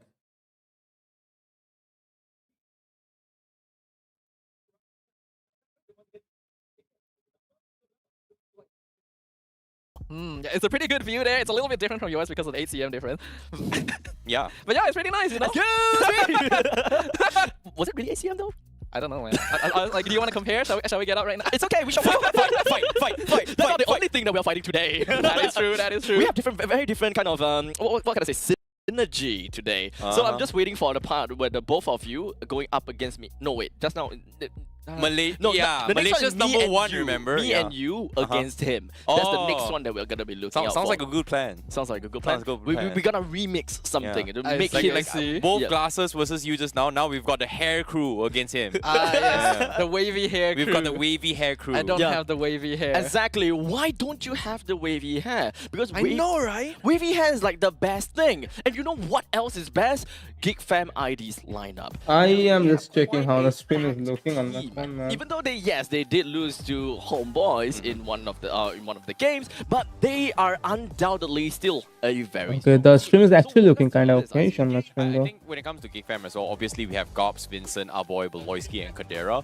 I think the biggest highlight for me is gotta be Beloyski, right? Yeah, it's looking better than Okaish, I would say. Entire region itself for the longest of time since over the years here, and especially now with Assassin Jungler coming back into play and I would say, assassins that work really, really well in the current meta, Beloyski will take advantage of these situations, and every single team out there who's ever faced against GeekFam ID has to draft very, very different from their usual draft styles in order to counter him. Exactly. So honestly, when it comes down to this this jungle meta, whereby we are looking at a lot of assassins, undoubtedly, Roam has played such a massive role in opening up the maps, because this is not something that junglers could do anymore. Yeah, Roam is the most vital. If your Roam is a nab like mine, it's GG. Of that that issue away from the roamers, whereby the roamers can assert dominance in somewhere else. But for now, since we are talking about GeekFam ID, let's take a look over to level 3 once again, where we have Coleus, and he's about to interview our boy. Oh my. So Okay, fuck take up. us through this. That's alright, bro. Doesn't matter. From the Geek Fam. Aboy, how are you? I'm good. Okay, since the first series ended like your team is losing, what kind of strategy that you prepare for this second match? Karena kan tadi match yang pertama kalian kalah, ada nggak strategi yang udah kalian siapin buat di match yang kedua ini? Which day is it, guys? It is Sunday, right? Kita juga nyiapin. It is indeed Sunday. Kita masih tim baru kan, jadi kita kayak masih nyatuin chemistry dulu sih. Gitu. Okay, so there will be, of course, there will be a strategy, and they are preparing the mentality because they are still a new team, so they need to find the chemistry to be together. And Aboy, with Vincent as your jungler, what's the difference between your old jungler before? Dengan Vincent sebagai jungler kalian, ada nggak sih perbedaan yang paling dirasain sama Aboy dengan jungler lamanya? Mungkin kalau Vincent dia lebih ke arah fighter hero sih. Kalau yang sebelumnya kan kayak assassin kan. Mungkin kita lebih ke fighter sih sama yang Vincent ini. Itu perbedaannya. Okay, so because the old jungler are mostly using assassins and Vincent is using fighters, so there will be a different gameplay that can GeekFam using right now. So now on the second series, do you feels that you gonna win this series? Lu bakal pede banget gak nih untuk menangin series kedua ini? Yang pasti pede sih, kan kita udah nonton gameplay dia juga kan tadi, kayak masih bisa lah kita lawan. Okay, and I heard Baloy gonna using Harley Roam. Is it true? Because lu tuh Baloy. Ya mungkin bisa aja sih dia. Banyak sih hero Roam nanti paling dicoba sama Baloy. So it can be Baloy, it might be using Harley Roam. So let's see on the match later. So good luck for you, Aboy, and let's get back to the casters. Take it away. Can you just see the skepticism in our faces? I Harley don't Roam. believe I would want to see it. I don't believe. I'd be a fan. I want to see Harley Roam. Yeah. Like, it's kind of annoying as well. Think about it. Think about it for a bit. You know, Harley out of nowhere, not even level 4, flies in your face. Sure, I can kind of dig that. So, if that Harley Roam is really gonna be a thing, how is RSGPH gonna be dealing with that? So Zadafa, walk us through this. Oh, we already witnessed how RSGPH was able to play earlier today, and they definitely displayed a pretty impressive performance overall. Nibor, Irad, Aqua, Light, and Kusi all combined together to be a very coordinated lineup that definitely seems capable of taking down GeekFam, because as a boy already put it, they're still trying to figure out the synergy between their players. Actually, yeah, and this is really interesting as well, because when Light. Okay, this is the previous season as well. You know, Beloyski was always playing those Aqua assassin metas as well, right? We do see from time to time, like, actually pick up assassin roamers for themselves. So I would say this is a very, very difficult composition for GeekFam to kind of cheese, knowing that Light does have the experience to deal with roam assassins. So honestly, I'm pretty sure that everyone is looking out for RSGPH, and we definitely have got a very stern idea as to what we are expecting out of in this match between RSGPH and GeekFam ID. But before we even jump in to talk a little bit more about these two teams and how their match is going to entail, I believe that we do have a video as well as a quick interview once again from Coleus and one of the players from RSGPH. So toss it over to Coleus right after this video. Okay, and now I'm with Irad from the RSGPH. Irad, how are you? I'm fine. Okay, now you're just moving from the RRQ to the RSGPH. How is it going right now? Is it going good with your team? For real, yes, because my ex-teammate. Bro, like, what is up with all this like men players? They cannot speak English at all. Almost like at all. And when we had the like female players, most of them were like doing pretty good with that, with the interviews. Maybe yes, because meta right now is full assassin, but I don't know if our enemy will ban all assassins. That's gonna be so hard. Yeah, because I Well, actually no, Ira kinda is doing good with the interview, huh? I didn't see it on RRQ. Mostly you use the tank jungler. Okay, do you have any message to the fans of RSGPH on the Philippines right now? My message from can I speak Tagalog? Yeah. Boy, wanna speak in Tagalog. Maraming salamat sa walang sawang suporta. Tsaka sana supportan niyo pa kami sa mga match namin. Gagalingan namin palagi. Yun lang. Maraming salamat. Okay, thank you so much, Irat, and good luck for this match. And casters, gotta go back to you. Take it away. Thank you so much, Coleus. And of course, I was manifesting. I was really hoping that we'll be able to see that one video from RG Philippines. A quick little like what we have for you to Red Giants. But maybe we'll be able to see that next time. Now, for those people that's wondering what Irad said, basically, I know a little bit of Tagalog. Let me grab my food, guys. I will BRP. For the kind support to Feeling hungry. I'm gonna grab my food. Watch these matches. That's not true. That's not true. After this ends, he said that B stream we have my three rank, I don't know. on the desk and they would love to Ranking interview solo you on is the not sofa fun, because though. that's what he said. Right, sorry, I completely misinterpreted that. God damn, your translation is so bad. Look, to be fair, it's probably at the later part of it. That's why I Okay, just okay, kind of like okay. I kind of slipped my mind. I only remember the first part of it. So Okay, fair enough. Fair enough. I can neither confirm nor deny. But yeah, I like that translation better.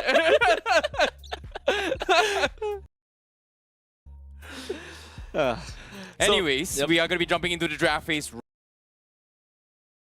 right here, right now. Fuck are we lagging, It's man? going to be Geek Fam going up against RSGPH, and we have Geek Fam on the Fucking blue side hate this time. computer. And let's take a look at the I back just so far right just opened the WhatsApp and we started now. lagging. Just now, Fuck! brought up a very, very important factor as well. Like, will teams actually ban off all his assassins? Because if they do so, he's gonna kind of struggle. Because Coleus is brought up as well when he was playing with RRQ. He was just playing tanks all the way too. But Irad is known for his assassins. I will grab my food if as the draft is going on. More BRB. aggressive gameplay overall. So with Fanny, Hayabusa, and Ling all banned already, that does limit the possible assassin pool quite a bit, with Julian being one of the more obvious answers that you would want to contest for at this point. And not too sure if it's something Geek Fan would go for as first pick here, because they do ban that Harit. So things like the Roger and the Moskov are going to be available. I think it comes down towards the coach's drafting preferences, right? Like, I think if you were to take a good example would be AP Brand, why would they pick heroes like Julian? Why would they pick heroes like Edith? Because they can be flex. It's to kind of have a mind game to force your opponent's drafter to kind of mess up their drafts, expecting that, hey, we might be facing off against an Arlet XP. Oh wait, it's not an Arlet XP.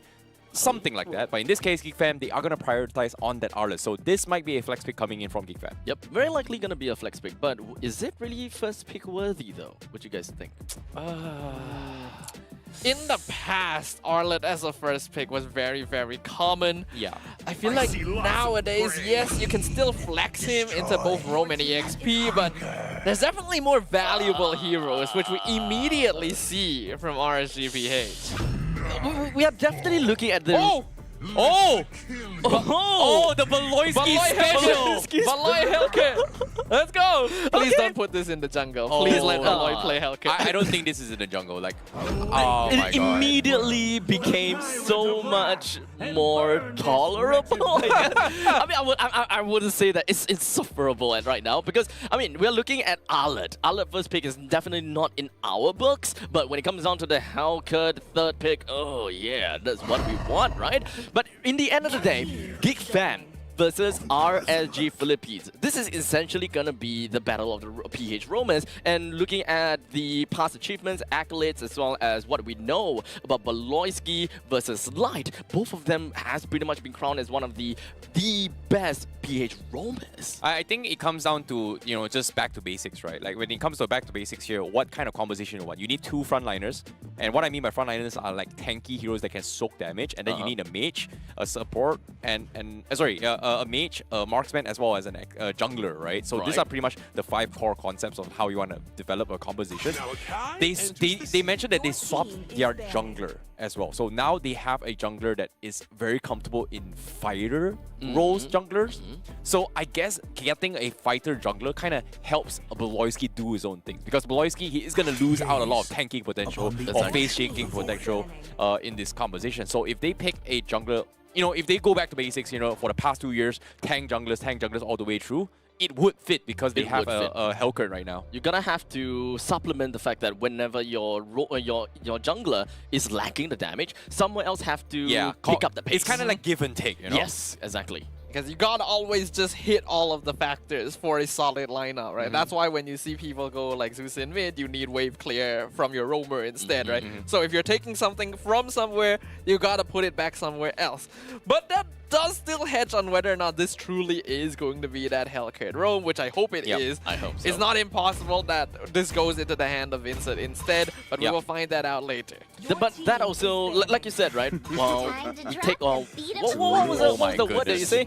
Where we take, we put back, or something like that? Give or take. Give or take.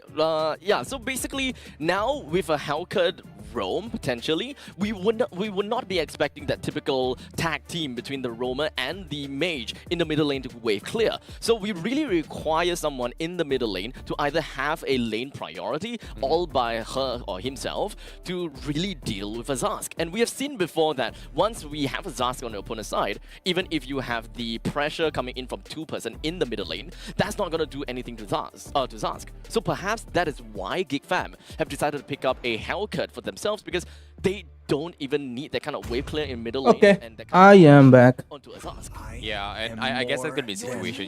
RGPH, you know, they go for the next best option. It's going to be the Julian jungle coming in from RGPH. I was expecting maybe GigFam was banging on the fact that they're going to force this Roger in the jungle role, but guess what? This thing was on, isn't enough to ban it all, because now RGPH, they have the Julian. And this is going to be quite annoying to work with here. But GigFam, they go for the Baxia jungle. Okay, so that pretty much solidifies saying that, hey, it's a Hellcurt roam. Baloyski Hellcurt, right there. Yeah, they're gonna be looking for a mid lane. Did we get a Hellcurt from Baloy again? But Aurora I don't really like Hellcurt roam. to make sure they cannot just easily jump into your face. So GigFam definitely wielding a lineup that I am very excited to watch. We still are left with one final pick from RSGPH. We've got Julian Jungle, Terizla EXP, Roger Gold, and Zask in mid. And this is where we will want to ask the battle of PH Roma, what exactly are they going to be picking out for Light? With Akai, Chip all gone, what's the next potential pick? They can just go back to basic. Minotaur isn't too bad as well. They could go Cho or Kaja. Yeah, Cho isn't too bad, not bad as well. Yeah. But no, okay, they go for the Grok. All right. I can respect that. Like, Grok is great for just soaking up the burst coming from Hellcurt. Yeah, I think Grok also plays a very important role because we know that Baxia is a very active hero in the first couple of minutes, so you need to have a roamer that can actually match that vision and mobility and maybe even disrupt them a little bit in the jungle. Baxia, did they pick Baxia jungle? So with that all said and done, we've got both teams that have finished the drafting stage. GigFam, understandably, with fucking don't special. Definitely don't like Baxia at all. Things up quite a bit. Well, RGPH, back to the basics. They have got basically whatever that they need from every single lane. They've nothing too out of the ordinary per se. Probably just the Zask special that we very much has been seeing throughout the entirety of today. And SPS, we are seeing so much Zask. I'm pretty much expecting that Zask is going to be skyrocketing when it comes down to the pick ban rate. But I'm gonna excuse myself now, ladies and gentlemen, as I'm going to be passing time over to Icy Baby as well as Sadafa as we head over to the Land of Dawn for match number 3. Well. Thank you so much, Abstract, here, because we're going to be jumping straight into game. This is going to be Geek Fam versus RSGPH game number 1 here, and this is going to be an exciting one here, Safa. And we have to note that there are going to be some stakes here. Remember, this is the group stage. Every victory is important. Every point gained is valuable. RSG, they already won 2-0 against Bigatron earlier today, so they're sitting quite comfortably. But Geek Fam ended up dropping their game against Homeboys. And speaking of... Yeah, seems like, speaking of harassments here, they have a lot of things that they have to bring to the table. Cards on the table. They bring in the pocket strategy from Beloyski, and hopefully he is going to be able to dictate the tempo here, because RSGPH, they're going all out. Guess what? They're looking at Beloyski. Beloyski gonna get coming in. He's absolutely pressured out of everything. Seems like they're just not letting him do his own thing right now. So RSGPH are doing okay. I just realized that Beloyski actually is going execute as well. So he is very much going into this game with the aim of picking people off, which could be... This will be interesting, to say the least. RSGPH side that won't easily go But down. I don't know if he's gonna go for Skype. Okay. Their jungler is back here though. Especially for Aqua. It's not gonna matter if he's then. not inside his demonic, It is like the roam and the jungle gets swapped up. He is going to be in a little bit of trouble here, because once Beloyski gets in, he is going to silence somebody and kill someone. But in this case, Beloyski, he is going to fall. He Good night. That's what all by himself. No happened to the cockroach. Very nice. I don't really like the cockroach in high elo roam. On Gobs as well. He doesn't have his force, so no final slash to kind of extend those fights. And now with the Aurora out coming in, RGPH, they're looking for the steal. They don't get it. Geek Fam, they take the turtle. He gets the turtle. Instead, unless they want to force it. Baloy is at 4, looking for the backline. Trying to harass the purple. If Baloy finds Aqua, he will be dead. But yeah, Vincent gets popped. Baloy with the Dark Knight falls. Goes on to Nibor. And Nibor actually dies. But Irad again, a double kill for him. Irad picks up Baloy as well. And this is the risk, right, of playing those assassin roamers. Yes, you can be annoying, but you really gotta play it well, because you just don't have the health pool to be able to match up against heroes like that Grok. And because of that, we see Beloyski getting picked off twice in basically the same fight because of how long that extended. Geek Fam may have secured. So if Irad, not Irad, if who is playing Zask? If Zask got spotted there by Baloy, that fight would have been better for them. But since he like jumped onto Nibor, whenever Irad has a spell, they got commit to the fight, and Geek Fam wasn't able to break the tempo because of that. They're feeding the Hellcat Gold. Though they've got 2 kills here, the economy is not that far off between both this team here. So I was expecting more of a huge swing for RGPH, unless Beloyski, he's gonna try to do a little bit of harassment for Irad, but Irad says, I don't care. I'm just gonna shake it off and I'm gonna move away. But now here comes the commitment. Nice side step coming in from Irad with the enhanced swords here. He's gonna be able to get out, and Geek Fam will be left with nothing once more. My primary concern in this game for Geek Fam is that while yes, they do have a pretty solid late game scaling with the Moskov, RSG just has a lot more DPS potential overall once they have items under their belt. And that means that if Geek Fam are not able to make things happen with this Baxia Hellcat combo early on, they'll end up losing a lot in terms of scaling as the game progresses.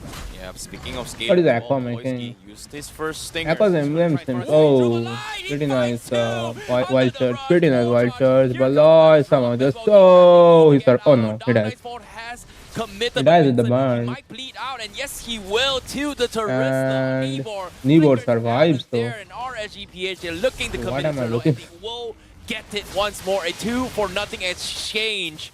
And they're looking for even more as well. Gobs, he needs to get out. Gods are standing in between 4 people in 9 minutes. But RSG says, okay, it's enough. 2 kills, 1 turtle, job's done.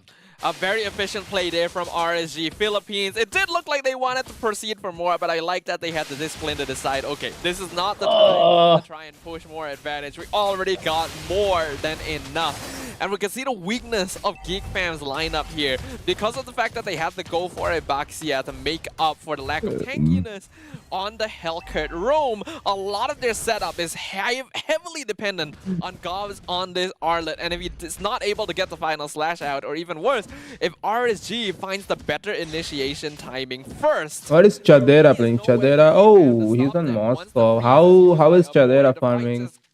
Can we check the items? Yep, now Geek Fam opting to go for a little bit split push here. Kusa is on Roger though. To fights against RHBH. They're starting to play for their split push. Kusa, Roger, Golden got no He's gonna action. play that role right now. He's farming up a little bit as a roamer, but guess what? He's dead again.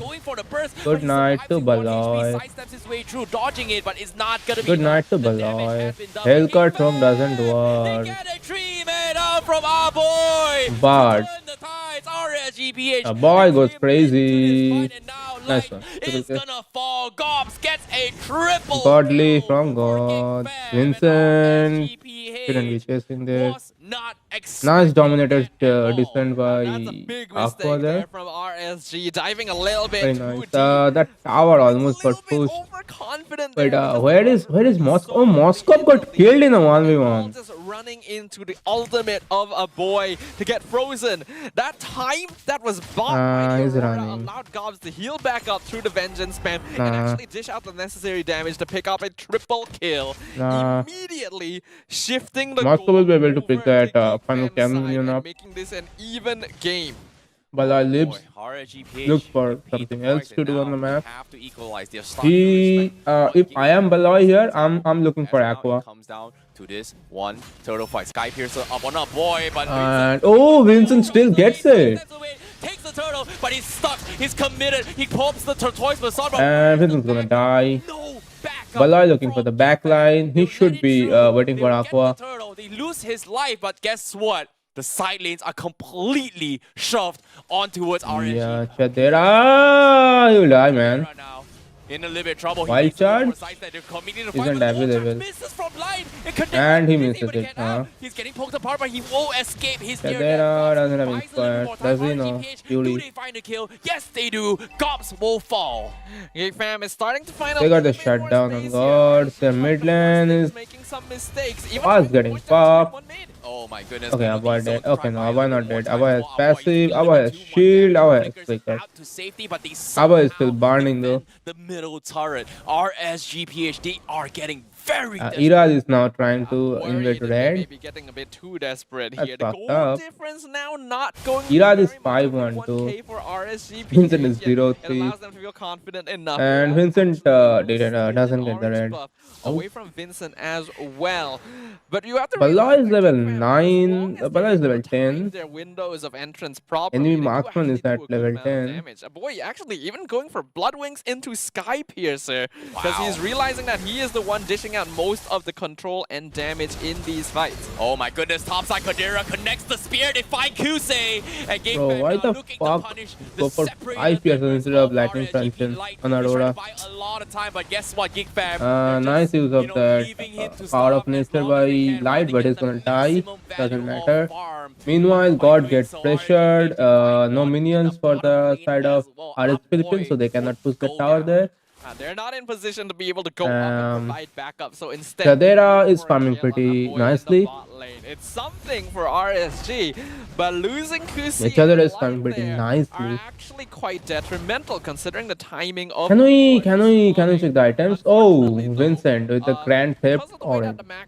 Finally getting back to Iraj. Loiski, despite not having the best early game, still contributes a good amount. And Nibor isn't getting a good penalty zones off either. Position themselves across the map. Well, he just It's pretty hard to get them off so that's gonna be something against Aurora, I guess. RGPH needs to be a little And meanwhile, there's always a cockroach looking for your backline. You never know where the cockroach is lurking.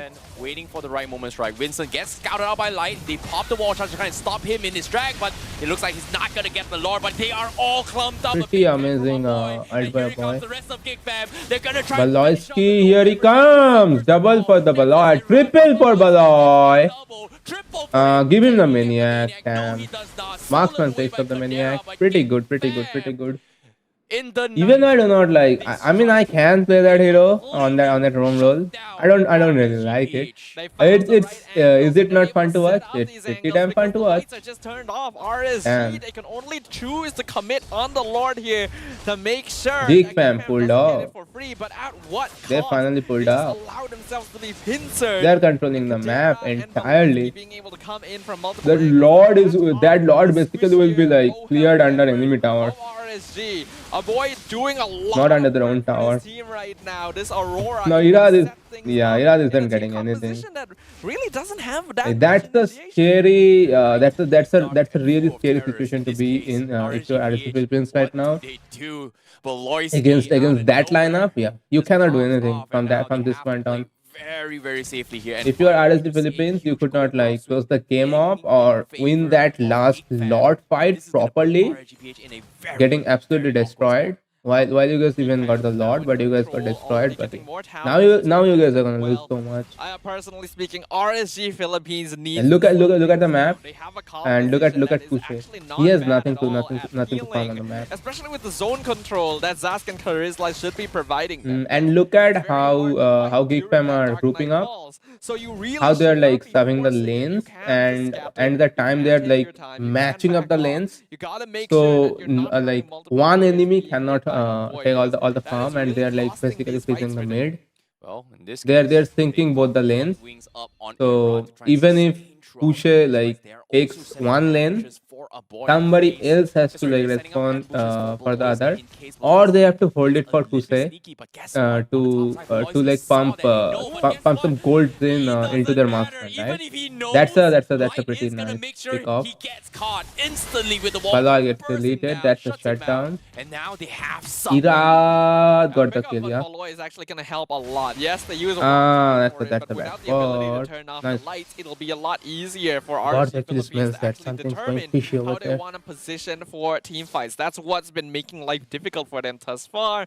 But Geek Fam gonna make the wise choice, not gonna try and force anything, actually gonna position a lot more defensive. Finally, RSG Philippines are again claiming a little bit of the map back up that Baloyski was missing. Now Baloyski is back. How are they gonna respond now? And that's something that you can see. Geek Fam is okay, Baloyski smells that something was fishy there.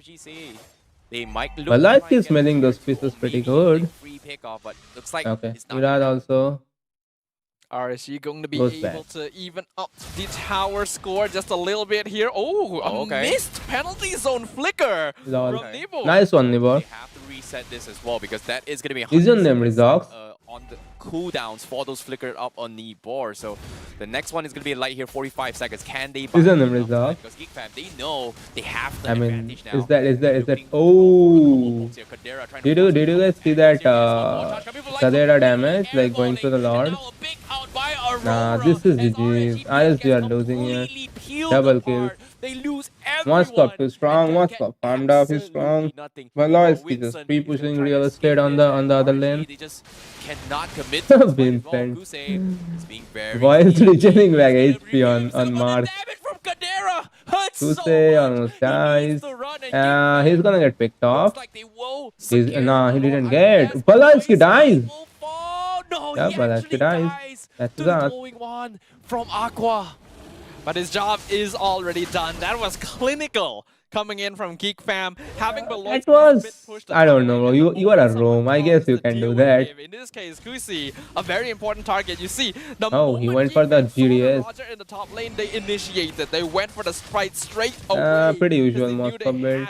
The numbers advantage there. Kadera is a bit talented player. I'm not gonna lie. Made it back in time to contest. He have impressed me many times. So they're able to get that. I don't really see many mistakes in this game as well. I really like his playstyle. He used to be a crack 1-1 player as well.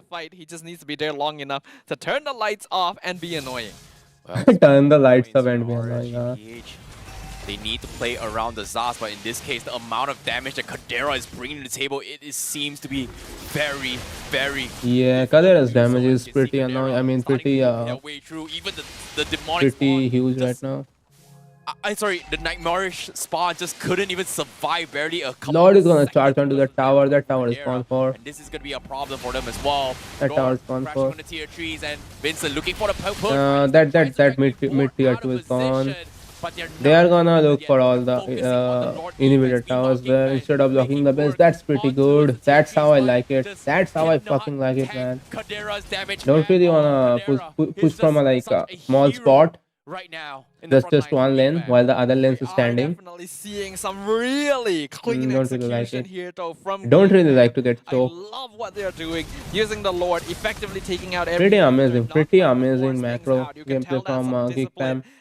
RSG Philippines, they are also playing the game pretty good. They know when to go aggro, they know when to back off. And now Cadera is a massive thorn in the side of RSG. They just have to win a team fight, which they can, or which they aren't winning yet, because of that Rezox. And Geek Fam, they're all about setting that up. Nibor cosplaying Rezox on their team, that is why. Just be able to tear through the ranks of RSG. Their Terizla has to pull up. If they wanna win the fight, their Terizla has to pull up. There are a couple of stragglers in this case. RGPH, they're fighting for scraps once more. Is literally just living in the enemy territories permanently. In terms of timings, what are they aiming for?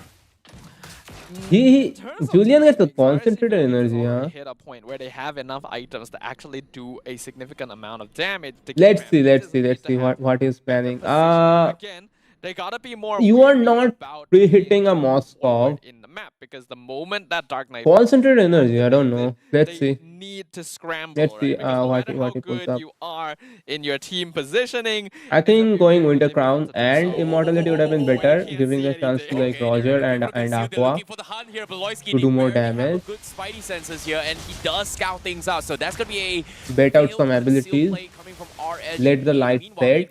They're looking to try and while peeling. Beloyski is shoving the lanes up And Nibor already gets skipped to half HP. for Beloyski to make the tempo. Aqua. Oh my god. Kadera plays a marksman. Pretty amazing. His positioning always so amazing. He can just fight off. He can engage. Pretty amazing. Yeah, Winter Crown. But he's dead. Oh, he's not! Nice one, Vairaj. Light is dead though. Meanwhile, Cadera will make quick work on the rest of no, guys, you guys cannot fight without the. There is the. Lol. And the base will fall. Hellcat was munching on the base. Deal with the amount of pressure that Geek Fam has done. Geek had a stronger macro, so they win the game. I think this is a very typical Geek Fam victory, and exactly what I was hoping to see from them once that Beloyski Hellcat was locked in. Using the chaos of battle to just jump into the back line and take down the base like the little roach he is. Little roach. Philippines going to need to invest. That's a pretty annoying roach. Because that Hellcat was a problem. You're gonna have to ban whenever you have no answer to it, just ban it. I mean, it is a Beloyski special for a reason, and understandably, when it comes down to Geek Fam, Beloyski Natalia, this literally reminds me of Beloyski Natalia in M3, man. That shit was crazy. we definitely did manage to see that Geek Fam. It still bumps me that how they didn't win and Blacklist won the game on the finals. As though once we reaches the later stages, Beloyski only has one job, and that is to deal with Kusei and make it tough for him to even enter into a team fight. Considering that RGPH, they're kind of working in a front-to-back kind of lineup, especially since they are working with Aqua that's playing as a Zask. You can't exactly focus target onto whoever you want in the backlines. Whoever's closest, you gotta zap that person. So most likely that first person is going to be the bouncer. All in all, time and time again, is that the reason why that RGPH is unable to win in team fights? I think like you brought up the right angle in terms of the point here for the Zaz pickup here, but I feel like whenever Aka tries to drop anything, when the Dark Knight Falls comes in, what can a Zaz do? Like, what's the strength of a Zaz? Zone denial, area denial because of the range. Yeah, but you cannot see shit when the Dark Knight falls. What does it hit? I don't think it hits anything at all. within vision, right? Yeah, because there's no vision because of Dark Knight's fall. And it kind of resets the ramp-up damage coming in from the lasers, from the Dominator's descent as well, right? Yeah, so that does end up messing with it. And on top of that, the thing is, RSGPH is an aggressive team in general. Everybody under Mama is playing Zats now. He's gonna get nerfed. But honestly, he was doing more damage with the Inspire in the previous patch. Pushing that a little bit too much. He used to do more damage. He was gonna be good anyways with the new glowing wand. If you knew how to play Zats in the previous patch, he was still pretty good. He was doing more damage than the current Zats. With Inspire, of course. Especially when they're not able to see, right? When Dark Knight Falls comes out, you see the Frigid Frost just hit. That's gonna get nerfed because of all this bullshit. He's banned in the high tier most of the time, and everybody's using him and doing good. So yeah. Were they tilted or not? Because that plan up top where they want to focus on. That was one of my guilty pleasures. I would pick Zaz when my team was kind of hopeless, and I would dominate the game with it.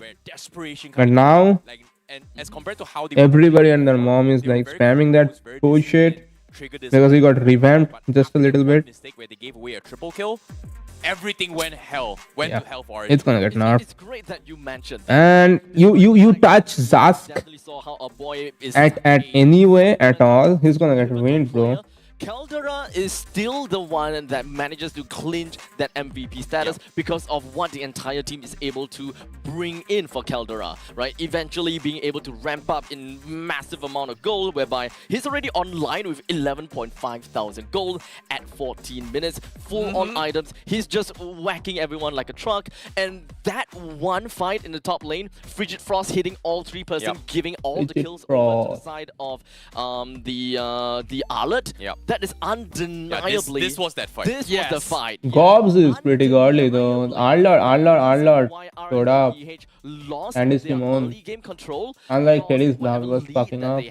And it comes down to the point whereby this neck and neck economy ultimately punished RSGPH in that in terms of front to back kind of strategy.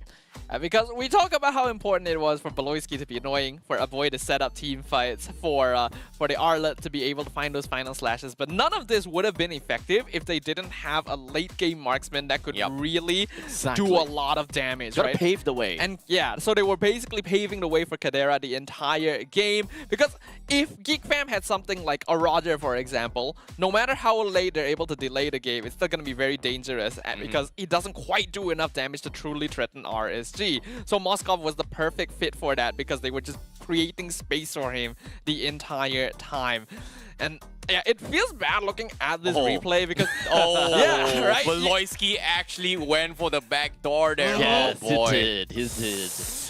Okay, you know, like the amount of layers that Geekfan had in that assault was so overwhelming that there's only so much things your brain can actually process, right? Like like you can see in every movement coming from RGPH, they were scrambling. What do? Like we saw Ira outmaneuver in the final fight here.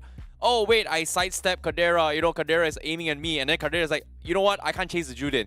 Let's hit the Grok. And then Light was like, you know what, I think I want to stay in the fight. I don't want to give away like Lord Control. But this guy's poking me. Wait, that's taking a little bit too much damage. Wait, I need to back off. Wait a minute, our base is getting completely messed up. Yep, that's what happened there with Light.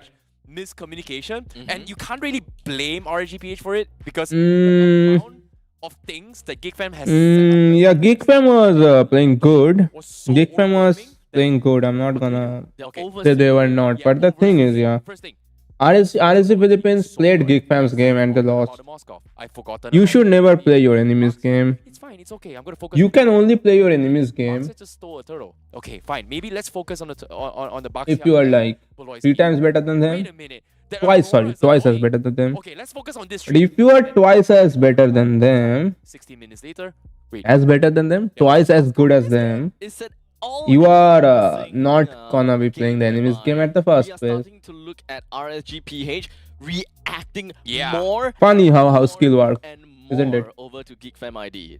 Understandably, at the start, they were the one that is the pace setters. But then once that Frigid Frost hits them, they start to react. Moscow does. So hopefully, that is the Moscow kind of does thing pretty that we amazing might damage. not want to see Compared to the Roger. game of game number 2. Roger's cooldown is little bit too much. Roger cannot reset its cooldown, while the Moscow can reset its cooldown, right? After this short break, don't go And anywhere. even if you shove the Roger away with Moscow, early game or mid game, okay?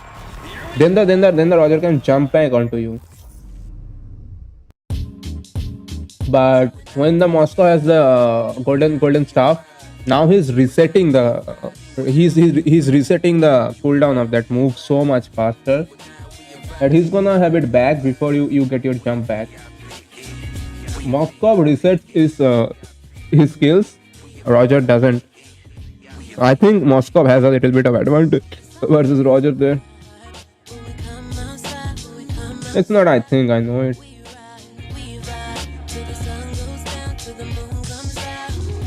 Uh-oh.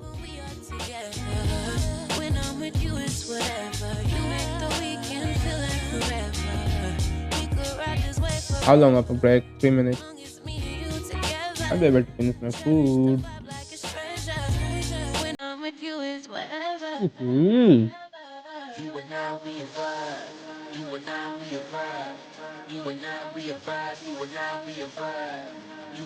This is the reason why I don't like to spit fish.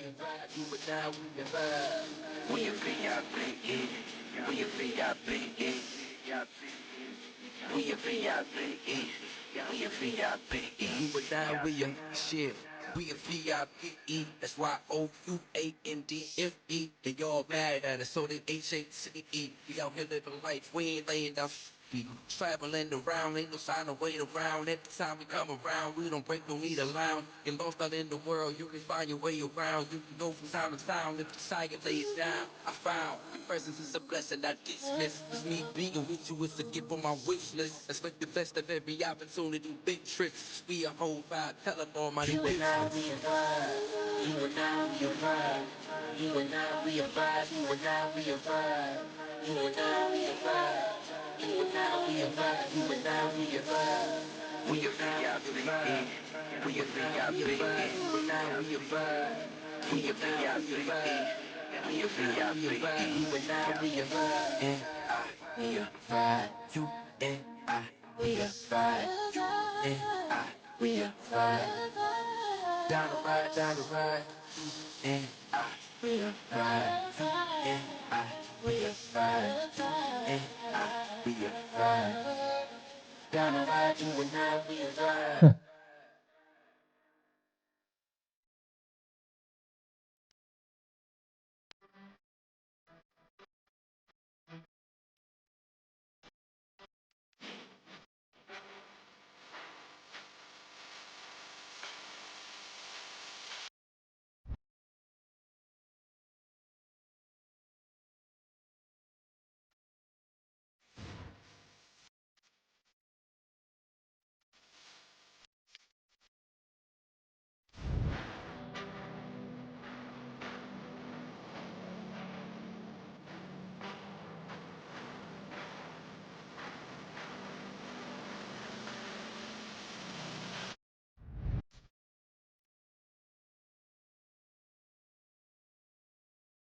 Oi, oi, oi. Still not done with my fucking food.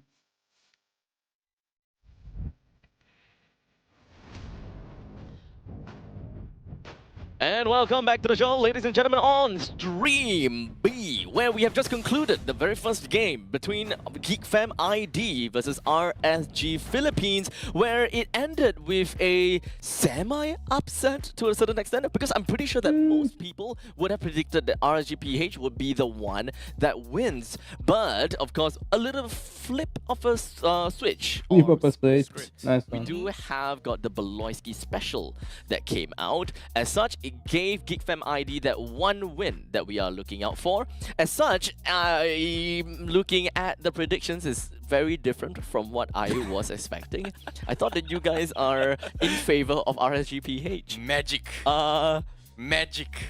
Weren't you guys To be honest, I've forgotten what I wrote. No, to be honest, I feel like Demon Kite is just such a strong jungler, and for Ira to come in personally, that was why I felt like it's a little bit of a disparity, because it is gonna take some time for them to coordinate.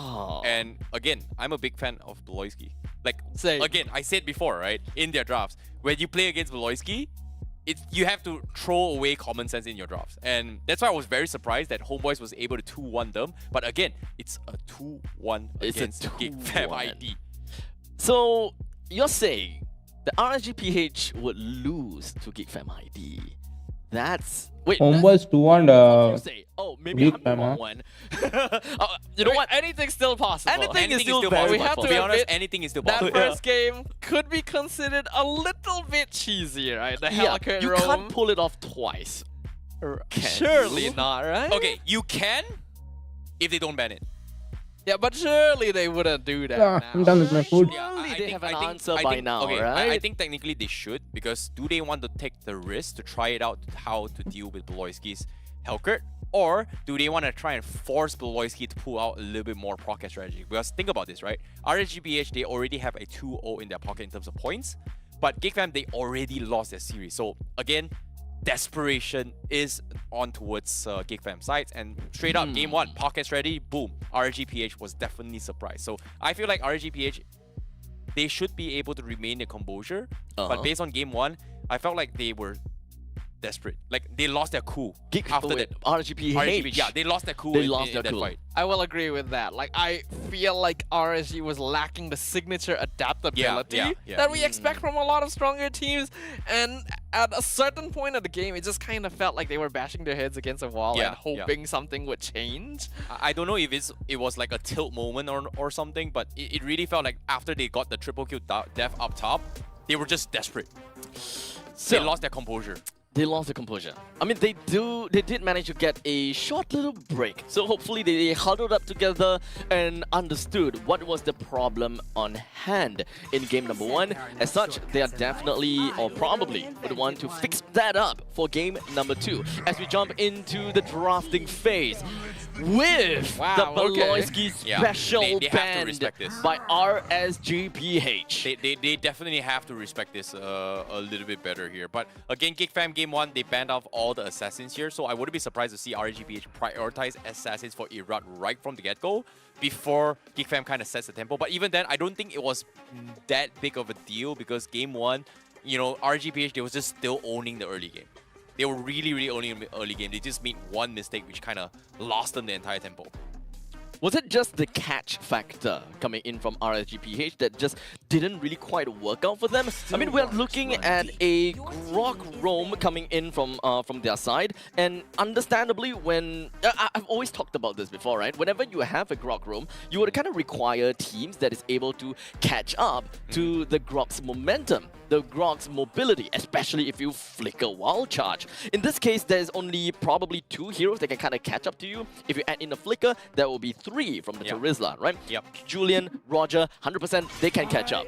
But when it comes down to Aqua playing as a Zask, that might actually make things a little bit difficult. Is it really just Light being way too far for that kind of setup? I personally think it wasn't because of Light being way too far. Alright, how? Okay, yeah, of course. Hellcurt gets banned. There were way too many fights Can he where they ban? were out in the map Ling and or Chip, even right? trying to force things when they didn't have to. Again, I highlighted this multiple times during game one. Desperation. They can turn off the lights, just wait Yeah, for Chip. that to be over before you full commit. Yet RSG just decided to jump into what could potentially Who has be the first pick? Is it RSG already went with Because they Harry. have to group up together because they're afraid of the Dark Knight's fall. Right. But if they don't group up, they get picked apart by everyone. It's Because kind of the situation where it's like, damned if you do, damned if you don't. yeah, if you stick, you're gonna get caught by the Slow Aurora. it down. If you split, you're gonna get caught by Beloyski. But if you decide to stick, which What was that? Couldn't hear the voice lines properly. Oh, Roger. on the side lanes. Let's not forget about Frigid Frost too. Exactly. So in this time, Oh, they and went off Zaz gets denying picked away up. that global presence. Everybody is sucking Zaz D, man. He's gonna get forcing nerfed. GigFam to kind of group up as 5 and He's take the fight gonna by get fight in nerfed. favor of RGPH. Fuck. Okay, true. So at this point in time, we have got 3 heroes that's already been picked with Oh, he's gonna get nerfed. GeekFam still back onto the Zask, and of course with the Roger. Back to the same question again. Whenever we have a Zask, it is area denial. Or Zask was stronger before the ramp. Claiming lands. Now he's more useful because you can. For the Zask. So at least for GeekFam, I would say he's little bit more flexible because you can just not place your little Johnny, then you can go big Johnny. Aqua with a Luo E. Luo E is pretty strong versus that. Defensively or aggressively. But it all depends. Like if that, I mean it's pretty easy, man. You are gonna lose that Loisky special, and I don't know. I have Zaz can place that little Johnny in such a way that Luo will get hit, but then again Luo can just kite away from that side and hit the minions from the other side. And yeah, there's a lot that goes on to the high level games. Tanks are gonna be helping them clear the mid, and mages are gonna be rotating EXP in early anyways, right? And imagine like rotating to a Terizla, that the Terizla is gonna clear the D anyway. It's the what is it? It's the Edith. Edith, I don't know how Edith fares up against the D. Is global presence really the name of the game? It can be, but it doesn't have to be either. Like, I get where you're coming from, Terrence. Like, if you have a Loi on the opposite side, you'd usually want something like a Chip to counter it. Yeah. Chip is banned, so maybe something like the Angela, so that you at least have some presence there, right? But I don't think it necessarily has to be the case. Valentina totally gets ignored. Out like brushes and stuff. Valentina Right? totally gets They have ignored. Baxia now, they have Zask. It's not difficult for them to make sure that like there isn't a diversion play happening somewhere else. They just gotta make sure they can match it macro. So the question is, why did the could have been better, no? or rather chose Hellcat? I think RSG Philippines they just wanna go with the like Aqua. Very simple. You With the diversion. Okay. You look at his face. Sorry. Okay. They just wanna go with the diversion with the and Edith. It's straight up. Those two comboing up. That's why Hellcat. They're trying to go with that. And what the fuck, bro? Again a Baxia. Able to emulate that. Don't tell me it's Natalia. Well, it happened in game 1, but I don't know. I feel like he's known for his annoying aggression, right? His split push, his ratty compositions here. If you give him another ratty composition, it isn't too bad. But again, I haven't seen him play Natalia for a very long time. Rigriel gets banned up. Completely out of the box. Franco? Okay. I really wanted to see some kind of very interesting flex coming in from GeekFam. I mean, we have been seeing Zask all the way as a mid. I don't know. You told me that I gotta throw all common sense away. Yeah. There could be a chance that Zask just suddenly become the roamer, that kind of stuff. You know. I'm preparing myself. I don't think so. I'm preparing Not myself. this time. Not We this already time, have no. a Franco, which we haven't seen a Franco in quite a while. That could be fun. Loisky plays this a lot though in ID. He plays this a lot But as a safety. They now have the lockdown and the answer to a very annoying Harif. But the question is always gonna be if whether this big chonky man is able to run up to a slippery Harif. Yeah, the big Lance. Lancelot. Now that's quite interesting here. It's been a while. GeekFam banned out 4 assassins once again. Bro, they pick Lancelot against But they decided to go for Lance instead. Lancelot against Just have Franco. a hero that's a little harder to lock it down on top of Ruby.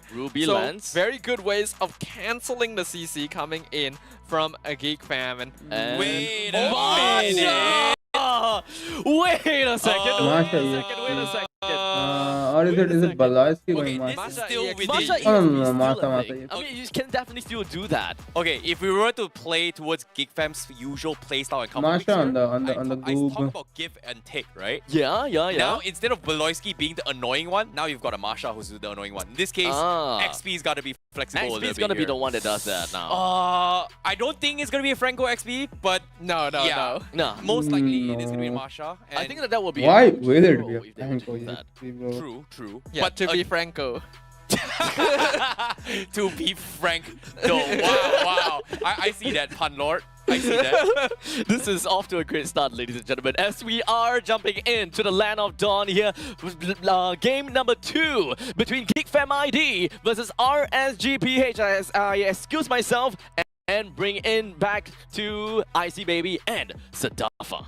Thank you so much, Abstract. Here we are going to be jumping straight into game here. Will this be a redemption for RSGPH, or will GeekFam cheese their way to victory? Because this is going to be game 2 between RSGPH versus GeekFam ID. Will Valoisky be able to recreate the same success we saw earlier? Because Hellcurd was very, very annoying, but now he doesn't have access to that. He does have a great hook though, so it's going to be interesting to see whether GeekFam can make use of that overall, because normally you would want your roamer to have a good amount of AoE, right, against a Luoyi, and Franco is not that. Yeah. Well, as soon as we said that, the hook didn't really commit to this. Well, Aqua preemptively used the flicker to kind of back out to safety, so that's going to be a little bit of win points coming from in here. But look at this, Iran getting very aggressive here, almost taking our boy down. So they is going to be able to back off for now. Another hook attempt coming from Valoisky, not connecting here. Nothing super crazy. Valoisky always uses that at this game. So far from both sides.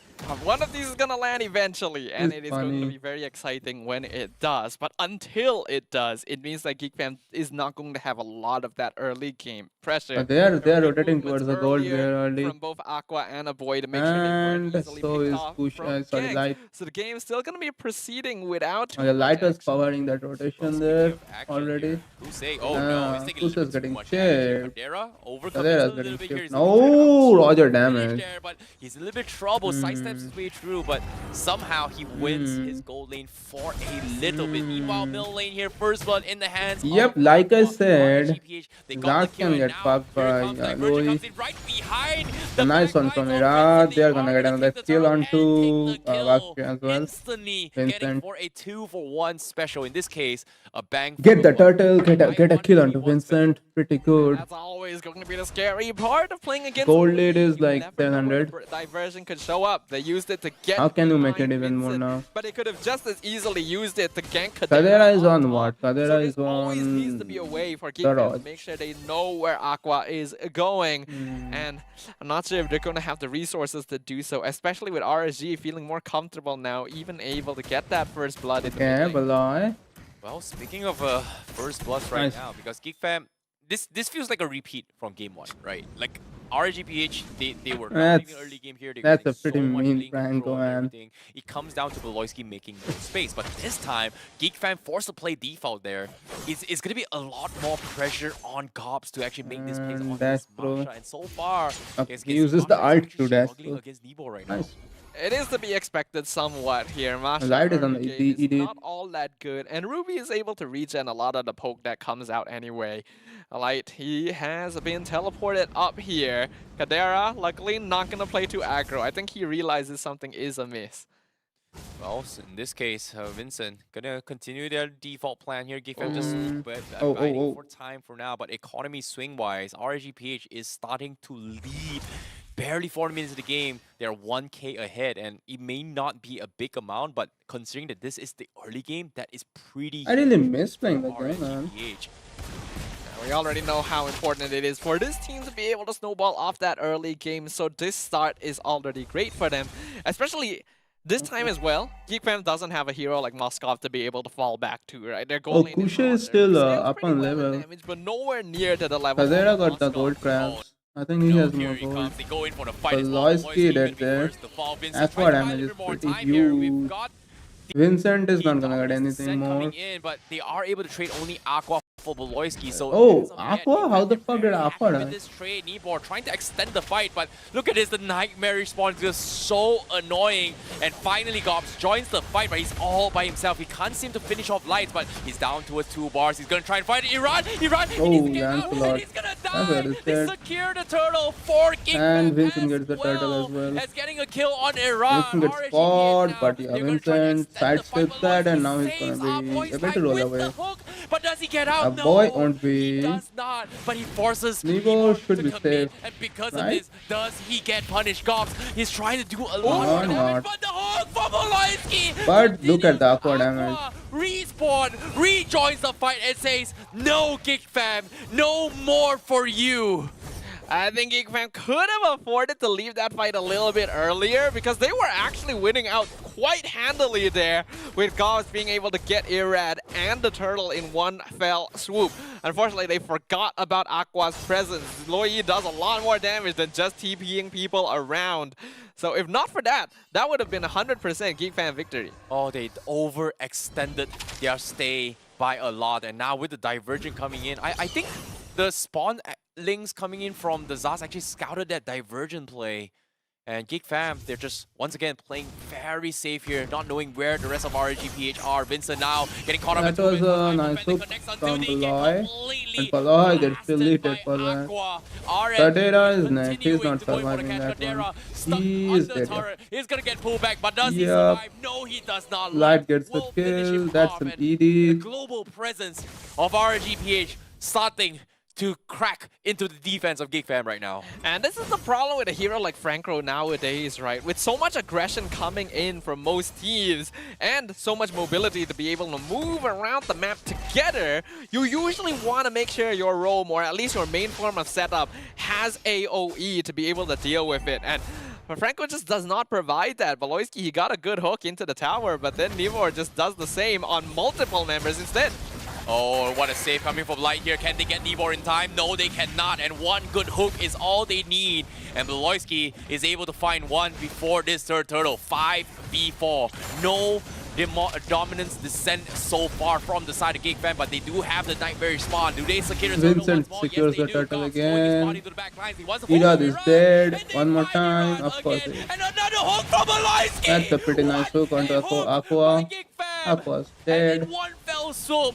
They get not one, Nice not one. two, but 3 heroes. Geek Fam just comes back into the game pretty amazingly. I think this Every series time. is demonstrating that Geek Fam are the masters of disruption in MLBB. They're so good at getting in your head, getting under your skin. RG, they seemed like they had control of the turtle there, but Valoisky is just throwing out hooks left and right, actually picking people off. And Gobs, this Mashak really came out of left field for them. RG was not prepared to deal with this sort of damage. Lance should be able to escape from most things, but not from that thunderclap. You know, expect the unexpected, right? Like, after this hurdle fight here, usually you kind of back off and play a little bit safe, but look at how Gobs was just in the face of Iran, That's making an sure that he amazing could hook not do from anything.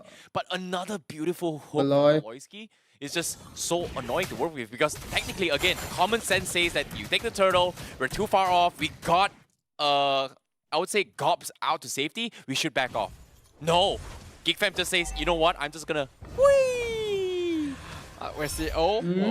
Five man. Gadera, he needs to make a run for it, Mo, but they don't get the kill onto him as well. Beloyski getting stunned away by the yin yang reactions here. He is gonna be the Beloyski first to fall, but at the deleted. same time, the dominance descent. That somehow still worked out. They got one. So that's gonna be a It's good on the jump from rumor. RGPH, Oh, but Ira! Nice one. he finds our boy without his spell. He goes in for the dive. He executes him. And that's going to be 2-0. Meanwhile, Gobs is looking for Iran. Do they go for this? They don't have the numbers here. Well, Loyski just... This game set just back and forth, back and forth, back and forth. I think that's fine for Geek Fam. It is acceptable losses considering everything. Hold on, Gobs is actually still waiting back there. Could find something maybe, but I think he wants Irad ideally. Yeah, it's going to be tough here, but Gobs, he gets pulled back into this fight. He's got the help on Oh, here. nice pull Onto from his light. Aloy. He's going to get first down here. Gobs flickers Guys away. out. He's going to eventually fall Gobs to out. Aqua, but Geek Fam, Beloy it was a fight survived when you somehow. least expect it. They go for 1-for-1. Goes, No, they're going for the fight as well. They go in Oh. behind and they find one. Our boy comes out of the Nice. spawning and he will fall as well. And Geek Fam, That's a pretty nice. Oh, nice hook. But he survived. but one was it worth it? Because RSGPH just got so much damage. That's a pretty big diversion play there. Just needs a harder front line here, which is That's surprising when they have basic. Franco That's and Noxia. basic. Look at that. That is so. Enough due to the AoE damage. Aqua is playing out of his mind, man. Aqua is carrying hard. Are having difficulty truly following up. Yeah, Luoi does good against his ass. I know that. Make sure they're the ones dictating the tempo, and it is turning out that this game is a lot closer than we would have initially I mean, predicted. Luoi with a good team, that is. RSGPH finally Luo does so much damage, and since that D it just sits in a spot there, it can act as a turret or act as an beacon, whatever you wanna call it, that will pull its own teammate into it. just could not respond in time. That's how that interaction works there. Proving to be a lot bigger of an issue here. Oh the fuck, Luho as always. Oh bro, Rizok. And I wasn't even looking into the OBS. You know why. Luo is carrying pretty hard. He's 10-2. Continues the assault, diving back towards the crystal as well. They get everyone. Welcome to the stream, man. Welcome to the stream. Finally reveals himself, but Aqua once more kills him off. Divergent, can they get out to safety? Yes. And okay, nice one, Masha. The kill, but the damage has been done. The damage has been done. Okay, they are recalling. No more diversion plays. Crystal now exposed. Philippines heavily in the advantage in terms of yeah, their draft is just too goofy, man. They don't have enough damage. or even damage from It is Masha. because RSG feel Mai is he using the Mai skin? diversion right in front of them because they know I think he is. I think I heard the. Oh, damn. Shovik got just a back and hello, Shovik. So far, GeekFam somehow still manages to defend. It's alright, Shovik. Again, the damage has been done. They still have a little bit of hope. Call it Mai. 5k network difference, so it's not that big of a difference now as the game progresses slowly into the later stage of the game. So it all comes down to that one big hook, or in this case, can they deal with those diversions? Thank you for the dono, man. Because he is playing out of his Thank you for the dono earlier. Speaking of, there it is once again. They're looking for Kadera. Oh no, conceal plays. Can they get him as well? No, the Argon. ₹1 का एक पकोड़ा हो जाएगा. Oh, what a nice hook onto Aqua. Pretty nice fucking shutdown. Masa is going crazy, bro. Masha got a triple. And Kadera now chasing Nibor with them offended, but yeah, they're gonna go under the tower. Geek Fam will look for a flank. Masha again. Masha's going crazy that game. Bro, why are they even like taking aggro position, man, with Lance and Ruby? Oh, nice. I'm offended. Kadera just somehow survives. Irad. No, Irad dies. That was kind of close though, not gonna lie. Bro, they are not backing off. Aqua is back online. Divergent comes in. We need to reset this. Can they get out to safety? Vincent is in trouble. Our boy walking back to his base as well. Boloyski gets completely stranded here. He is gonna fall to buy time for the rest of the members. Bro, they were not backing off. And this is not looking good. They actually shut down Gobs. And they killed Baloy. So who is up? Vincent is up. I don't like Vakshya. He's not gonna get that Lord. Into Winter's Crown. So there was no way for him to be CC'd out of the Bloody Hunt, thereby holding Kusi down until he could be finished off. A very nice interaction there from the newly revamped item. Geek Fam now going to be returning to contest the Lord. Diversion going to be... Yeah, that shit is pretty disgusting. You can just flicker under tower. Use your Franco ult with Winter Truncheon. That's pretty fucking disgusting. Nothing can cancel you. Hold on, but again, RSGPH, they need to catch this match is pretty good, bro. Oh, Irad gets the Lord, like I said. Back and forth. This match.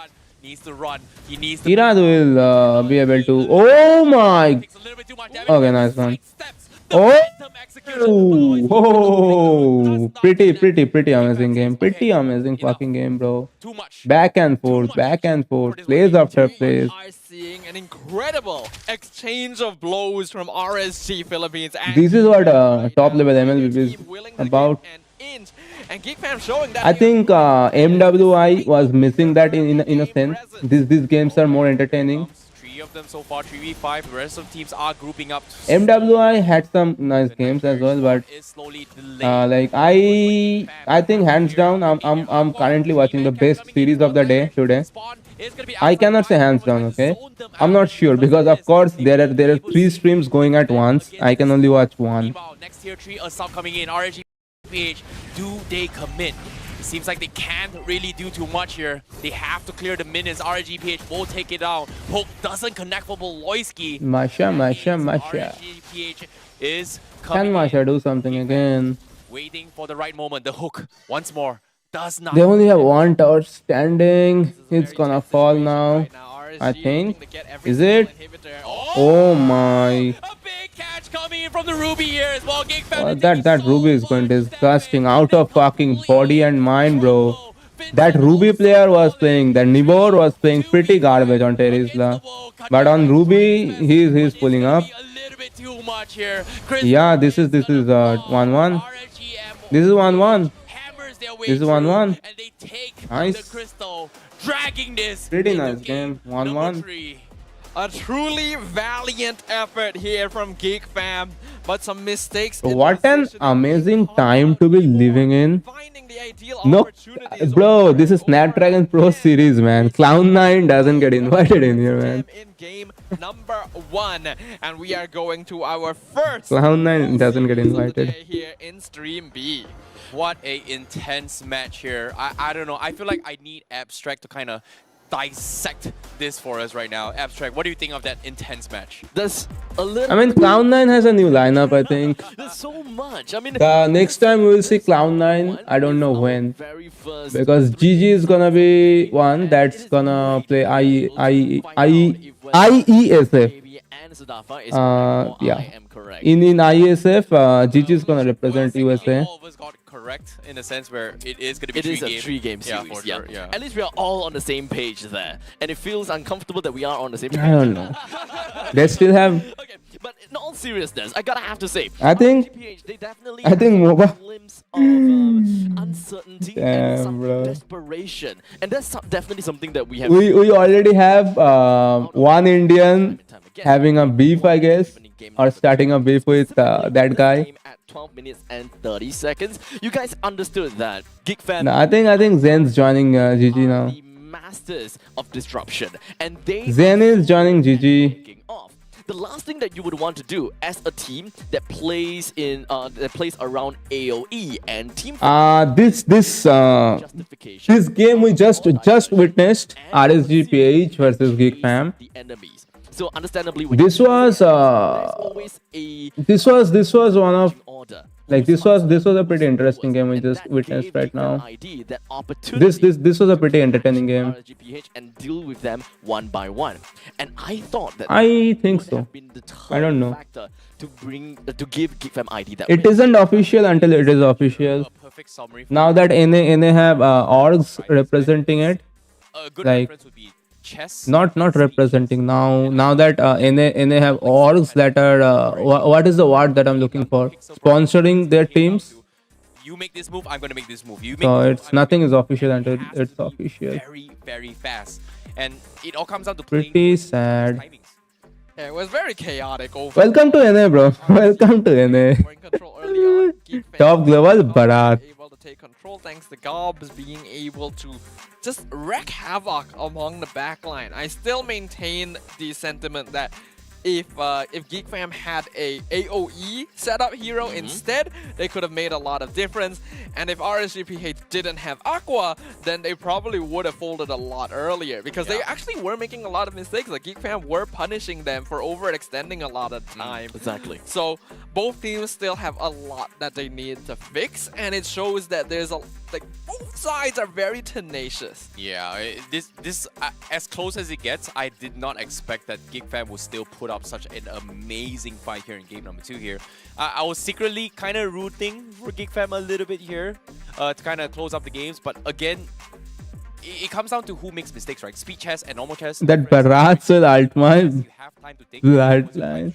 Speed chess, you have to move so fast to the point that you will make mistakes. And who makes more mistakes is going to be the winning factor or deciding factor for each of these teams. But nevertheless here, the MVP for this match is going to be Oh, Nemo. Ruby gets the well-deserved MVP. Nice one. Was so good as a setup. Yeah, man. It doesn't matter if they can do anything or not. They can shield report. One another in a team situation. Watch this Hanzo feed. Meanwhile, I'm at 300 ms. That 300 ms Hanzo still looks better than a Vexana.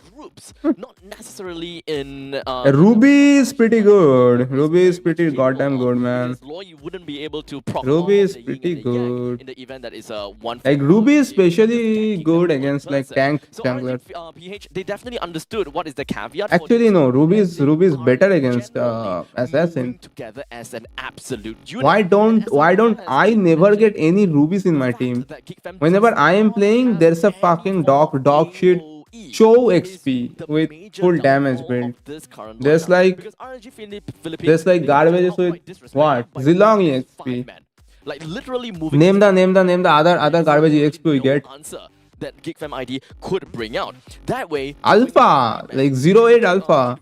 That's what I get on my XP. cycle damage effectively. You have a Lancelot, you can go in, you can peel for your team, and then run right out. You have already taken a lot of Meanwhile, like Terizla always free, Ruby always free. damage and keep your entire Even if you have to play Terizla, someone else in the team, even like you were playing a good Terizla, someone else in the team was so retarded. very effectively. Yeah, It's not about the luck. really strong team. It is basically rigged. It is not about the luck. That's good. Welcome to India. When there are like 95% people that are retarded, that's what you get, man. Very aggressively. And GeekFam has no. There's a 95% chance of it to be a garbage XP laner, or a gold laner, or a mage, or all 4 roles. It's really funny that like they're known for Hellcat at this point because they really are. So it's not about luck. The odds there aren't looking towards me. Okay, do you know how at all. hard is it to kill a cockroach? Technically, no. Welcome to India. In Singapore, you don't have cockroaches in your house. No, that's not the case. Yeah, we very do have. Even though the game we played on in Canada or NA whatever, even though those players weren't that skilled, their discipline was way better than whatever the retarded players we deal with in our rank games. It's a true story, maybe about a good 10 years ago. Ever since I picked up a good amount of cockroaches, I went over. Cockroaches? Picked up one. I didn't know that that's a female. I didn't know it's a pregnant female. What the? So when you pick it up by the feelers and it flicks and it flies all around your hand and bumps every single part of your hand, that was absolutely disgusting. You know what else is? Bro, why the fuck is that guy talking about cockroaches and picking them up? And a pregnant one at that too. Turn off B-Stream by now. Look at what you've done. Thanks. Why have you done it? India server is only hard. It's only hard because it's full of retards, man. You probably need a break. It's only hard because it's fucking full of retards. My Roger, my team is losing every fucking thing. My team is absolutely garbage. They're losing everything. I still do a gold check and my team is ahead by 800 gold. Why? Because that Roger on that fucking team, which is me, is farming out of his fucking ass.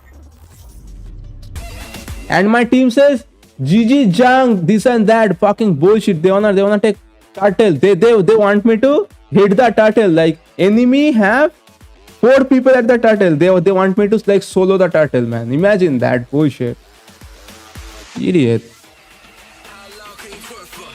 It's only hard because like it's at least like half of the people that are playing in a game or 60% most of the time are retarded. That's why it's hard. In a MOBA, it's a MOBA. multiplayer battle in. It's a team game, 5v5. Every motherfucker wanna just 1v5. Like an Indian protagonist, yeah. It's like an Bollywood protagonist. Every motherfucker just wanna 1v5. Look at hoo ha he ha ha feed. Help, bro. How do you need help? How can I help you? History Mushik. Welcome to the stream, man. Bros diverted from the real topic. What was the real topic again?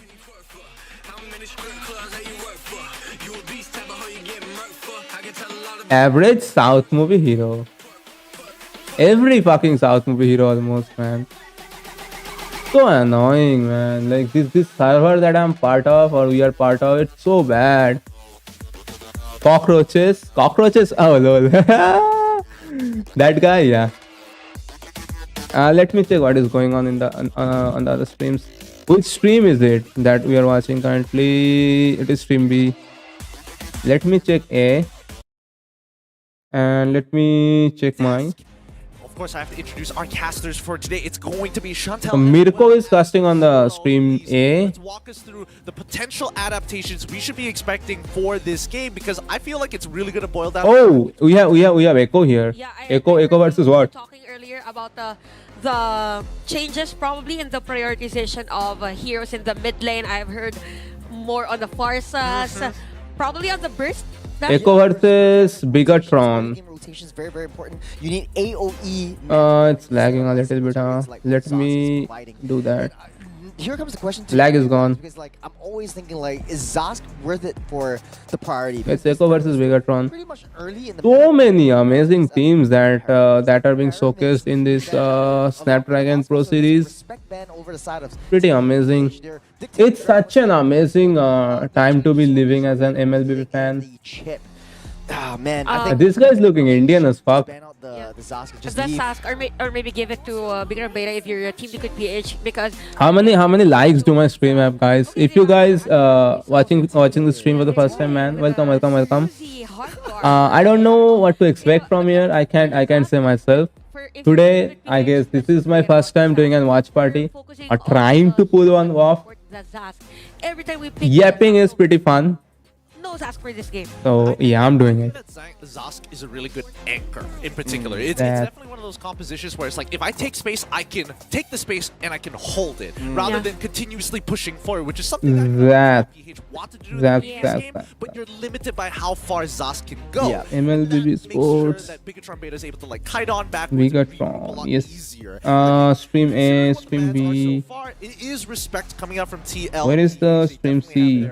Stream C. Let's see. It's not a feet on the chair situation. It's Okay, so stream C, bro, look at this, man. Stream C right now they are playing Homeboys versus. A lot of people counting out, bringing back the narrative of. They're playing Homeboys versus NIP Flash.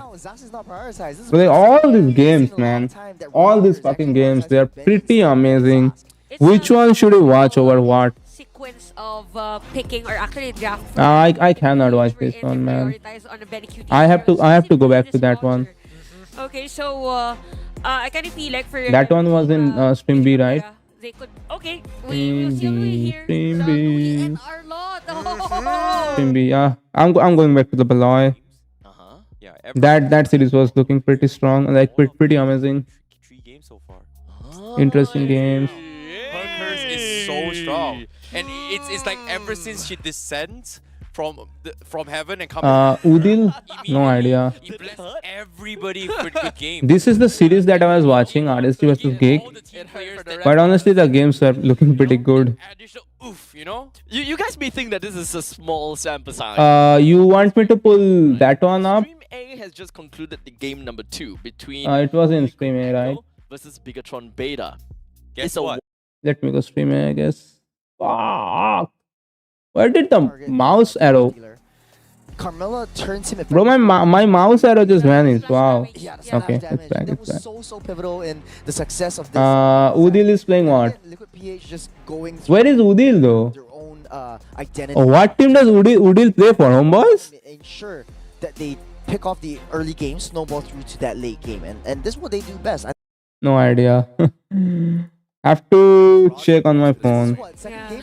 I feel like he's That game isn't hasn't that game haven't started yet. series of today because they played another game on a different stream. It hasn't started yet. They are interviewing Diablo over on the stream. See, 200 games of like Roger at this point, disincluding scrims. my man just got a girlfriend buff. Even before during the MPL season, Stream C, yeah. playing Roger a lot. The game haven't started over there. Unique hero picks. Yeah. Look at them drafting and having fun, man. Well, speaking of some of the Pretty amazing. picks, we are seeing a Beatrix get picked up for the side of Bigatron Beta. Carl is pretty weak on that Fanny, by the way. I noticed like Carl has one of the weakest Fanny around. Busa from Bigatron Beta, and as well as Kaja from Team Liquid PH. Okay, with the Kaja, is it because they're there to pick a hero that is Okay. high mobility? Yeah, stream C, it hasn't started yet. Why Bigger Beta banned out the Hayabusa. Yeah. That's a very, very good reaction from Bigatron Yeah, Beta. yeah. That's what I would think. But Call TZ. Can anybody check the schedule? Hold on, man. I'm gonna check the When was the schedule last time you myself. used the Lancelot, by the way? Oh, very, very long ago. M2? Just kidding. Stop! Yeah, but to be honest, there's a lot of new adaptations that Lancelot can provide because of the Thunderbelt changes, the War X changes. This brings new playstyles towards that Lancelot. If he plays, trust him to play it well. He's the GOAT anyways. I mean, sure, yes, but I don't think he can get away as much as he did in M2, right? Things like Arlart, for an example, really changed the game. It's like... What is the schedule looking like? I think I can check in game. Which you want to hold for a little bit later on. Let If you're just, like, me trying to go puncture in game. around, you're going to get final slashed. Unless he wants to go for Julian. I'm thinking Julian as well. Mhm. I mean, he technically could play. Can I open Discord with all this bullshit I mean, going the on? setup is there. I think it's a Julian. Safest is a Julian. To easily burst down this Louis even prior to the version play. No, man. PC cannot handle Discord. I'm loving the Minotaur on Bigatron Beta because they know that The stream is lagging, right? Sanford could play the Edith in the EXP side. Oh, right, So yeah. they want to take it out of the hands of JP. This is one of his mainstay heroes. It's like, when in doubt, just pick up that Minotaur. So Julian will be picked up alongside the Tigreal. I am feeling a lot of crowd control coming up from TLPA. Bro, this guy is playing. Mini stunts coming in from the team, but damage is in question, especially in the mid to late game, because we talked a little bit about that Zaz not really proving itself. This guy is playing 1-1 in Classic at this hour, feeding. For this entire series as a whole, Yeah, right? yeah. Imagine playing Roger with crit build. Imagine that. Of Benny Cutie has Erythreal chocolate 1-8. So the entire team is chocolate. He's basically the MVP. if they will just rely BBG squad. Julian's 2-8 Claude. 3.0. means that they're leaning towards the mid to late game, which is not effective if you have this Louis, Arlott, and even actually Beatrix. Well, it kind of depends on whether you No, can man. find the pick, right? Because at level Imagine Edora going Sky Piercer. Nice one. Nice. Interesting. Raw. That's the true damage counter to the Lol, bro. and basically the tanky front line. Roger with crit build. Very, very well is that he can hold off on his Spear of Alphas. You set up with the Minotaur, set up with the Arlott. But I was gonna check what schedule. These are so bad, man. Like exactly what I was talking about a little bit earlier. 90% people are what? I think they want to do it again. So it will be down to TLPH to take down that back line.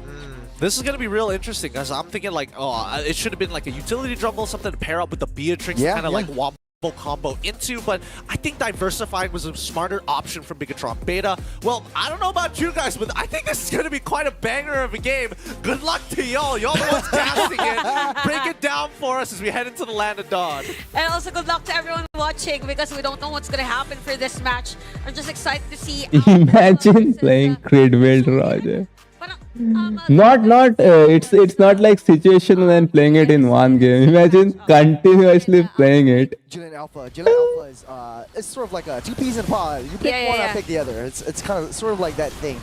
So, but then again, this has been a very, very huge test from for Bigatron Beta Yeah. against the LPH, they've really shown that, man, they're worthy of a top spot. And anything could happen once again.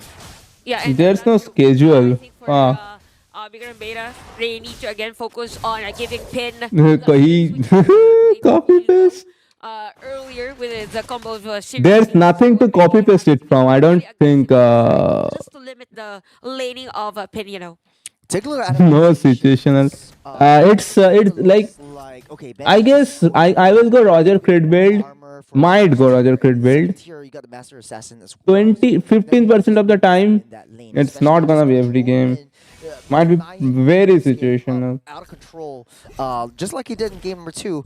And then Yeah, man. People just don't wanna be good. People are just happy being trash, I guess. So for this game, though, we could see the players of Bigger and Beta actually going on the jungle area of Team Liquid PH. So they're really limiting the potential of Cartesian. But there's a counter. It's an it's if anything it is a skill issue. Instead of improving skill, nigga just went I suck. I will go Haskell. I might as well like regen some HP. yeah, you know there's a mechanic for the Spirit. As I said, he copied global. Top. Let me check. Is it so? Around. It starts moving, so like you kind of know, like, okay, he's ramping up the user's Not ultimate. sure. But Marzi gets caught in the middle, slow. Is it so? His health. It's gonna be a very, very easy level 4 for Team Liquid, converting into a very, very fast turtle. Okay, so that is a nice initiation there, by the way, for Bigger and Beta. We could see a flicker here for JP. Oh, but Lynch was The top 3 is the actually like Roger regens so much HP. Roger regens so much HP with the Haskell. I'm not surprised. Yeah, I mean I have tested that thing once myself. the jungler in the process, but Lynch just buying a lot of time for that. But the thing is, I'm not losing everything and being retarded and just jumping and pressing my basic attack button, hoping to like survive. Like that's not how I won those two like Moscow games last day. That's not how I win most of my games. How and when to time his retribution just When Tucker has plus dinner. Of course, 4 players of that. Yeah, for that matter. he calculated that well that if Oh, you mean like you are regening so much HP that it's like dinner. so things are looking good here for Bigger and Beta in terms of objective taking. We are going back to the other. Not watching this one. Marzi nowhere else It's like dinner after 13 hours of cardio. there, and there was a space even for Sanford to take down some of the gold players. That's some other level retarded shit. Because it was Marzi out the middle lane. Yeah, nice diversion play, but Welcome to India, brother. anything. It was just Marzi just. From the side, Geek Fam is so Okay, we got a Cho pick or a Cho ban.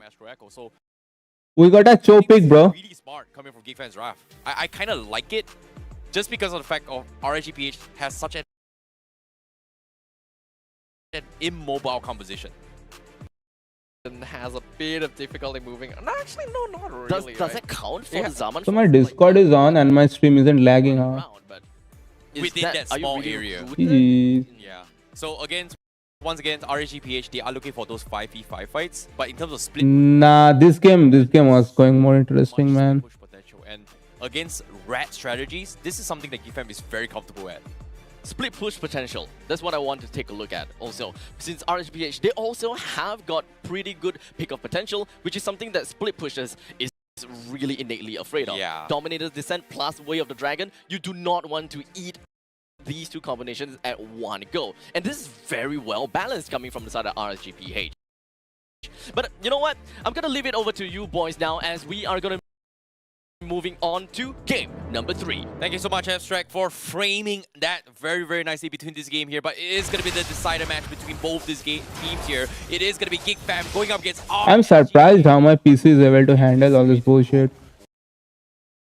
Series that many of us may have predicted just Okay, Vincent, finally, bro. Finally, he's... so far in day 1 of the group stages. Oh, that's because Baloyski went with the fucking Ox. Never really know how these teams are going to match up. And when you have heroes like Novaria to be able to provide more vision, it should give Geek Fam a lot more to work with. That's why. Well, I'm gonna check top global Roger build. Hold on, man. okay, Kadera's got purified, so that means like Global Roger. Nibor. I was checking global players build earlier in the stream, man. Like most of them are pretty fucking retarded as well. And hope that the rest of the teammates. It's just people with so much time They're gonna be good, but the question here is, will Beloyski be able or like spamming one hero. 3 different games, 3 different heroes he has played so far. That is what is going up with that They bullshit. don't really need to force anything too much I early. ain't They doing can look for VC pickoffs with Vincent, but they're mainly actually playing for late because game. you are a BC. Kadera and the boys scale very well once you get into the later. Clicking anything is it just lags. It's gonna be up to RG's Philippines to try and get his So I have to just go in here No, Nibor taking a and get the fuck out as soon as possible. he is gonna be a Yo, please, man. I need a. This PC is kinda. power spike advantage, but with this health, this low, this first total might not be favorable for RGPH right now. Yeah, I like the rotation to Welcome to the fucking jump. the barrage from hitting level 4. Laggy. Get rid of this.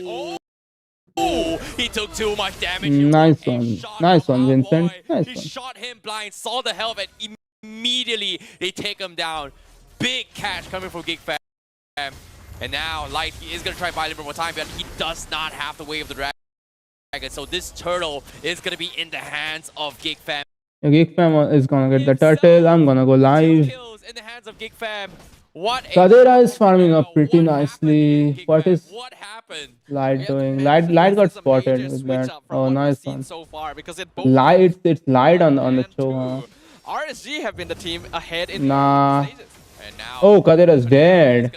punished for this over aggression here. Yo, Baloyski might be dead as well. Okay, nice flicker. No, he doesn't survive. Nice Lancelot from Irad. Double kill here. Caster's curse, my friend. Stuff. Literally I was gonna check Roger. Oh wow, Kickfan winning early game for Rog. once. Nope, RSG just comes back and says, Rog. this is our phase. We're not gonna give Pro it to them. setup. Oh boy, this is not looking good. This is Wait, man. Oh, hold on. Yeah. There is this guy on third who's playing Inspire Roger. like he's doing some serious work. Yeah, this build actually does so much damage in such a short time. I played that once and I lost on that one. No, I think I went Inspire, but I didn't went with Haskell and shit. For the longest of time so far. Yeah, the thing is, Lancelot is not really a meta assassin compared to a lot of other options, but Irad is playing so well that he's making it seem Only one guy is using the crit build, Roger. going to be massive for him to get that lead against Vincent. Roger, yeah, Roger Gold, Roger Crit. Is one of the most early Jesus assassins. Christ. So being able to come out on top there, it's going to be very nice for him. Damn. Well, speaking of a setup here, RSGPH as of now, they will get Ooh, scattered good by the scouting. shot from Wait, what happened to Discord? So that is gonna make a little bit space, but RSGPH they just don't want to take the risk, knowing the Why can I not? half turtle gonna be the priority, and CFAM they are gonna be looking for the jump, but how can they start right here? Oh, I see. Stream is lagging. Of course, it's lagging. Oh, I cannot handle this. The PC cannot handle this thing. EXP lane, making sure he's far away from the turtle fight, so he won't be at any risk. He can rejoin at any time if he There we go. lands a Spear of Destruction, so I think this is a good move. But RSG can take advantage of this man advantage. Well, Astro Echo Okay. comes in, sees the information. Daytona's welcome, catches on one. Multiple low health members, but I think he did. Okay, everything is back to normal. And he does get a free tier 1 down bottom. So knowing that he is going to be GeekFam's major late game win condition, he wants to make sure he doesn't give away any free kills when RSG is already the ones dictating the pace. Oof. This is a very intense match between Lancelot with the ward at first item. I see. What a nice kick from Light. Yo, Gobs! Almost played that one like a god. Want to commit the Julian, Vincent, nowhere to be found in the top side. He's farming across the other side of the map. Valoisky is the one that got a kill alongside Kadera, and Gobs got one. Vincent is 0-0-1. Very well into the late stages, so it is somewhat expected for them to be behind. Irad has 2 kills, I think. Phase.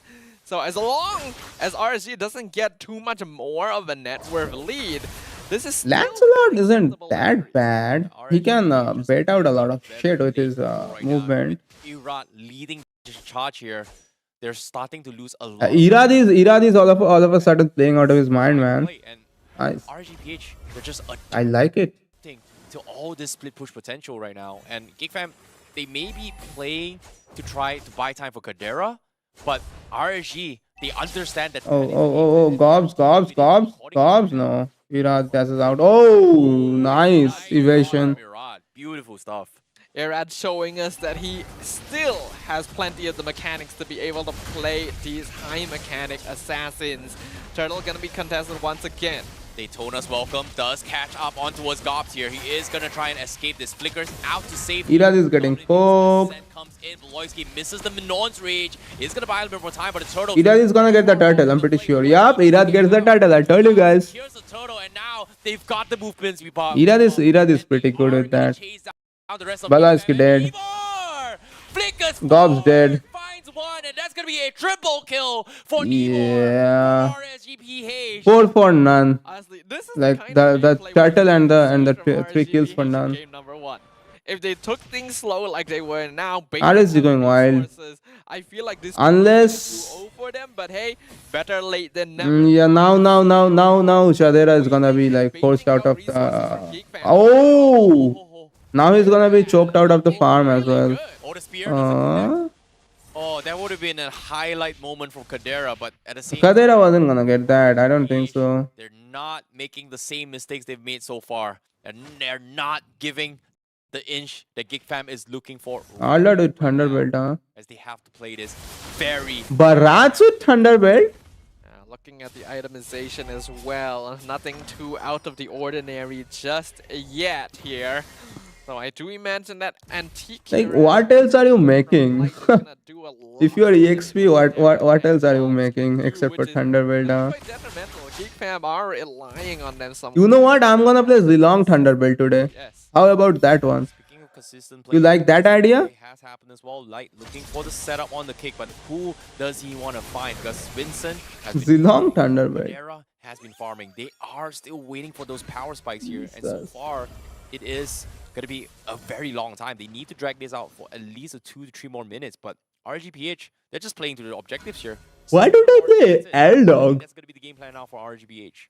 Stack on top of stack on top of stack. Make sure that net worth lead doesn't go beyond a certain amount. They're still in an okay state even if they're behind. RSG now are 3k ahead, which is definitely leaning a bit out of that safe boundary for them. Gonna make it a bit more difficult for GigFam to attempt to catch up even with their late game heroes, and that's gonna be a good sign for they're gonna get a lot, pretty sure. Irad is gonna secure it. Oh, Irad gets knocked up at a pretty awkward time there. And Kushe last hits a lot because of it. Moskov comes in, gets a kill. He gets another. Okay, no. Valoisky dies for it. Kadera still going ham. Kadera's mechanics are pretty good. Like Kadera's micro, I really like Kadera's micro. They know it might be a little bit of a blunder they have just made. So you know what I just said about as long as they maintain their net worth advantage, the game is theirs? Yeah, they just lost that net worth advantage. So not a good sign for RSGPH, I must say. Oh boy, RSGPH now in a lot of trouble with that play. One mistake and immediately the rest of GigFam is going to be punishing them. What a catch coming in from Valoisky, and the spear to interject, allowing Kadera to just completely shut them off. And you can see the disarray, the frustrations coming from the faces of RSGPH. Things are not looking good from that play. We see a technical pause here, and based on the reaction from the players, I'm now wondering if this may have contributed a little bit to what just happened in a game. Can't say anything for certain, but the players definitely don't look happy, and I'm hoping that they'll be able to resolve whatever is happening, because they're gonna need to keep their wits about them. Remember, this is game number in the air, and it's, I don't know, I cannot describe what's happening between both the emotions of these teams right now. It's just, you can't describe it. It's been a close match the entire series, back and forth, over and over again. 10 players who do seem incredibly evenly matched thus far. And you see that how that can really What the fuck actually happened, bro? as well. Both of these teams have already played a series earlier today, so there's already going to be just a little bit of that tiredness kicking in, and I imagine this is going to contribute. Oh, seems like a tech side here. There is going to be some issues from the side of RSGPH. They are going to try and fix the issue, but all smiles coming from Geek Fam. Looks good for them. It might be their day. It might have paid off. Even though they have lost a game 2-1, maybe it's time to rack up some points with RSGPH, and this might be a sign for them. Going into this game, we've repeated a few times, Geek Fam objectively is the underdog. They would be the weaker team from a purely objective standpoint, but they've already proven time and time again that they are ready to go even with RSG, and they are just about to win a very... Yeah, Light is looking better with the haircut. Allow them to completely reverse the net worth advantage. Good for him. Definitely going to be feeling quite good at this moment, and that is going to help a lot in closing out the game. Oh boy, I don't know, like what a way to actually, you know, start the day for day one here for SPS. And for those watching at home, I hope you guys are enjoying the show, because this is a blast. It's been exciting. Yeah, there's just so much intense games after intense games. There has been one-sided ones, there has been close ones, but Geek Fam as well as RGPH is just so intense. And even throughout the other streams as well, I can hear the screaming and shouting that's happening across the other rooms from the other streams here. That means every game so thus far in the Snapdragon Pro series is just top tier. Yeah, a lot has changed in the MLBB world recently. The big update that changed things to more aggressive playstyles, reintroduced assassin junglers. Thank you, TNC. MSC, in which the Red Giants just basically overthrew the entire knowledge. Those fucking headphones they are wearing, those are pretty tight. There's lit a lot of fire in these teams, because like, we have to remember, Snapdragon has been going on for quite a long time. The open qualifiers happened even before MSC, much before MSC in fact. So the landscape has shifted quite heavily throughout the duration of this this entire event. I think it comes down to a point that even the bounty system was a new change, where if you get so much kills. Nice one, bro. Wow. Is great, you're leading, but the moment you die, it gives so much of gold to a point that it gives a huge gold swing. It gives a comeback potential, you mean? Easy comebacks. Like, it's like, let me give you a figurative number, right? If you've gotten 10 kills, 2 deaths or 1 deaths pretty much says that I'm gonna be 50-50 with you after that fight. Yeah, it's a mechanic that has actually existed around for quite a while. They just recently did some adjustments and made it so that it was actually Even bigger. visible. Yeah. How much of a gold bounty you were giving. And it's a very necessary system, because otherwise, once you snowball, there's just no way for you to come back. It means that you actually do have to play careful, even if you are really ahead. And I think we've seen a lot of examples of that here in this series, where a lot of the time RSGPH were the ones leading initially. Then we see a player getting picked off, give over a big shutdown bounty, and then Geek Fam are able to claw their way back in. Oof. A very, very well. What the fuck? What's actually happening here? Because this tech pause, I'm not too sure what's actually happening here. Because both sides, it seems like GigFam is pretty much sure to take that fight. And my stream can hear the this. only one left alive from that fight from RGPH was pretty much Aqua and Kuse. And I think it's good enough to defend, right? Like they still have power to defend. Yeah, what is going on, man? My fucking back is hurting. Still gonna hurt quite a lot here. Well, it is a good thing that we have our marshals in position to make sure that everything is ongoing properly and that this studio setup looks pretty amazing. Not gonna like this studio the Snapdragon has compared to that MSC, it looks cozy as fuck. Because so far both of these teams, they just really gonna have to MSC studio look kind of bad. With conditions, right? It's very simple. It's very simple with conditions from both teams. GigFam, that mic is kind of low. Pickoffs, right? Because especially since we're looking at a Barat, we're looking at a Cho. As long as you have got your Zask anywhere within the vicinity of Cho or Barat, you can almost guarantee one-person kill. It's almost to that point. And RGPH, they will probably want to get that number advantage and then move on to the audio is kind of low. But always, the question is always going to be, who is that one person that we want to look out for? So generally, RGPH, the audio is clear, but the audio level is pretty low. And they will want to capture onto the Minotaur. Remember how in the drafting stage we just kind of talk about. Let me check my volume mixer real quick. I don't think I have Discord. It's always about paving the way. Discord. I don't think I have Discord tuned down. No. So honestly, all I can think about is both teams, especially for RSG Philippines, all these catches that they want is all paving the way just for their Harif to come online and really just wipe the floor with it. Wow. We have been seeing that as well, right? Like initially, it's like a common interest now. Yeah, because initially GigFam were actually doing well. They got the first blood, they got a couple pickoffs. Then in the top lane, we saw a reversal because Irad really just started popping off, right? Some good catches, some good kills. If I play, and then after that, even the TNC is pretty much audible. You could see that. So is that one, and them. They were in and out of the fight a lot more efficiently, a lot more. And that one. In comparison, even during turtle fights and stuff, where GigFam would have the advantage.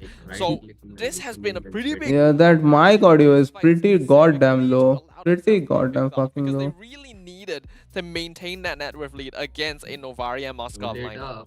I don't know, but it is at 180. My perspective, we are going to see a little bit of replays on how things are happening here. I want to see what the heck actually happened in this game. 180. To my surprise, because in this fight, it felt like it could have gone either ways. You know, RSG, you know, they're trying to adapt to GigFam's playstyles.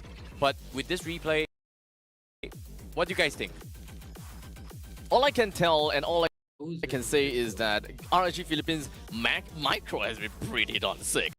Right, we have been looking at Irad going in. We've got Light with the Way on the Dragon and the Flicker combination. Understandably, their early game has always been dominating, and it's always at one point in time where they start to shout. I wasn't paying attention. Was Zushin banned out in this draft? Pretty much understood that that's how the cookie crumbles. Yeah, and even in this fight as well, like. You can see RGPH, right, they're still dominating throughout the entire game here. So I would say in that final moment when they lost 3, it was the only time that RGPH pretty much made a mistake, right? So based on this recap coming in here, it feels like with that small mistake down bottom there, it was a Lord fight. Ooh, GigFam was just able to find an opportunity here because it feels like right now, GigFam is literally trying to pull the SRG. This studio setup really looks good, man. Almost every single game, it's like they're trying to play from behind. They just need to find that one opportunity to flip the script.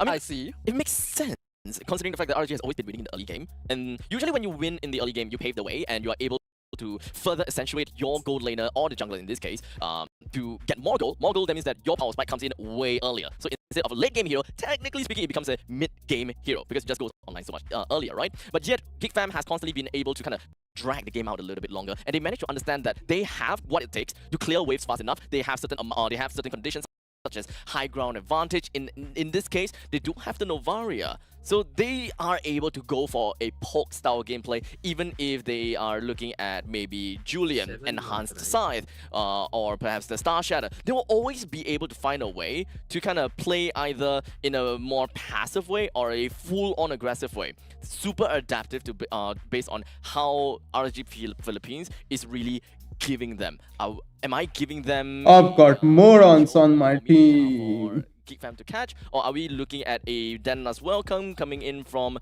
the Barat? But what down to what exactly should GeekFam really be doing here right after taking this very opportunistic win?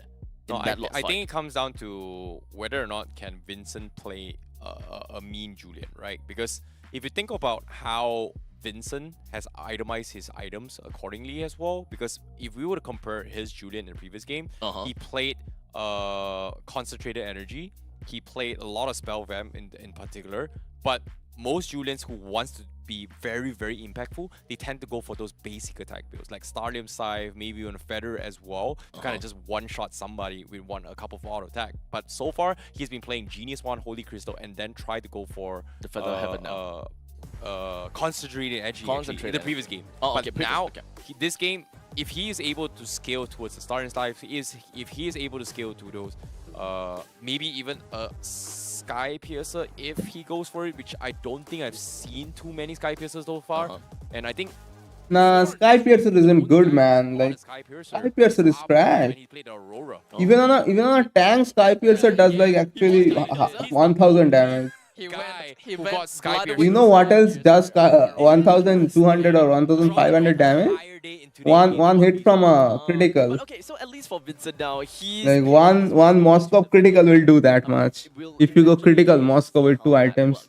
But as you can, not 2 items, it's like 3 items. After 3 items, Moscow fits for 1500-ish. No, 1200-ish. Games. I have to check, depending on the build. As well as the Zask. In fact, Zask something like that. Thus far, and for RSG Philippines, they're always getting that advantage of picking up the Harif. Game number 1, and I'm talking to myself on Discord. Game number 3, they got a Harif. Game number 2, they got a Harif. Game number 1, they don't have the Harif. In fact, it was amazing, Mike. GeekFam. So it kind of feels as though the Harif does definitely play a relatively big part in helping RSG Philippines win in the later stages of the game. It does appear to be a comfort pick for Kusi, and I think out of a lot of the players that we've seen today, he does seem to be one of the more proficient players at working with it, not to mention that we already highlighted earlier in the day, Harif is a hero that really depends on having your team to play around you in order to create comfortable space to actually do damage. And I think RSG is a team that it works very well with because they're generally going to be very aggressive and their positioning works very well for the Harif to be able to jump in because they're usually just going to be grouped up anyway. Ooh, this is going to be a very, very annoying situation here. But so far, let's take a little bit more stats throughout the entire all streams stats. So Benny QT kills leaderboard is Irad is at the 2nd spot. Benny is at 31. But wait, hold on. Benny is at 31 with the highest. What, bro? Yo, it's not just that. You know, okay, Benny QT getting 31 kills. I don't think that is too out of the question. Yeah, it's actually kind of expected. But Benny QT and Count Easy? Yeah, that's the surprising now part. that will be surprising. Wait, Carl is getting kills? And number 3 with 25 kills, despite more recently being known for playing utility junglers. Right? We haven't seen Liquid play yet on stream B, but it means that he's actually been playing things like Assassins, right? That would be. In just one screen here, we are looking at multiple surprises because we were counting out. How can a mic be that bad? Top 5 on the leaderboards for kills. I don't know if this is right or wrong, but this seems kind of absurd. Can't even hear shit. Increase DC to fill. DC is full, man. Maybe because Homeboys they had like a 2-1 game. Like it is unrealistic how bad that mic is. It is not Well, technically TLPH it was Kite, right? Last before Real. they are playing against. I wouldn't be surprised if the game number 2 between TLPH and Omega and Bigatron Beta is like a had a lot of 50 kill game kind of thing. The stream I am playing, it is at pretty low voice. We've got nothing to do. Let's kill. I have to know, Homeboys' 2-1 game was also against.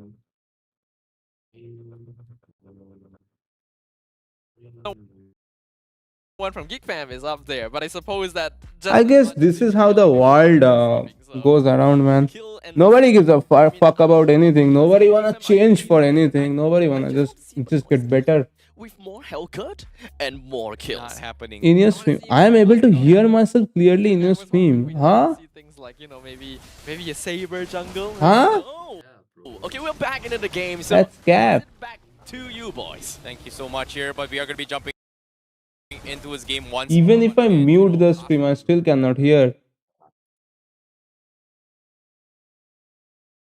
Gets a little bit of a tempo breaker for themselves, and they will finally take the economy lead this time. Even if I mute this fucking stream, I still cannot hear.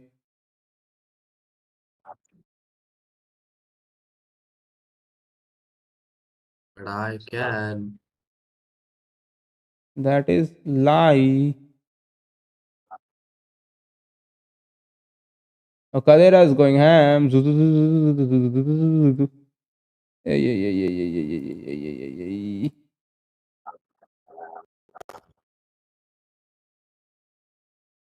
that shit into it. Unmute. Go back. Damn. Too long and he is gonna die there. Double kill for Cadera, but at the same time they're losing members. Oh damn, bro. Gobbs died. Kadera died. Everybody dies except for Veloisky. And we just missed it all. Nice one. I cannot believe Bro, that Bharat though. It's definitely not a Milo Bharat. Irat is right there. He's so juicy, but you are jumping into the entire enemy team. Definitely not a Catch up and back him up, but they're not gonna get close enough. And not Milo Bharat. because they came to back him up, you resulted in Aboy and Vincent being picked off as well. That is not. And now this shit is That is a blunder coming from Geek Fan. May have overheated here, but let's GG show. Yeah, Light has been playing pretty amazing on that show. I don't think Discord is gonna work out. How do you pronounce it? Dominator's Descent. Dominator's Descent. You know, just completely blocking the map, and everyone from Star RGPH was just taking this 1v1 very, very safely here. And Cadera says, like, guys, I might commit to this. And the rest of the team was already backed off. And I feel like that this connection between communication is what caused the fight. I agree. Geek Fam, Nah, my PC cannot handle all this. we're not prepared to back Cadera up for that play. Discord isn't happening. I can just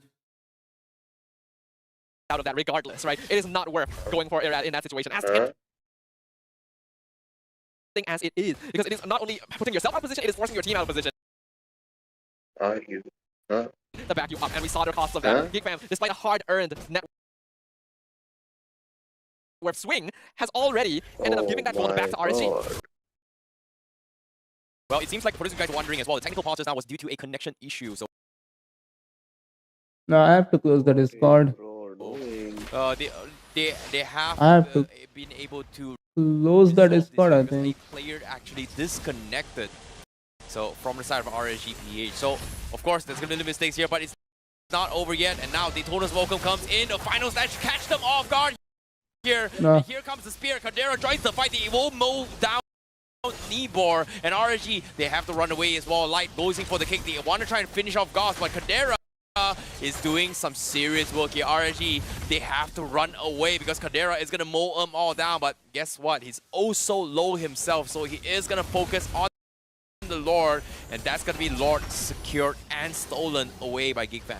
We are returning back to the story of the back and forth between Geek Fam and RSG, because that's what's happening in Game 3 once again.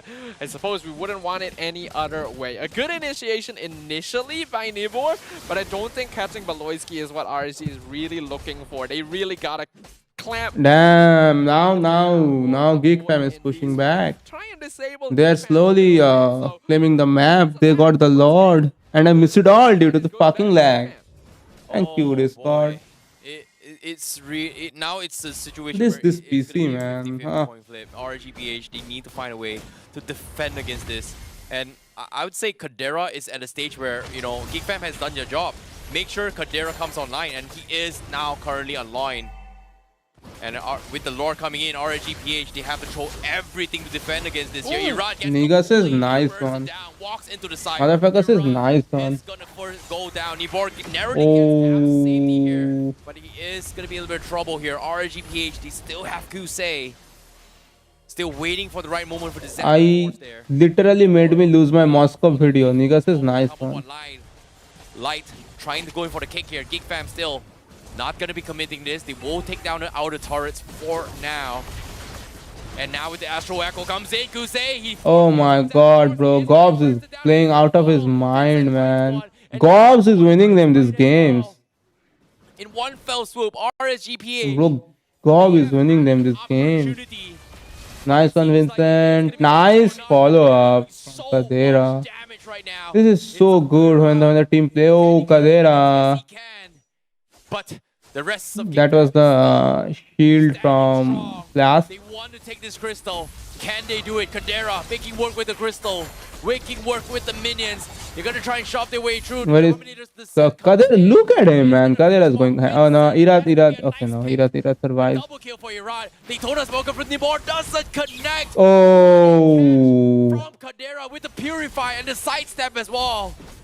Holy man, Moscow's pretty goddamn amazing in right hands. I mean, yeah, I literally showed it to you, like in HD in our games. That for so long, but they got an hold on. Ava is dead. Ava is dead. Ava is dead. He's dead. Yeah. The damage killing spree for him. And he's also dead. Irad is also dead. But Gobs will shut him down. And Now what will happen is the question. Light? Okay, no, they're not gonna go for it. They're gonna respect that Velasquez is spawning up. But this is allowing them to extend their presence to Irad is going crazy. This is the best game that is happening, I guess.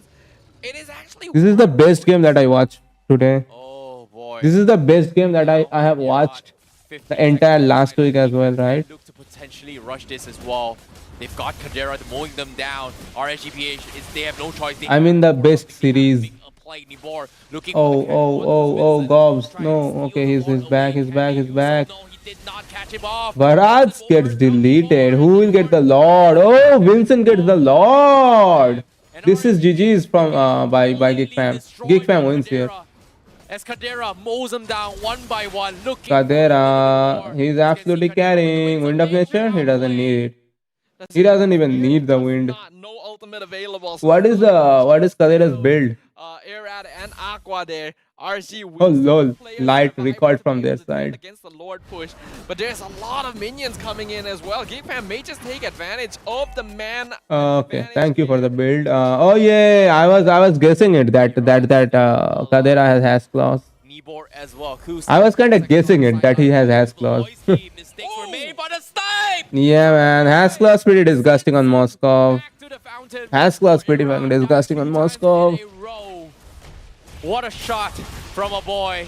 And again, because of this, GeekFam, they just don't want to overcommit to this play. Oh, and they're gonna play disciplined and not like not the bullshit. Like this is exactly what I like. Absolutely love, man. Like they were only missing Baloisky and Irad is still dead, but they respected that. They didn't risk losing the game. Look for a pickoff before then. Oh. Then again, if Light does one nice kick now, it doesn't even have to be on Kadera. If Light does a good kick, it cannot be on Kadera or Aboy. It cannot be on Aboy, okay? But it doesn't also have to be on Kadera. If he does a good kick on Gobs or Vincent, this will be GG's. As the minions, but yeah, he cannot get into position. Stronger by the second, stronger by the minute. Let's see. At this stage of the game, very interesting game indeed. Cameraman, hello. are really starting to drop off in effectiveness. Like Nibor and Kadera with Kadera Purify, are of really course. not survivable enough because Aboy and Kadera Of course he has so Purify, much man. burst now that they are maxed out on items. Oh, the purple buff in the hands of Irad. They have to fight for every single objective here, the pixels. And again, as the game goes by, even the neutral objectives are so very difficult to clear off. 30 seconds until the next Lord. He's gonna be able to scout out Geek Fam here, chase them out of the jungle. So Irad has some stuff to work with. But we can see that Geek Fam are cleverly positioning themselves to make sure that they are the ones in control of the half of the map where the Lord is going to be spawning. RSG looking to maybe set up a... That Lancelot skins sounds are pretty good. Actually, the Dragon Tamer one that I use is also pretty good sound wise. No, I think this one is a little bit better. Sing, sing, sing. Needs to do just play it patient here. We've got one immortality up on Beloyski, but A boy. compared to get RGBH, they've got two. Light still hasn't been able to find those kicks and angles yet. So Kadera already making quick work onto his Lord here, trying to force RSG to force a fight and hostage them. And it is going to be... Kadera's betting the Lord pretty amazingly. Irad actually gets baited by it. Positioning gonna be important. Irad actually gets baited by it and loses half of his HP. Flicker up on Light as well, so no flicker kick coming in from him. Takes away one. Light has no more flicker, neither does Beloyski. Neither of the roamers have flicker. Irad is taking the blue. Geek Fam are trying to bait with the Lord. Kadera can do that all day and night because he has Hat's Claw. He has like 30, he has 50% lifesteal, right? Once more, but here he goes. They are going to try and burst down the 55%. He can do that all day and long. Oh, Irad will get the Lord though. But Irad, he steals the Lord, but he won't fall. Can he survive this year? Irad is still surviving. Irad is no more surviving. Irad is dead. Light is also dead, I think. Zaz, what the fuck? You know you cannot 1v1 that Moscow, Zaz. That's a throw. You can, like, let alone 1v3, you can't even 1v1 that Zaz. To the drone. Can they push this to the crystal? This Lord They cannot. RSG can, Geek Fam can win it from here though. It's gonna find him off guard. It's only Light has no kick yet. the base right now. Light is wasting time. That Lord is gonna get cleaned up. Mid lane is gonna get pushed. I say only, but that's Light is dead now. Okay, Light is dead now.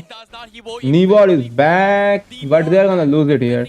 Beloyski, very nice ult. Kadera kills his Nibor. That cools it down. Yeah, that's base down. GG's. Yeah, like I said, man, like, why the fuck did they fight? Irad got the Lord and they should have literally backed off. Zaz tried to follow that bullshit up. That was not the play from the Zaz. That's not how you play the game. Imagine if Zaz didn't die. If Zaz didn't die, they could have defended. And Irad was back up in a little bit as well. Why the fuck did Zaz go aggro there? Oh man. Regarding this game, definitely I wasn't expecting that was such a bad mistake from Zaz. Like, Zaz obviously cannot do anything to Moscow anymore. Why the fuck did he even try to do that bullshit?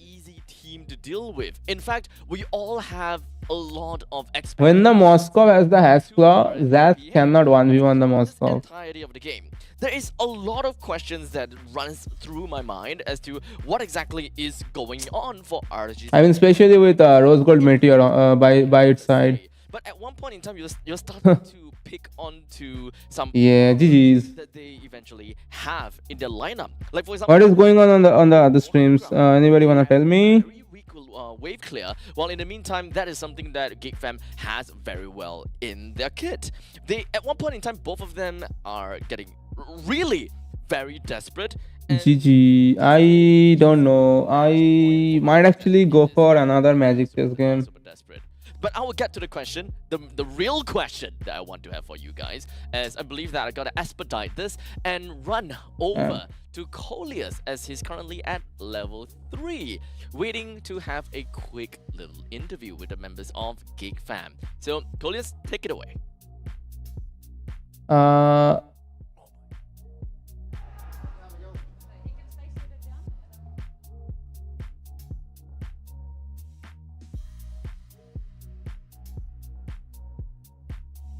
Check 1 2 3. So boy, what's make the game so hard? Because you play 3 games straight, right? Especially on the game number 3.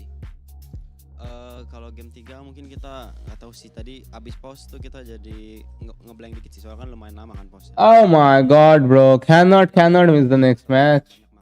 The next match that we have to watch, it is on Stream C. A little bit blank after the pause. Stream C. Here we come. We have to watch this. Of that, I want YRG to prove that it's not a fluke. We're gonna go for a break, and when we come back, you the Red Giants against Falcons AP brand.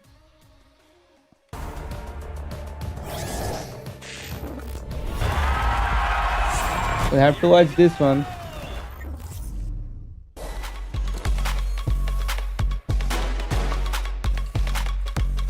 Oh man, my back is hurting.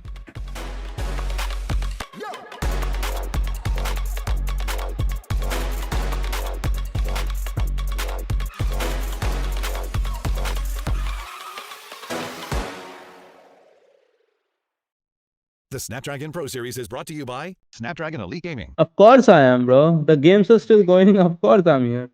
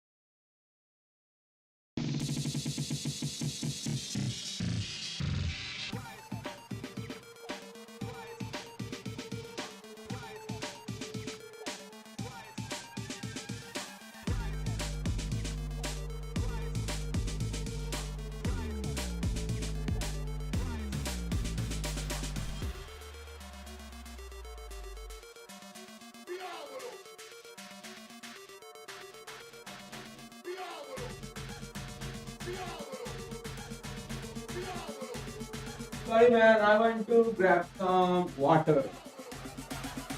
Grabbed my water and I'm back. What are you saying? A irritating fucking injury? Yeah man, my back is also hurting. I hurt my back 5 years ago. It was at 20. I hurt my back in 2019. Yeah, it has been 5 years. It still hurts sometimes. I mean, not sometimes. Sleep? Nah, it is not my sleeping time yet. There's still time for me.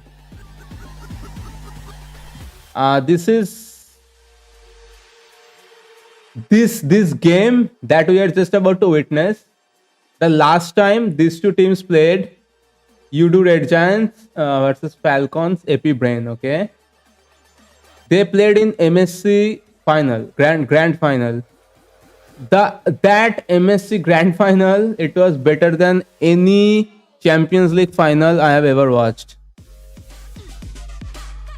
I will take a half day at school. A half day at school. It's Sunday today, right?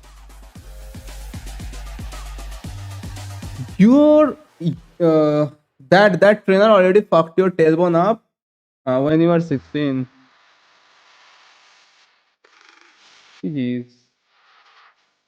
The last time these two teams played, those games are better than any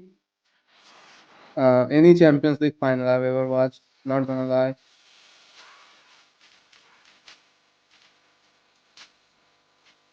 कल की बातें कल करो ना then. Tomorrow. Fucking idiot. Nigga says I'm not a half day when it's still Sunday. Of course I'm confused.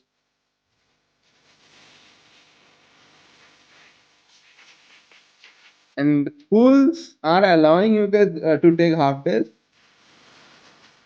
The idiot teacher, the idiot head teacher we had in our fucking school, that idiot never would let us take half days, man. MSC stream. We are in. Watch Chelsea versus Bayern 2012. I did watch it. That was pretty amazing, not gonna lie. Falcons AP brand against Udo Red Giants, the MSC 2020. Yeah, that was like pretty goddamn amazing of a game. Hey, it's good to be back. 2012. You weren't even born in 2012. Also one to watch. Yeah, it is. Yep, exactly. Drogba was there. That one was pretty amazing. But yeah, still. That MSC wasn't a fluke. Because the fact is, The games we witnessed on MSC Grand Finals. or more to say like was sad when people say like, oh, they actually managed to go into even the grand final was because the bracket was so easy. What do you mean was? Easy though. That was what Siki said, and I really There's no was. they struggled. If it still is. For their journey, and they were trying their best to prove themselves, and to have that chance of grasping that champion title after 7 years. Come on, don't doubt that. How dare you? Yeah, and on top of that, they have been undefeated for 121 days straight. The closest any team has come to defeating them was actually just tying with them in a series, right? No one has beaten at YRG in a best of 3, nor a best of 5, nor a best of 7. I mean, Falcons AP brand came close, but not good enough. I mean, again, huge shout out to, of course, Coach Arcadia. I think in the helms, being that architect. That's some racist as shit, bro. Some really racist as shit. Now all eyes are on them. How will they maintain is the big question. Yeah, and I think another angle you can look at it is they've won MSC, right? They've basically achieved the biggest prize pool in MLBB esports history. Are they? Everybody and their mother is in what we basically call masters. It is very difficult in this game, Mythic, right now. And my fucking ass is still in like legend. What the hell? Everybody and their grandmother is in Mythic. Wow.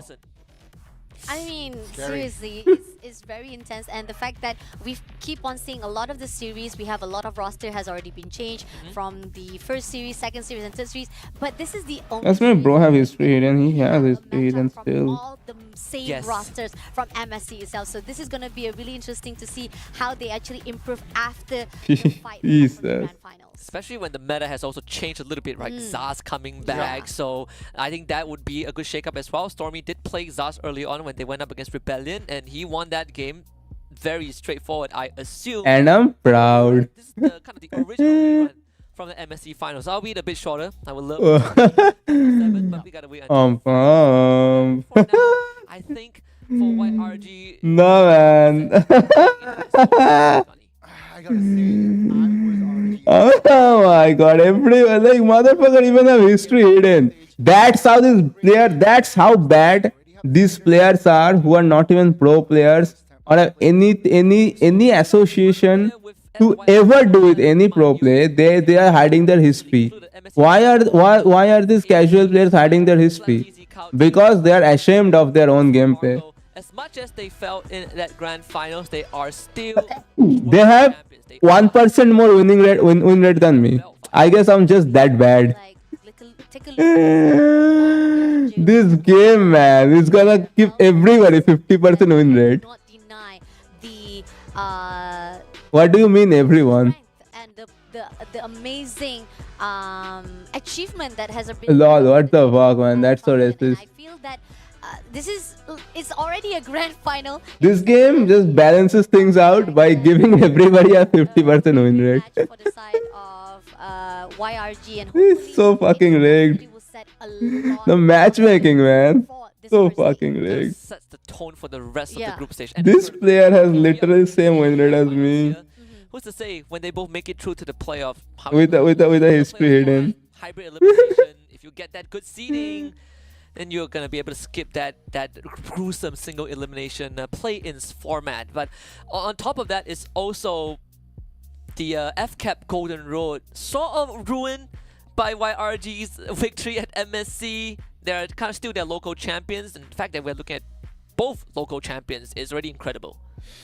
It's just still a lot to digest, to be quite honest, but seeing them going up against each other. What the fuck, bro? That is so racist, man. Right now, right here. How are you allowed? Stake isn't that high, but it's a statement, you know. If FCAP managed to win, hey. GG's.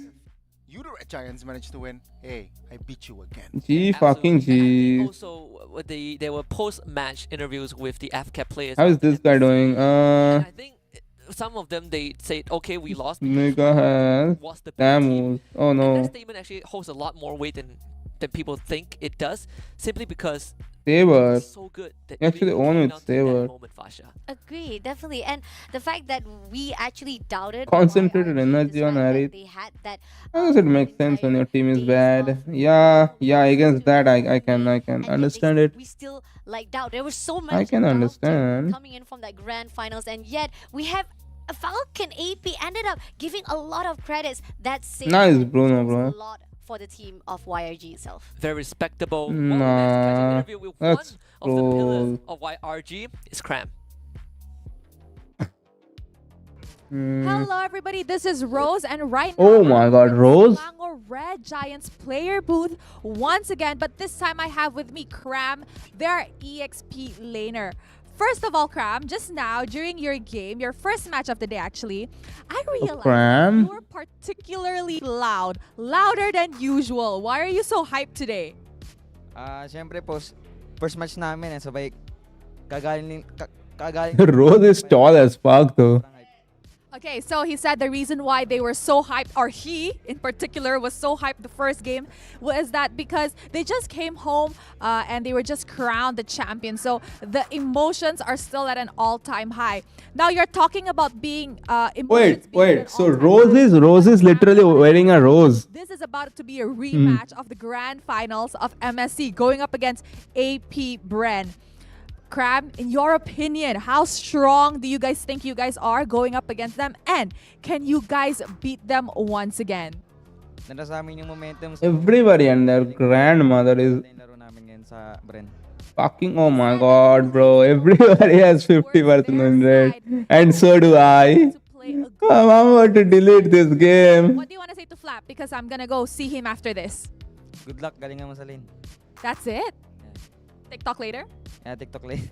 Oh my god, bro. I'm pretty sure they're gonna like do TikTok. Nika played for 18 Gushan games. Good luck. I'll see you later.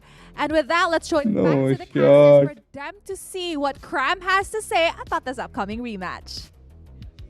Thank you very much, Rose and Cram. He even played Lance in rank. We also have to remember that Falcons AP Brand, they got Ducky on the side, right? Another decorated coach, which has won the World Championship before. But I have a chicken and egg question for you, Fasha. Is it harder to maintain yourself at the top? 69. I mean, like 63. I think it would be maintaining the top, because Nah, life is like bad. right? Sometimes you are at the top, sometimes you are at the bottom. So that's the thing when it comes to Valentina even. sometimes there will be some people who are better than you. Okay. He didn't play it in rank. Oh, thank you for input. Gushan 4 rank matches. It's tougher than trying to be the best. Mm-hmm. They both have their Hey, own Roger. struggles, but I know one guy who's been through a lot of that is Flap TZ from Falcons AP Brand.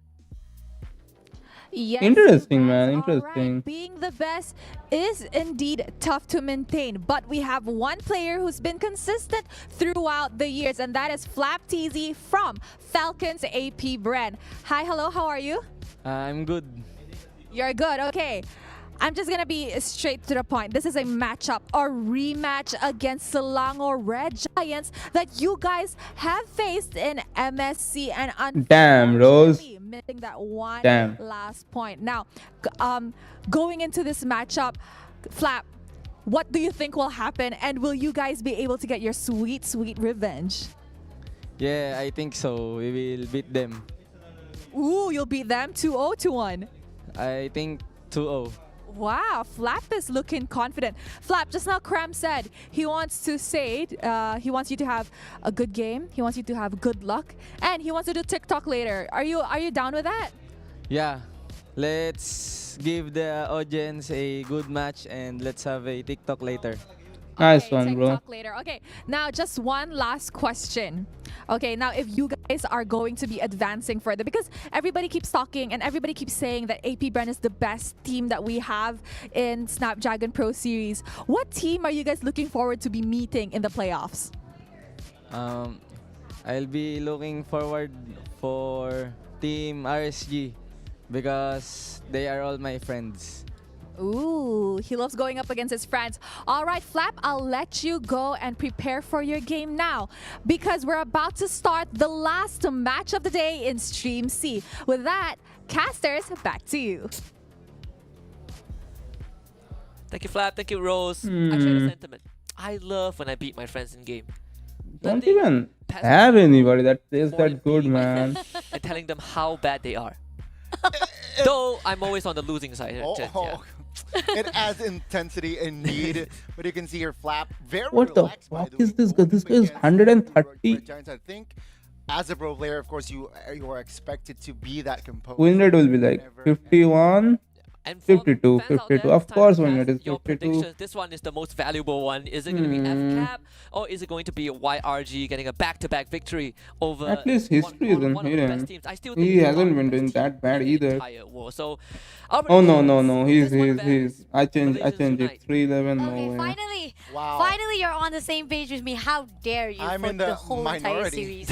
But to be I fair, fight with Carmilla going in. I think this one is so hard to gauge. You look back at the statistic. You look. At Why do Franco have encouraged, bro, instead of conceal? Do you understand how fucking hard it is to counter that fucking Franco, fucking fat fuck coming up with the conceal, man? That was a long stare. Yeah, true though. And even the camera was panning off like, no Husky, stop. Oh, I have to fix my Gushan build though. Don't I? But yeah, the drafts are getting ready soon. I know that Zaz is a very highly contested hero. That one, I personally expect that to actually be on that ban list at least in one of these games. But what do you think about the archetype? Personality-wise, are these teams completely different from one another, or do we have overlapping similarities, Gani? You know what? I think it's quite somehow similar but different here. Yeah, FCAP, as we all know, very aggressive, likes to draft and execute all things aggressively, sure, with calculations, but on the other side, you see a more structured like approach from the side of Yudu Red Giants. I mean, we talked about how Coach Arcadia, right?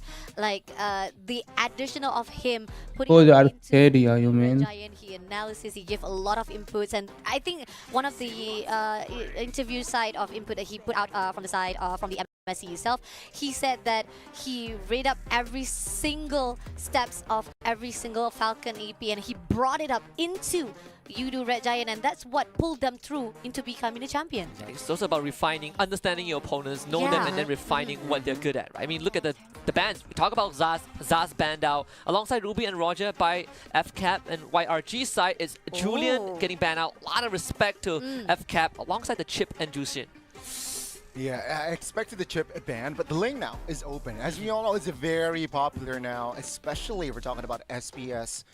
So will Falcons AP brand be prioritizing that lane? There's a big chance, right? Ling, I mean, Nolan, Sakai loves the Nolan. I mean, Angela's also on the table.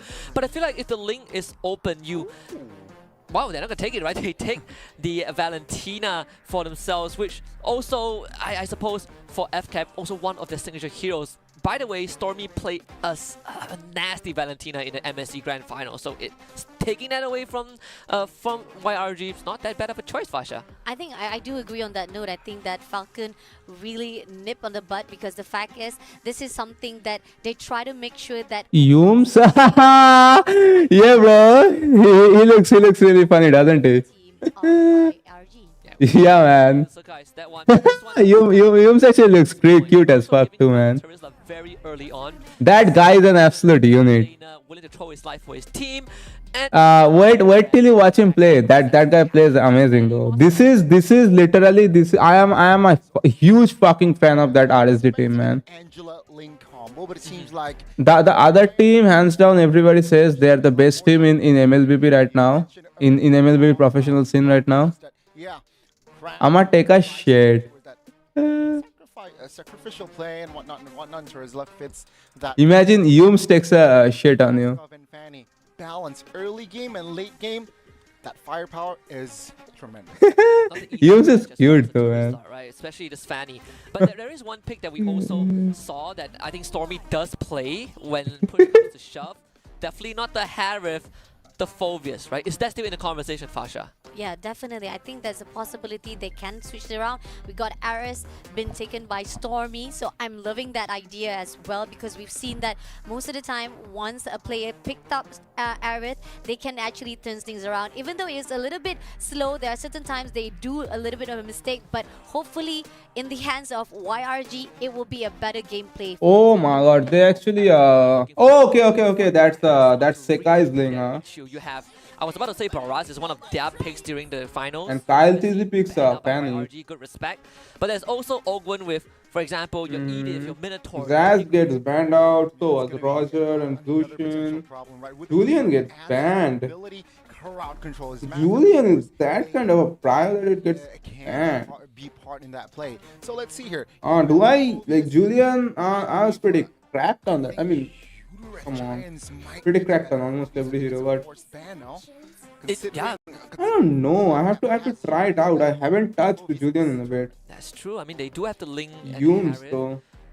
Unless they take the Phobius and reveal that mid lane instantly, right? And that would be a different approach. And on top of that, Yums during the MSC finals, he played 7 different heroes across the entire series. So he never played the same hero twice in that best of 7, which in of itself is crazy, right? I think he played Rubik, Grok, Tigreal. Right. I think Florian. Did he play Florian? I think Florian was also one of the options. So I do wonder if you're FCAP, how do you kind of clamp down on YRG, especially Yums, because they do have the first pick advantage in the second phase, Fasha. Agree. I think that at least they'll be able to actually find some way to actually counter him. But at the same time, I feel like, oh, they took out Alot for that. I think that's actually a good choice as well. A good respect coming in from the side of YRG. That could have been a choice for the side of Falcon, but then again, still gives up a lot of open for another heroes to be put out for the teams. Yeah, one of the heroes that can break your momentum is that Arlet, right? And it's also very flexible. You can put it in the roam, you can put it in the XP, and it seems like Red Giants, they do not want to deal with Arlet for this composition. Let's see though, Falcons AP Ren taking their time. Will they commit to another roamer, or will they switch things up to perhaps a potential, yeah, the roamer? Still another respect ban, right? On that Yums Cho, which funny enough, people who don't follow Yums from the start don't really remember that Cho is his thing. But FCAP definitely came prepared. So now YRG, they got first dibs. Is it going to be that roamer? Minotaur. Minotaur. I was thinking Minotaur as well. I think you just take that away. Yeah, definitely. I feel like Minotaur will be right in the open to be picked out for the teams. And it will definitely boost up a lot of the defense. Definitely will be covering up most of the lanes as well. I think this is going to be a good chance to see Minotaur to be put out. What about the Grok? What about the Grok? I think it adds more dimension towards the early game, right? Level 2 Grok is already so annoying going up against Fanny, but if they want sustainability, it's neither. Kufra, you. My hero, baby. Yeah, that was the solution you kind of proposed a few series ago, right? enemy have a lot of dashes, take the Kufra. And I believe this is not one of the heroes he used in MSC, so the 8th unique hero, technically for Yumes. He's about to pick every single roamer in the pool. So Minotaur goes to Ogwen. This one, I think we can kind of see coming from a mile away. This is why I expected a Minotaur pick, right? It's like killing two birds with one stone. It's a good composition with the Ling, with the Terizla, adds more sandbag to it, but also take it over from Ogwen, man, the beast. Yeah, I mean, even the Kurfa can get active, right? You get some big catches. I mean, a lot of AoE for YRG. Final pick for FCAP. This one, how do you feel about Fasha? I mean, the Uranus picked up. Oh, I don't know. This is gonna be a little bit tough on the side of AFCAP. It could be something that can actually counter off the fact that we. I mean, you want a sandbag, right? This is one of the biggest sandbag. Yeah. I was about to say Esmeralda, but there's already a Terizla on the side of YRG, so they're probably still looking for that mid laner. Is Stormy's hero? Is Aurora still an option? Faramis? Farsa? Could it be Farsa being put out as well? I mean, if Stormy has the guts to pay Fasa, I have mad respect for him in this draft. Lilia, maybe? I think Lilia might be. Oh, it's okay. All of us are wrong. All of us are wrong. Wow, Stormy. Wow. I don't think I've ever seen this. No, Stormy and Lunox. It makes sense, right? Going up against Uranus, Minotaur as well. Can go out of Fanny. Can escape from Fanny with an order. Oh yeah. So yeah. It's quite a turn of events, right? I don't think I know one of their secret picks is the Kagura. They've shown it against See You Soon in the MSC group stage, but Lunox definitely the first for me. Final thoughts from you guys. Fasha, what do you think?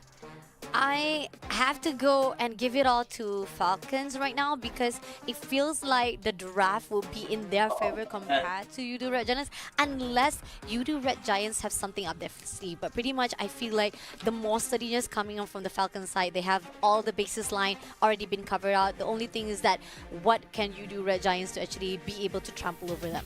Well, there's only one way to find out. The MSC 2024 Grand Finals rematch is going to happen right here, right now. As we head into the land of Dawn, I'm going to hand the mic over to you guys. Gani, Fasha, Bani, take it away. Oh, thank you so much, Husky. And, well, Fasha, Land of Dawn, here we go for Game 1 in this best-of-3 series between Udo Red Giants taking on Falcons AP Red. The rematch, the grand finals itself, and started out with the mid lanes right there. Two players. We got Few as well as Ogwen.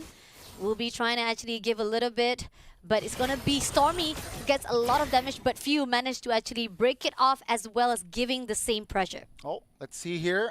Yeah, a minute has almost collapsed, but both teams are just playing it very, very casually, I suppose. Oh, never mind. Ryum's already jumping and trying to poke down towards Few, perhaps forcing a spell, but it will not happen. I mean, a great move coming in, and it seems that Call comes through to take down Stormy for the first blood. Yums all alone. Few will be able to commit it all. Ogwen coming in through for that voice, but Yums making sure that he will be able to survive it out. But at the same process, it seems that at least Falcons will be the one at the lead with that first blood. Yeah, and you can see already the instant respect from Few, Super Marco, and Flap towards the crowd control potential, right? 3 Purifies brought in from the side of Falcons AP Red, just in case the Tyrant's Revenge or the Rage connect. We'll be safe. We'll have Purify. Okay, and then we got Cram all alone. Slap easy, and we do have 3v1 situation. Crams try to survive it. It seems that they're not gonna overcommit. Crams is also trying to survive it out. We have a help on the line right here. We got Yums and Stormy to make sure that nothing happens to Cram. But Stormy probably will be defending off. We got the turtle already been spawned out. And Cram! No. You don't want to do that, bro. You do not want to do that. You're just giving yourself your bodies to be dropped straight for the team of Falcon. Yeah, he wants level 4. That's why he wants to decline. Oh, penalty zone and does not hit connect. But Few taking a couple of tournament shots, but Few still collects the kill. Yumes now on the backside, finding the Purify, finding the kill as well. But Flap TZ will be A-OK, but Ogwen trying to engage with Tempest of Blade as well. But Udo Red Giants, they managed to back away.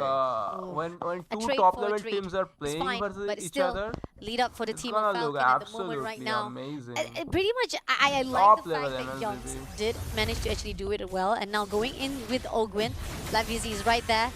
They're trying to actually disperse, but two players right in the mid is going to be Yums, who's been shut down. Stormy couldn't do anything to back things up, but Krams on the other note try to actually disturb their attempt to get for the turtle. Yeah, and he invested his ult too, so that's not good for the side of Yumes. No ults for now, and you can see here already FCAP, they are in the turtle spit with no contest. So yeah, that's going to be a free neutral objective for the side of Falcon's AP Brand. We've seen this already. We've seen this patterns coming in from the side of Falcon. They always have the benefit and coming in from the side of Sikis finally pulling through to get one kill for himself. And it seems that Ogwen will be the next victim. Let's see though. It seems like they will not commit just yet. Yeah, they got Super Marco. That's more than enough. And you can see here the Gold Shield turret will be chunked to almost, yeah, they will take it all. Oh, with the Spear of the Destruction there will be managed. Well, he will clear the minion top lane.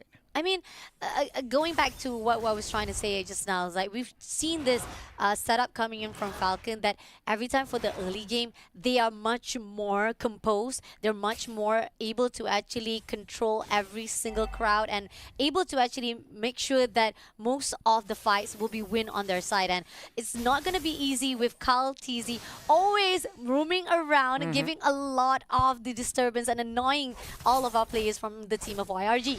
And it's, as expected, quite aggressive early game from both teams, right? As Assassins here, Sakai is with 1 kill, Kaltizi with 2 on that Fanny. So let's see here, will they converse more on towards team fight? It seems like they will take their time. Falcons AP Prime in no rush. Flap TZ, it's going to be annoying. With this Uranus, it forces more anti-lifesteal items from the side of Udo Red Giants, right? Dominance Ice, perhaps Sea Halberd. Let's see though, what will be the approach from the side of Udo Red Giants, but now Falcons AP Ren will not commit on towards a fight just yet. Just to do a little bit of initiator jumps right at the dot, almost close enough to be taken out, and it seems that Few also does a lot of the disturb, not allowing Yums to actually recall, but it's the same process as we see that it's still slowing down for a while for both teams. They're taking their time, they're making sure that no mistakes will be done. I mean, there are certain scraps we see from the side of Team YRG, but I feel that they still have it under control. They still have it. And for both teams, right? They have it controlled, but not really of the map control. Both teams are just trying to somehow show dominance with, it's a 50-50. Sure, Cram gets that turret. Maybe that's a green light that they have the control. Now Flap again just being that constant nuisance on that Uranus while their team is focusing down on that neutral objective. Krem coming in right this instant, going in for a fight, but he's having actually a little bit of struggle, but it's okay. With it at the moment right now, it will be Krem who will be taken out easily, as we all seeing that the team of YRG pushing in Innocent managed to take down Moskov. While they are pursuing, it seems that Falcon, I feel like they could have actually had a better setup, but ended up Team YRG was at the better half. Yeah, and it seems like good recovery, right? Yeah. Initially, it was Falcon's AP Brand that was in that turtle pit. But it seems like Udo Red Giants, they know what to do. They know when to show themselves on the map, and they got a 2-for-1 plus the turtle. So that's a big win for the side of Udo Red Giants. And take a look. Top lane, control, both bot and top tier 1 taken out. Okay, looking good so far for Team YRG, despite the fact that it started really rough for them, but now there's getting very few coming in for a fight. They're trying to actually make sure they defend that mid lane, but 3v1 is going to be actually 4v2 situation. KalTZ right on the track right here will be able to take 2. Nope, he takes 1 in the process, and YRG will not overcome it. But I like that. I love the pull through. That retreat was in the favor. YRG, you don't want to actually overextend and at least get that that mini victory for yourself. Yeah, I mean, they're low-key flexing, right? Hey, Yeah. we got your turret, and we don't want business and team fighting. We'll back away. Falcons AP Bren, they're throwing punches in the air right now, right? They cannot find the wins, and Cram now jumping and terrified though, but it seems like he will be able to sustain the damage. And Red Giants, they're really trying to stabilize their position right now. Agree, definitely. Flat TZ try to actually go in for the initiator. Few also caught up. It's going to be CalTZ coming in for a fight with Young. You want to pick through, and this is going to be it. Once they actually try to shut down, but at the same process, Aerith, innocent. Nicely done to trade it off. And YRG still on the track right now. It's a back and forth for both of this team, and so far, we still haven't had a lot of clues. Yes, it could be on the YRG side. I mean, goal side, definitely they are in a better composition right now, but once we see those team fights actually occurring, all of them actually have a really good stabilize or even have that potential to be the win. And you can see Innocent picking up the shutdown as well earlier. That was huge. And okay, now the Lord will be focused down. Sakai's finding it now. Cram in the backside. Mino and Fury invested as well, committed, but Yumes flickers out. Stunned up though, but Cram will not survive the fight. Super Marco claiming the kill. Innocent finding that cheeky kill, and now he's looking for a few. He smells blood and he finds the double. Nice. Getting the lot, trade with 2, and that's great. That's good enough for the side of team YRG. This is what they needed. Something to boost them even more further. And Falcon, I think that they didn't expect that. They could have actually tried to go in for the stole, but it wasn't in their favor. And this is something that Team Falcon, they're going to be on their feet even more further on to make sure that Team YRG does not go in even more further for their defense. I mean, 10 minutes. Take a look at Ling, right? 7,000 gold lead. Thunderbelt has claws and Berserker's Fury, so he has defensive items. He is able to take some damage, but Yumes now jumping in. Oh, a huge stun that might win Falcon AP Brand this match. Now let's see Yumes quite low, but it seems like Owen will fall as well. Lunox trying to deal damage. Sakai smells blood. Tempest of Blade collects a kill. And CalTZ a little bit late, but with the cutthroat, it will not be enough because of that Thunderbelt. It was a back and forth. I mean, like, you could have gone to the side of Falcon. A little bit too slow for CalTZ to come in for the backup and ended up giving YRG the opportunity to shut down most of their players. And this is going to be good for the side of YRG. Now back again, back to the drawing boards for both of these teams as YRG, it just seems that's the case, wants to go in one-on-one with CalTZ, but CalTZ say, no, we're not ready yet. Nah. Yeah, I mean, 6,000 gold lead, 10 minutes. That is just domination up to this point. It's a matter of they need to maintain. You mentioned this earlier. Maintaining is harder. Yes. So this is where I feel like Red Giants, it's the hardest part, right? Sure, they got more space, they have more gold. Just picking on just necessary fights is what they are pretty good at making a fight right now. Contest for the buff as Cramps doing some of the damage, but it's not going to be enough as Falcon. I'm loving how they actually go in back and forth, push and pull, and this is where you want to actually give a lot of the mind games for the team of YRG. It's like, are we able to go in? Is this going to be a team fight? Is it going to be a scrimmage already? No. Falcon say, not yet.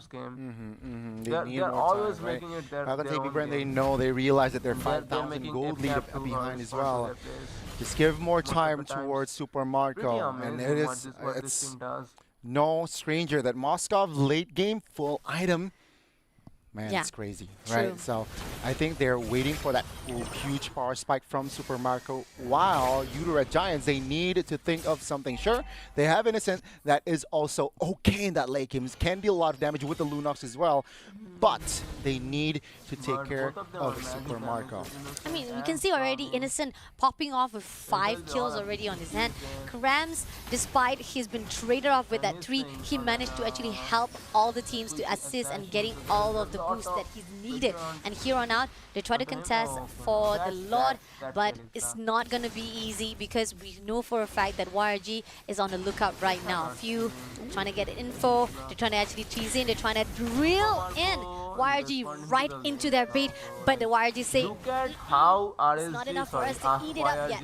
You can see here both teams trying to show who has the biggest muscle. And that Lord Bit use catching too, and that will be the opener. The damage will not follow through though, just yet. Sakai's will back away again as Falcons AP Bread, they want to re-engage. Now Sakai's looking to reposition. Lord is now poked not by SRG or YRG, it's gonna be by FCAP. Now if FCAP waiting for the right time. Stormy still haven't been able to actually pop off just yet, waiting to actually go in for the fight. We do see that Super Marco is already prepared to actually turn things around and actually drop it, but finally it's gonna be Stormy who takes out Fabby. The Lord! The Lord is actually taken by Kaltizi, and now Udorek Giants! Thoughts are killed, double kill for Innocent, it's actually wiped out! What? Wow! I mean, doesn't matter about the Lord, they managed to turn things around, they win those team fights, they managed to win those screens, and they will be able to actually open it up. They leave the Lord, doesn't matter because they still have that turret to cover it up, but they're going in all out. They're gonna actually go in, there's gonna be a win already for the teams of YRG for the first game. Abort, abort. The attack on Giants failed. And Yudu Red Giants will take game 1 over Falcons AP Bread. What a strong start for YRG, right? Giving Sakai's the link, the Lunox from Stormy, absolutely just melting through whatever remnants of health bar that FCAP had. The Lord didn't really matter at the end, right? YRG, they just got the wipeout and eventually the victory. What a start for the reigning MSC champions. Man, this kid, man. Sakai's is what, 17? He 18. 18. This year he's 18. He just turned 17 last, turned 18 last February, and then he literally like traveled to KL from Terengganu. It's actually quite distant from one state to another state, and then he really pursued it, and it was just a beautiful journey for Sakis, and I think that really boosted up YRG even more further along the line of their journey here for the MLBB. Yeah, youngest player in the entire team, just graduated high school, got his exam results, proceeds to win MPL MY, proceeds to win MSC, and gets MVP of the finals. I mean, no, I'm speechless. How much more you could ask for him, right? He even said, I think in an interview, he said something like, "If you want to call me the Prince or the King of Assassins, I accept that title." Yeah, he said that I don't feel that I deserving of that title, but if people say that I'm that person,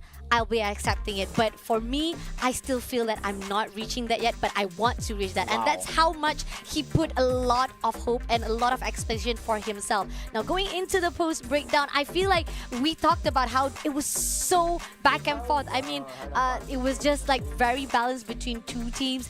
It could have been either side of Falcon as well as to the side of YRG. But the one thing that really popped off during that mid-game, it has to be Sakis, it has to be Innocent, getting that double kill. That was just superb. And I was waiting for Stormy, that the moment when they try to actually attack on the side a lot, I think that Stormy is going to go in. He was going to actually go in for the initiator. He will get the first blood for the side of Falcon, and that's when everything just faltered despite KalTZ win that lot. I think the craziest thing was that back in MPL MY, Innocent was known as the KDA Lord, right? He was so good at not dying that killing him is an honor. Like, I don't have to win the game, I just gotta ruin his KDA. But also, when we talk about the jungler of YRG, he's the only standing member from the original roster. So he's gone through all 3 seasons of MPL with the team, and I guess it paid off, Goni. Man, again, what a showing. I did not expect Yudu Red Giants to win in that fashion. Very strong early, solid mid, and yeah, sure, Falcon AP Brand has the Lord, stole the Lord, but Yudu Red Giants, they were able to find and win the team by swipe all out, and that is just GG, right? Take a look at the highest GPM. It's their jungler, and of course, Cram on that tour is a 10 assists, man. We talk about how Cram is a very selfless XP player, right? He's able to find some incredible penalty zone. The one that I remember the most up till now, the most vivid penalty zone I've seen from Cram was also the finals at MSC, where he had this flicker redirect penalty zone, where he used the penalty zone onto one direction and then he redirected it with his flicker to hit more targets. It's crazy. I mean, it's Cram in a nutshell. You look at the graph, it's just domination from YRG. Say less, right? Say less. I mean, I want to find a way to kind of argue against it, but the numbers don't lie. Not this one, Fasha. Agree, definitely. The graph is just beautifully put out for the team of YRG. I mean, if we look at during the start of the game, even before the 5 minutes, like we've talked about how it was actually a back and forth. It looks good on the side of Falcons, but then even getting that first turtle, it was not enough for them to actually fight it off on the goal side of Voodoo Red Giants. Speaking about goal, we gotta talk about the MVP of this game. It's the one guy that has avoided conviction for more than 100 days. Is Innocent on this Harif. There was this line in MSC, innocent until proven guilty. Well, you have to beat them first. It's too good. And you can see here, right? Early game, he wasn't active. Why? Yeah, as a gold laner, again, guys, you want to farm up your items. Maximum 3, some even 4. But then, you're active. You need to find those heals, and that is what happened in that game. You see Innocent basically just laning that first early good portion, and then finally finding the shutdowns, unstoppables. Here you can see the recovery, right? They got the win, but then take a look at the positioning by Innocent. He was untouched in the team fight. I mean, this fight, even Cram deciding to chip in, right, with the penalty zone, and Innocent, he plays. He's so proficient with his steps, right? With his spacing in these fights. That's why when he was playing Roger, it felt like he can dodge any and every ability with either the transform or the Lycan pounce. And you get to the final fight, sure, Lord goes over the F cap, but not like it matters. It's a consolation prize that Falcons AP brand didn't really get to utilize, Fasha. I mean, this is something that I want to also put out. The fact that even from the first game, we are giving highlights to all of the players because yes, Innocent is the MVP, but all of the fight scenes that we see put out from Innocent as well as Yum as well as Sakis. I mean, talking about how he managed to actually maneuver, giving a lot of leeway for the side of Team YRG to win those team fights. That's the reason I feel like YRG, after getting that championship, they're actually at the better even formation right now. The gameplay was just so perfect for all of them. I can imagine the momentum, the confidence boost that you get after winning a world trophy, right? Technically, it's a world championship, you know, it was at Esports World Cup anyways. And while we answered the question of whether YRG is going to take a slight backseat after that victory, seems like no, full throttle ahead. They still are here for the W, and I mean, the grind never stops, right? You can. I wonder how much more refined can YRG get? How much more better can a game of MLBB be, Gani? I'm starting to have trouble comprehending it. I'm scared now. I'm scared because, yeah, I expected for them to slightly, you know what? We've won the chip, the biggest chip in MLB history. Let's reset. Let's step away. But no. After that performance, I believe they, again, just refined their position. They refined their performance. And if not, even better because FCAP, after that mid-game, no answer whatsoever. Yeah. I suppose complacency is the killer of success, and YRG, they're not going to let that happen. No. These two teams, they will get a short break though, so we'll let them deliberate for Game 2. When we come back, Game 2 between Voodoo Red Giants and Falcons AP brand will continue.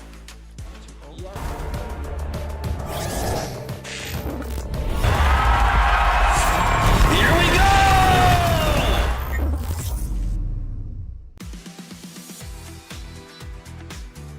Hello guys, I'm Skis from Voodoo Red Giant. I'm the jungler. During last year,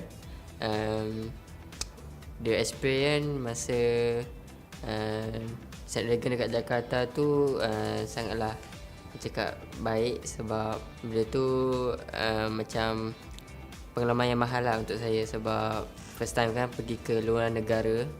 It's really macam cakap good lah.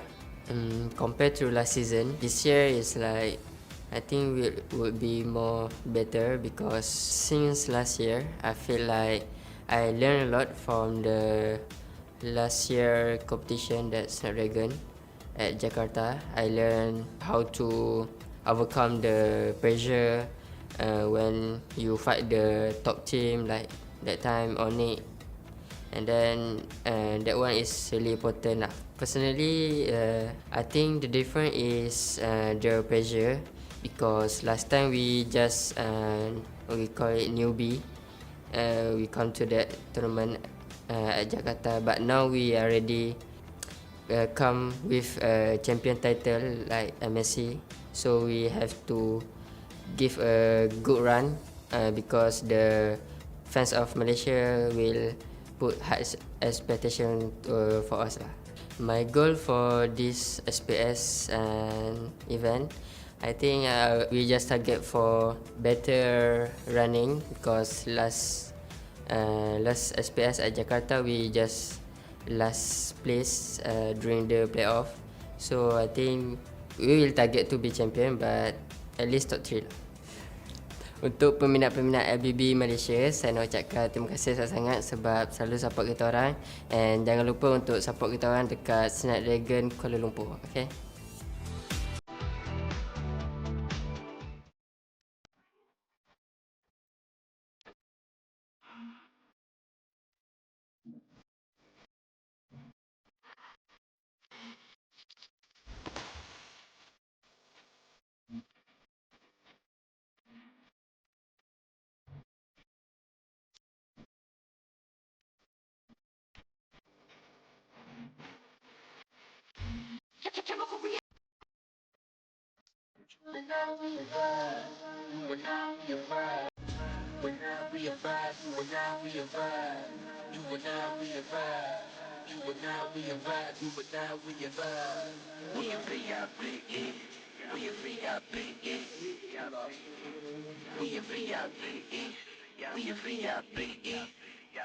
It's always a vibe when we come outside, when we come outside.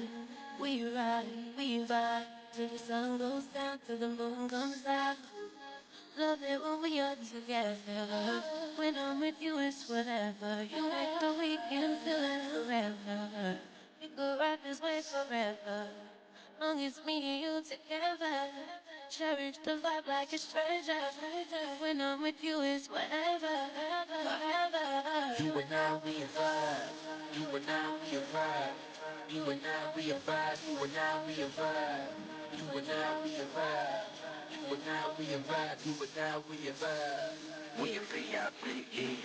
We a VIP. We a VIP. We a VIP. You and I, we a shit. We a VIP. That's why OUANDFE. They all bad at us, so they HACE. We out here living life. We ain't laying down.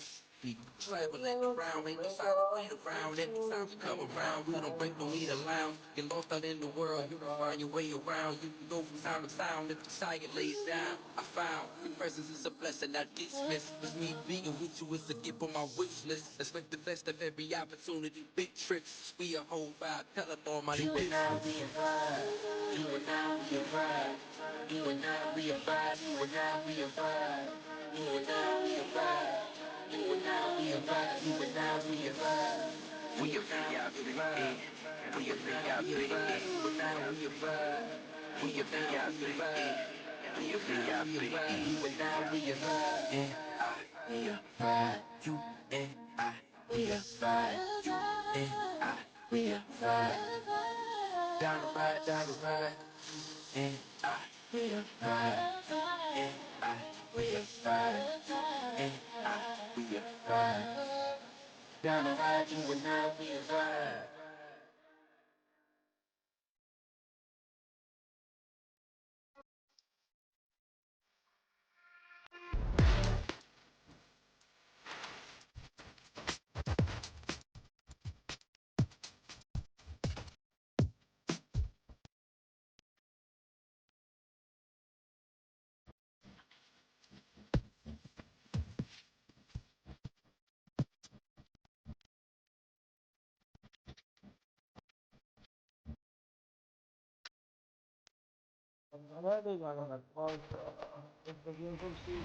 Going up for game number 2, and it can only get better from here on out. Udemy Giants against Falcons. AP brand coming right up with YRG taking game 1 in a very convincing manner. Now it's time for FCAP to see if they can bring us to a game 3, Gani. Let's see, right? If Falcons AP brand perform like that, it's going to be a struggle. But my goodness. Again, I'm still digesting on what happened in game 1. Lord was secured by the Fanny, but Kyle TZ, but no, they got the team. Lord is just a Lord. It's just an objective. Yeah. The main objective is still breaking the crystal, right? But you guys have a point. That was just game 1, right? We can't count FCAP out just yet. We've seen what happened in the MSC finals. Yep. We had to go to a game 7. So Fasha, game 2, we're gonna have YRG on that blue side, on that first pick. Do you think that's gonna change up the dynamics a little bit now that they gain priority in the draft? I think that they will definitely have a better motion right now because during the start, most of their capability was actually been dropped a little bit. There was a lot of questionable choices that was been put out by YRG to a point that we thought that Falcon had the benefit to actually juiced up and milked more for their own drafting, you know. But then once we actually goes in for those team fights, it ended up in the favor of them. And I think that with the fact that they have the opportunity to actually ban out, I think they know, they still gonna ban out Julian. But Terizla is actually been taken out from the proportion, so they have going to actually see what they're actually going to put out after this. I do understand the Terizla ban, right? Because you are never gonna first pick the Terizla anyways, and it has been a good first phase choice on that red side. I remember, talking to Ozarveki again. He said that back in the MSC finals and some of the games they lost, it was because, all right, the players, they feel like certain heroes are good. The coaching staff were like, okay, we trust you guys. Didn't work out. It's time for us to take control. You listen to our draft. I mean, there has to be some compromise, right, between these two. So we'll see. I mean, Zushin gets banned out again. You don't want to let it through. We've seen Zushin pretty frequently at MWI, which just concluded, and she was a menace in that mid lane. Zas banned out by YRG. It's interesting because, again, usually you see Zas, you see Terizla, picked on the red side, so makes sense. But it opens up other possibilities now, right? Ling is still open. Will Udemy Giants? I think it's first pickable. For them, yes, 100%. For sure. It's between whether you want Ling or you want Valentina. That's for sure. I mean, like, it depends on whether or not Falcons might actually think that they have the strategy to actually encounter that. But then again, we do see that Ruby has actually been banned. Right. Also one of the big picks for YRG, right? Cram and Yums, both very proficient on that hero. Which means right now the onus is on YRG. What do you want? Do you want the Valentina for Stormy Boy, or do you want the Sakai's Link? Yes, definitely. And this is something that will put out for the YRG. Which one they will actually be prioritizing? I would definitely think that they will be taking Link first. They want Mike, okay. It will not be falling into the Falcons' hands. Okay, this one is working. After that Let's see. performance, right? After Sky's performance in game 1, I think, why not go Link first pick? Yeah, why not? Right? I mean, he's feeling really good about himself. Why not? Yeah. It's not to say that there's no answer to Ling. We've seen YRG beat Ling as well, but I mean, like we predicted, Ling. Of course, you give it to Sakai's. Currently the best assassin player in the world. Any arguments? Sorry, Nope. Kyrie. Time changes. Still mad respect to Kyrie though. He's at the top. Sekai is against gets his link.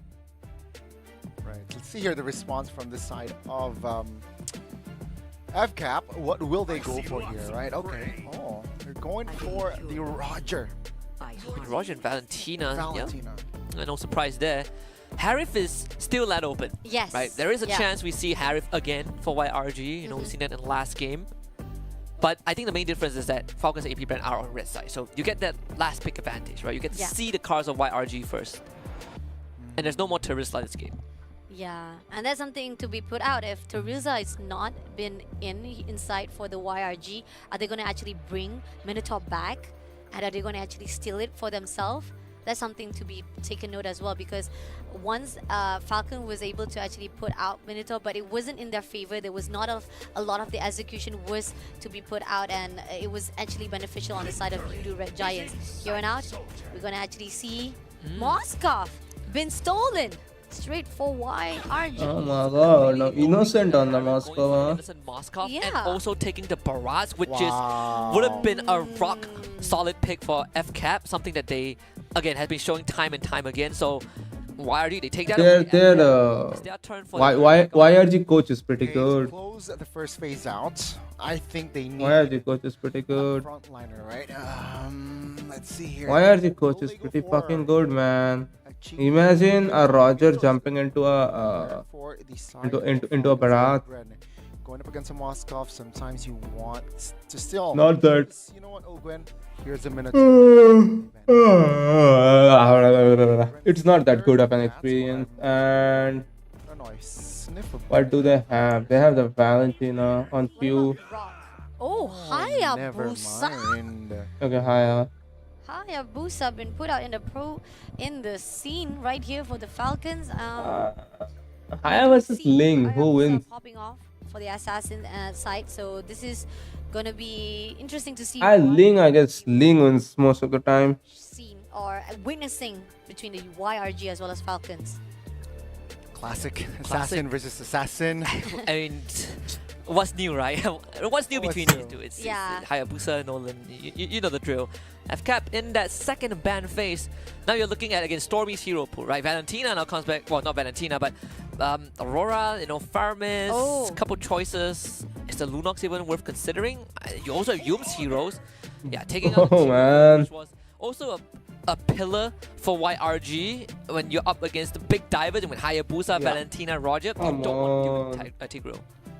I agree. Against a Roger, it's really good because when you dive with your wolf form, you can be cancelled out with that Tigreal instantly, right? So it's a good ban here from side of a Falcons AP brand. Voodoo Red Giants, what will they go for here? What do they not like? Momentum breakers, Ruby banned out, so maybe Cho here. Band or Show makes sense as well from the side of Voodoo Red Giants.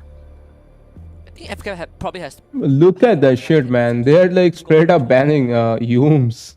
I suppose the Minotaur Like 3 of the heroes they banned, those are Yums heroes. Forgot about that one.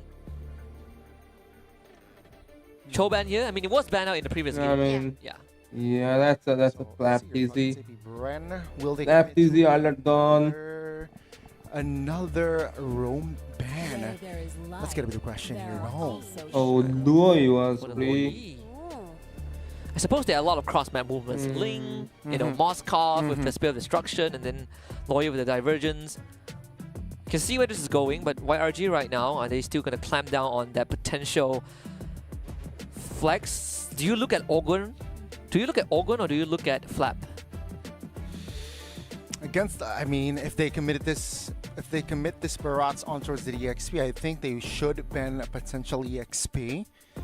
Because Barats is sure a sandbag, but it's not really good in lane per se. It's just good at clearing and sandbagging. Yeah, Barats is still good in the jungle though. But yeah, people just gonna play damage jungle. I mean, yeah, it is not gonna be jungle, of course. Not. Lane is there already. They will pick up the Cho. No, it's just saying. This is gonna be good from the side of Falcons. Barat still feels good in the jungle. They actually have that Cho on their hands. I think the drafting still in there, but I feel like this is the same pattern that we've seen. Holy, bro. Holy. Looking good for Falcon. They had the better CC on their side. They have actually good balance on each and every heroes for themselves to actually cover themselves. But the thing I is, didn't. will YRG response. Yeah, this is where we get to see wake up? kind of Yums and Stormy's. Was it at right? 6 p.m., 6 a.m.? I'm not gonna lie, Aurora kind of feels good. I mean, Falcon's AP brand. Kufra again, yeah. Oh, yeah, I didn't even complete my sleep last day, that's why. I mean, this draft from FCAP, sleepy now. not the most durable, but wants to be in your face. So Kufra, well, we got that right. Lunox back in action. Does the same thing, right? Very hard to catch. Oh, man. The final pick for Flap. It's Cupra again, alongside Lunox. It's going to be very interesting here to see the second game. So, a lot of heroes, again, coming from game one, right? Lunox with... But why is there two Rogers? Sides, Ling again for the side of... Why are there two Rogers, guys? Enough, though. Of course, Falcons AB Bren with the adjustments coming to game two. I mean, what is okay, that's it. looking for in this draft? Like, how does this draft function? I think early, you got Roger, you got Hayabusa, you got Cho, right? Can be a constant nuisance on that jungle early game level 2. You can enter the jungles in and out. I mean, after looking at the draft, Asha, you think it's still going to a game 3? I still think it's going to be game 3 because the fact is, I think Falcons having in the back, we got Xbox already there. It's definitely going to be an early game. They're going to actually push a lot of pressure on the side of YRG. It's not going to be a slow game that we see just now, but on the side of YRG, I think there's a possibility they can flip the coin as well. Well, it's a lot more technical, a lot more execution dependent for Falcons AP Brand's draft. We'll leave it to the players to show us what they are capable of. I'm going to hand the mics off to you two. Gani, Fasha, Bani, stage is yours. Appreciate it, Husky, and let's jump into the Land of Dawn for a potential final game between Falcons AP Bren and, of course, Yudu Red Giants. I mean, if it is a final game, it will lead to a question that what happened to Falcon after that MSC? Have they actually fallen off so badly to a point that YRG can able to tamper them? Or people might actually question, YRG, what happened to you after the MSC? Is it you that has become so much powerful to a point that Falcon cannot do anything? Started out really a little bit of skillet on the side, both from Haya's already with peace, so is Ling. Pretty much they're just going to tease it off. Haya's gonna take the gold prime away from the gold lane. Ling is also doing the counter rotation there. Innocent guarding, literally the mirror rotation. Will not be fallen into the hands of 3 players Falcon. And we are starting to see here both junglers cross mapping. And yeah, 2 purifies again from both respective teams. Okay, Fio nice Marco, down Marco from and the Innocent keys. Stormy here does not want to do Gets business out early, with pretty control, nicely seems done. Agree, definitely. Things are slowing down, but here That Kratz small camp is still up there for Sekis, away at right? Few, So giving a little bit Sekis of wins spots again. to Cram to actually Sekis wins stand again. it away, cramming away. He took the enemy First, mark try and his own a mark. little bit more Stormy is right on the scene. Haya blue is up, Actually Ling go blue in isn't for up the yet. initiation as well. Holding off, clears out the minion. And now pulling through. Ogwen already Francis opened up vision backing on. off Like, Stormy. look at Tries both the to roams just a little bit, opening up but vision it's of just gonna jungles, give a lot of enemy jungles. You can see here Ogwen. Cho is being annoying towards the keys. Sekai's over and it actually worked, right? Purple buff still. Had to retreat there. He's half HP before the turtle, so that's already in. So Haya goes for the red buff. Might want to commit on towards turtle. And take a look at the mid side here already. Ogwen still has the flicker, but has to recall. Never mind. I think he was just playing off right now, just trying to actually get it off, and they were already going in for the Ling lethal. might actually just give it up Grams coming and in, farm but the it's red not buff. gonna Yup. be easy He as didn't they have already HP. He didn't even wanted to recall. committing I think to recalling finish is it off, and it's they such a managed waste to of get the time lethal for themselves. as This is in what we've jungle. seen again. You'd Falcon rather like up farm ahead, up your camps one and step shit. ahead from the side of Now the Letho is also better drop off onto the to hands actually of get Falcon's those Epic goals for Brain. themselves. A very different early game here. Yudu Red Giants, they weren't able to find their footing on towards that first turtle because of the Ling half HP. But let's see here. They're trying to find compensation perhaps towards that top side. And yeah, both teams actually Ogwen focusing gets down spotted on there by towards that Yumes. top side of the map, but no window just yet. Very nice, very nice creating of space for your jungle. Very, very slow and patience right here for both teams of SRG as well as Stormy there goes defensive with the Brilliance. Slap Easy is getting poked out. Unfortunately, Fabzy gets Gonna away lose the with that Pirata armor, but yeah, both the parties they just back off. You can see here, no spells whatsoever. Once Oh, never mind. There you again, go. Stormy The gets dragon kicked, on huh? towards one, and Oh no, that was Shadow Kill. Yumes that got kicked. Yumes will be forced to use the flicker, but no first He just blood. flickers out Here, quickly. force for Stormy has the ult, so does Yumes. Sekis is gonna get the blue. Ogwen back there in that bush being It annoying was once much again. more ambitious for both sides of the team. I mean, yes, Falcon was the one who actually initiated that first blood, but we did see a trade-off from the team of YRG. Okay. But now, pushing two straight at the top, we do see that Innocent will be pushing Ogwen out from the turret. Not gonna actually commit for that. As Both we the see teams Yums are right here in the respecting mid each lane. other Stormy pretty try to help nicely. things out, but few In away. every exchange you see, both the teams are now respecting each other. It seems like I again it's a mean, slow start. You before MSC, I don't think FKF were Oh, respecting this team. Innocent in trouble. Oh, Innocent survived. He survives. My goodness, and Uterate Giants, they dodge a huge bullet. And Kaltizi helping. Teams might be dead though. Will he commit on towards or not? The turtle? It seems Brilliance, brilliant use of the brilliance like once again by Stormy. Are not going to give that for free. Right. Ram, the one who actually backed things Pram, up, made sure that nice CC immune and flicker, nice one, Pram. But Kaltizi will swoop back, swoop in and take the turtle though. Sekis might be dead. Okay, no, Sekis isn't dead. Man, Sakai's fast hands. Oh, Stormy might be dead. Stormy is dead, yeah.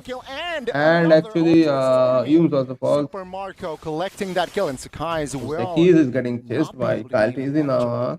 Meanwhile, Kaltizi will be able to. Yo, mid tower's gonna fall. Lost the earlier fight and the turtle, but they got the Pretty mid. high level MLB That's a that we huge blow are witnessing right to the now. side of Uterate Giants. Innocent is now getting pressured. all Very stars. good, They were very good, able very to good. actually Oh, very good game and very good. Like, neither of these motherfuckers wanna give a single fucking inch to anybody in their opposition. That's how they're playing, and I fucking love it. Falcon. I feel like So good. the moment that we always going in for a fight with Who just got the mana boots? Was it Stormy? things down. They try to actually try to calculate as much as possible, but Wow. one out few. Fuck Goes down. for initiation. Grams So try to actually 60% be taken HP, out, but then get Ogwen kicked. through. And Ogoin will get punished for kicking the wrong target. Taken down.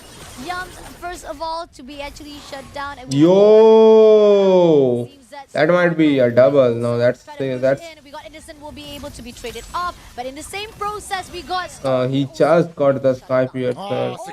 That's an wiped out. That's an wipe out. That is an amazing follow-up from Super Marco. Finding the revenge from the first game, and now they're really claiming more control. Yeah. In the jungles, and take a look at Uterate Giants. They need to watch their mid-tier Ooh! But yeah, you don't know what is waiting behind that. seriously. I mean, And Super Marco going on that. going in straight to actually take down YRG, and then after one another, YRG wasn't expecting. They're starting the turtle. Sekis is gonna look for his own blue. He's gonna give it up. Pretty sure of it. Hume's still like opening up vision and shit. Falcon Savvy brand leading in goal, leading in Yeah, goals they're and gonna space. get the Let's see, turtle. though. Kyle TC securing the last turtle. Take the Graham blue, flickering out of the way. flicker in, With the yeah, quad shadow, brilliance does not out. connect on towards any members one. just yet, though. And Falcon Savvy Very brand nice, very nice. still game, win, very nice but no game. casualties. No wonder these are the top two teams of MLBP right now. Their game sense, when they should go where and how far they should extend. All the sense of those things, it's pretty amazing. All by themselves. They have to I disagree with a lot when I'm watching other teams, when I'm watching other tournaments or anything like that. But whenever I'm watching these two play, I don't see that many mistakes. Even Super Marco, who has been damage, but also kind of doing some questionable things in MSC, according to me. Perhaps what Falcon According to my humble opinion, even he is kind of looking clean and way more, what do I say, way more disciplined compared to Let's MSC. just, stay composed, wait for the right timing, and take a look at And this. there it shows. Managed to push. Look at the damage leaderboard. I think Super Marco has the highest gold in map right now. Or it might actually be Kyle, Oh, Sekis is once again getting pressured. but he managed to move away to survive it out. Yeah, the great escape there. They cannot This engage. game Now, They cannot engage, and Yumes knows it. He doesn't. He doesn't jump forward, knowing that they cannot engage there. Tekis also knows that he might have to be like giving up his blue here. He isn't even trying. That's what like top level players do, man. They know that when it's time to give up your buff, you give up your buff, your wife, and your firstborn. Basically, that's how you win the game. You have to give it up. You do not get all of your buff. Not really. This is the signal will be put out for that screaming. This is pretty fucking amazing, man. They know like which part of the map is ours, which isn't. What we should do, how we should do that. Oh my god, that damage was fucking crazy though. Tekis will get one kill, then he might fall. He will fall. Yeah, he will fall. He gets a kill, then he falls. But look at Innocent on the other side though. So lol. The quad shadow kills that. I mean, Innocent with the plays. Jumped in. Almost got a kill. Now he is in trouble. Tempest Blade that was stolen. Actually, will not be able to find a mark. He tried it, bro. He tried it. As well. I mean, this is pretty fucking high level game, brother. Like everybody just kiting back to the perfect point and then coming back for the re-engages. Everybody. Like if you are, pretty amazing set by Yumes, but yeah, few has what? Purify, but Seki is the on point, but he's gonna die. Oh my goodness, how easy! The quad shadow connects onto it, guys, and he will be pretty fucking high level game, man. Like, YRG can still win the game here. If FCAP makes a mistake, not be able to participate, and that will be it. Udora Giants, great defense, and now they will have to clear the super minions first up.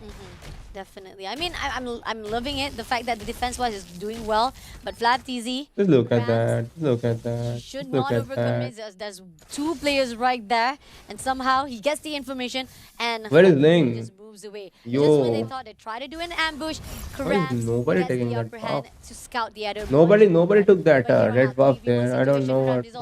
Coming up for the backup right this instant is going to be Okay. Just a little bit too close to be taken out. Flat TZ is also down. No, Cram's dead. Oh my god. So is Pew. Taken out. So is Ogwen. Seki will he die again? No, Yumes. Jumps in. Oh, innocent! Seki! Innocent. One more. Nice one. Bro, that is why I guess they didn't take that. Yo, Yumes fucking crazy, brother. That's a wipeout. He will fall now in the hands of Innocent, surely. That, yeah, Innocent gets it. I guess that is why they like, bro, if I was that Moscow, I would have been like taking that red.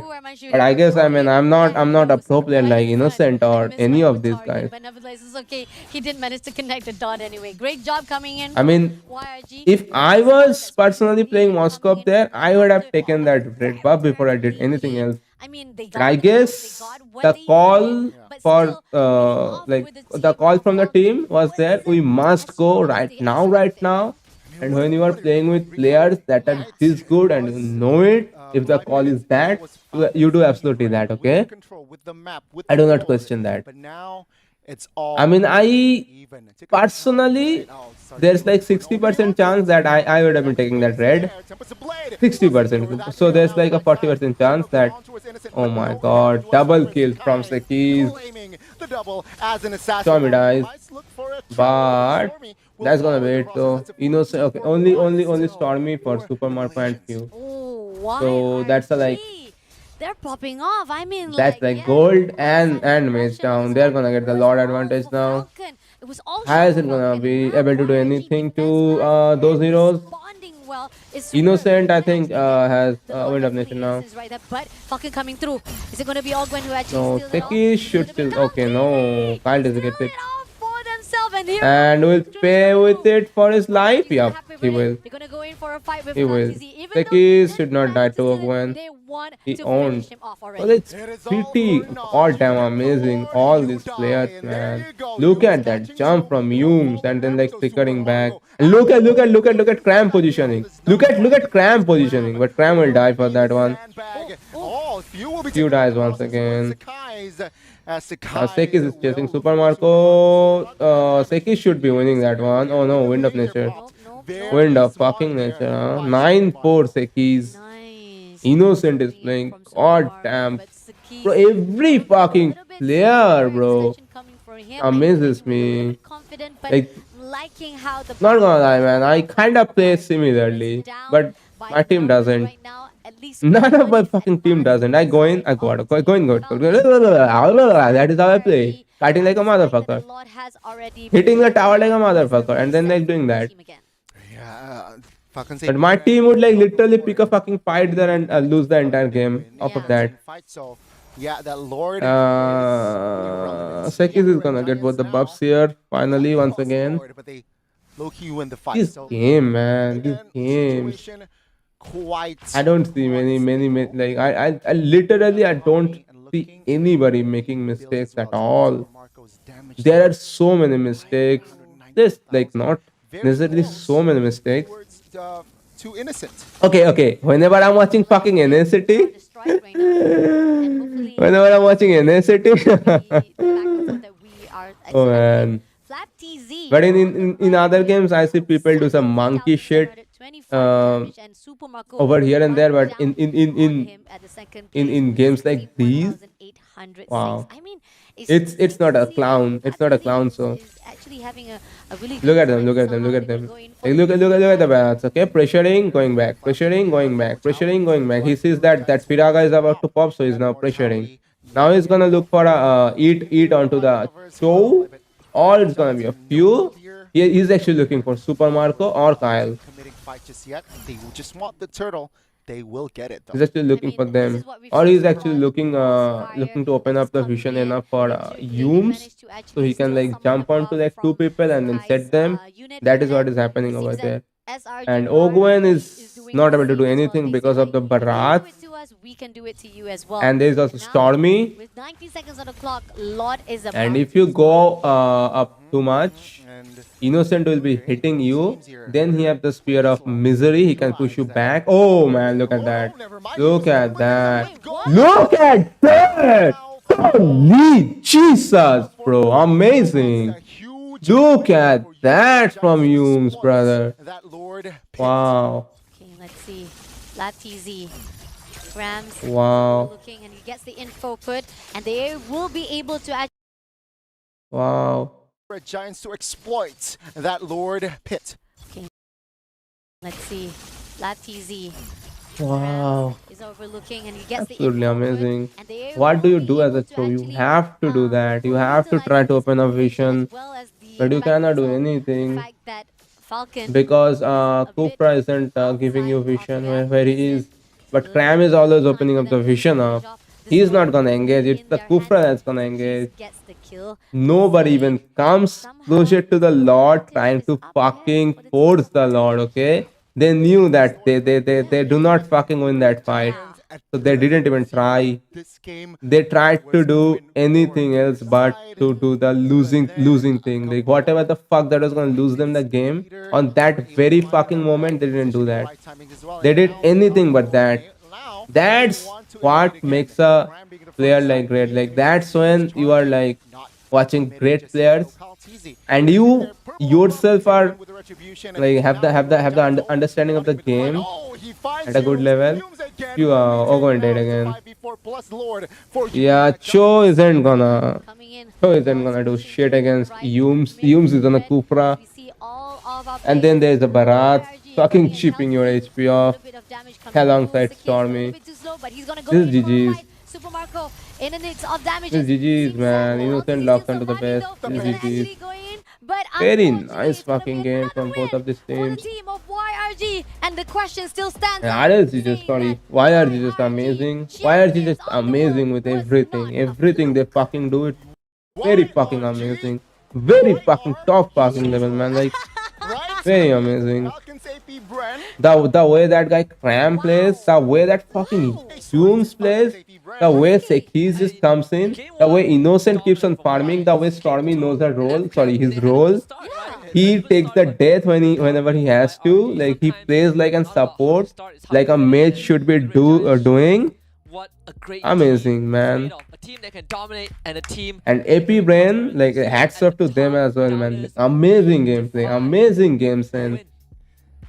Like not overextending at any fucking doing bullshit, winning the early game. Then like yeah, you have to pressure there. You have to pressure on that left side tier 2. You have to pressure there, but I guess YRG just responded there better and on the game from that point on. Thank you very much, YRG. I'll claim my jersey. Like whenever you are playing a Cho versus a Kupra, what the fuck are you gonna do? We talked about Kupra isn't even showing himself. Kupra is just sitting in the bush charging. Meanwhile, there's a fucking Barats in your face, slowing you down, and there's a fucking Lunox chipping your HP. What the fuck are you gonna do as a Cho there? Not much. What was their EXP? Their EXP was Xborg, who doesn't do that much damage or can walk up that far. Even if the Xborg walks up, Lunox is there. Also Innocent is there. So yeah, good luck. A fantastic game. Very amazing game. I don't see any mistakes at all. Don't see any mistakes at all. It's just how the game works. It's just how the hero works. I don't really see much skill difference at all. I don't see many micro mistakes or macro mistakes at all. It's just how the fucking game and drafting works. They picked Cho, and then I think there was Kufra. That Kufra though, god damn. Game 2. Pretty fucking amazing, man. I was feeling so sleepy I couldn't even talk. Now I can't even stop. Now I can't even fucking stop. And Falcons AP Bren, that was leading the first Damn. first 7 minutes, I think, if I'm not mistaken. But no. Yeah. So guys, that is gonna be it. 6 hour 40 minutes stream today. It was an amazing stream. Pretty amazing games that we watched. There's no impact at all. And broke down, and me providing, I guess, my thought, breakdown, commentary, whatever you wanna call it over it. It's pretty good. I'm pretty satisfied how I broke down this current game and its gameplay. Oh damn, Rose. The half-human And its gameplay, but yeah. Muhammad Ehsan, aka Innocent from Selangor Red Giants. First of all, congratulations. बढ़िया, man. One of Snapdragon Pro. What's the point? Both matches clean sweep. People would rather watch. You as a half-human, half-wolf. I don't know. Right now? People that can play free. And I'm happy because our performance is really good and clean, and for me, I think we're just being consistent on our play style. Damn, Innocent is actually like pretty calm and collected, and speaking with pretty good manner. Huh? Same like MSC, that's why I think we're very confident. Bro, he actually also was speaking pretty good English as well. Innocent. It's now 100 and Rose is almost days since you guys taller than Innocent. So you guys have been undefeated for 121 days. How do you guys manage to play under such pressure? Or do you guys not even think about the number you guys are playing in? For us, we're not thinking about the win streak and how long is it.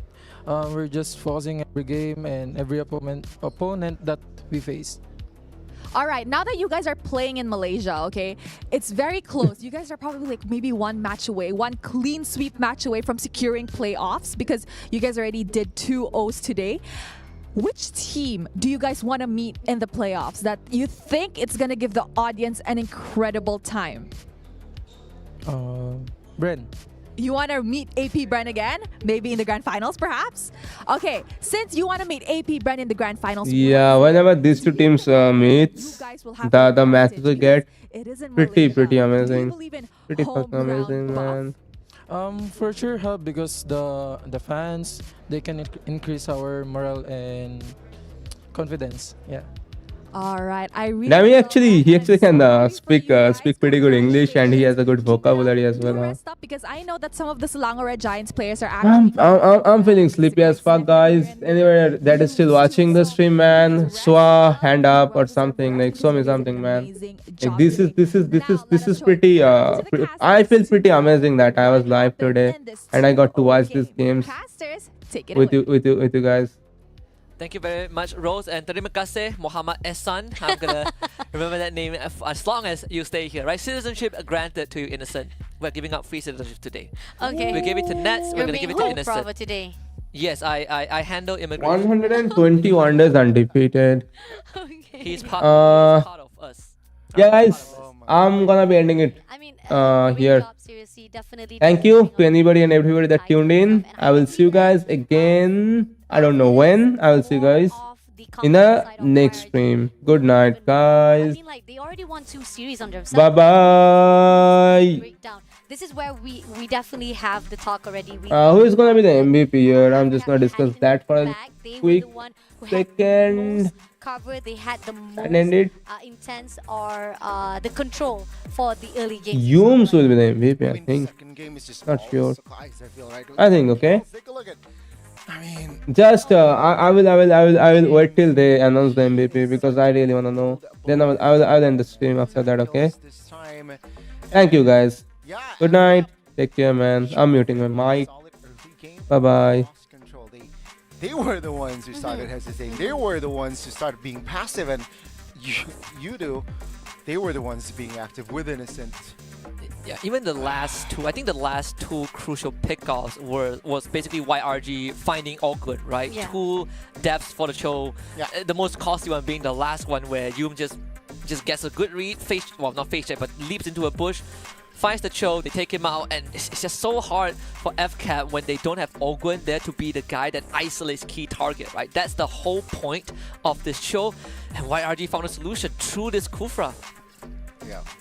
Again, both teams, this Kufra is causing havoc, creating havoc for the side of FCAP, especially here, right? The Ogwen catch twice is just a little bit too much because there's no initiator. Not just isolate members, but there is literally no initiator apart from that Kufra. Yeah. Sure, you have export, but no crowd control from export. What can you do?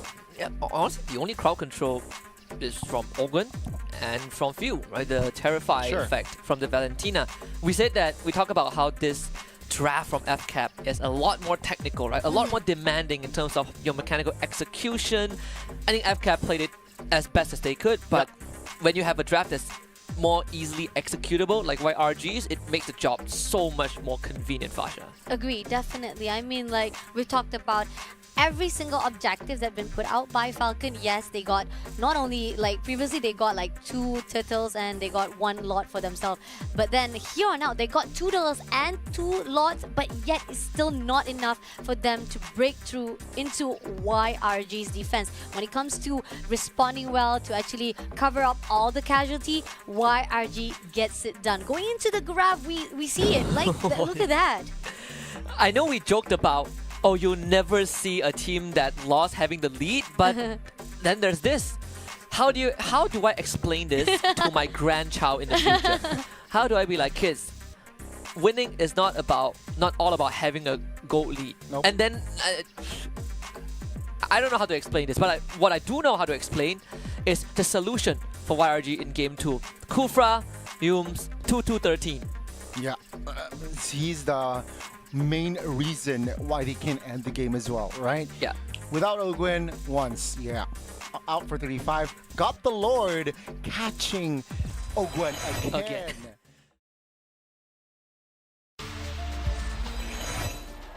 Like you, be strong to hold the powers of the sun.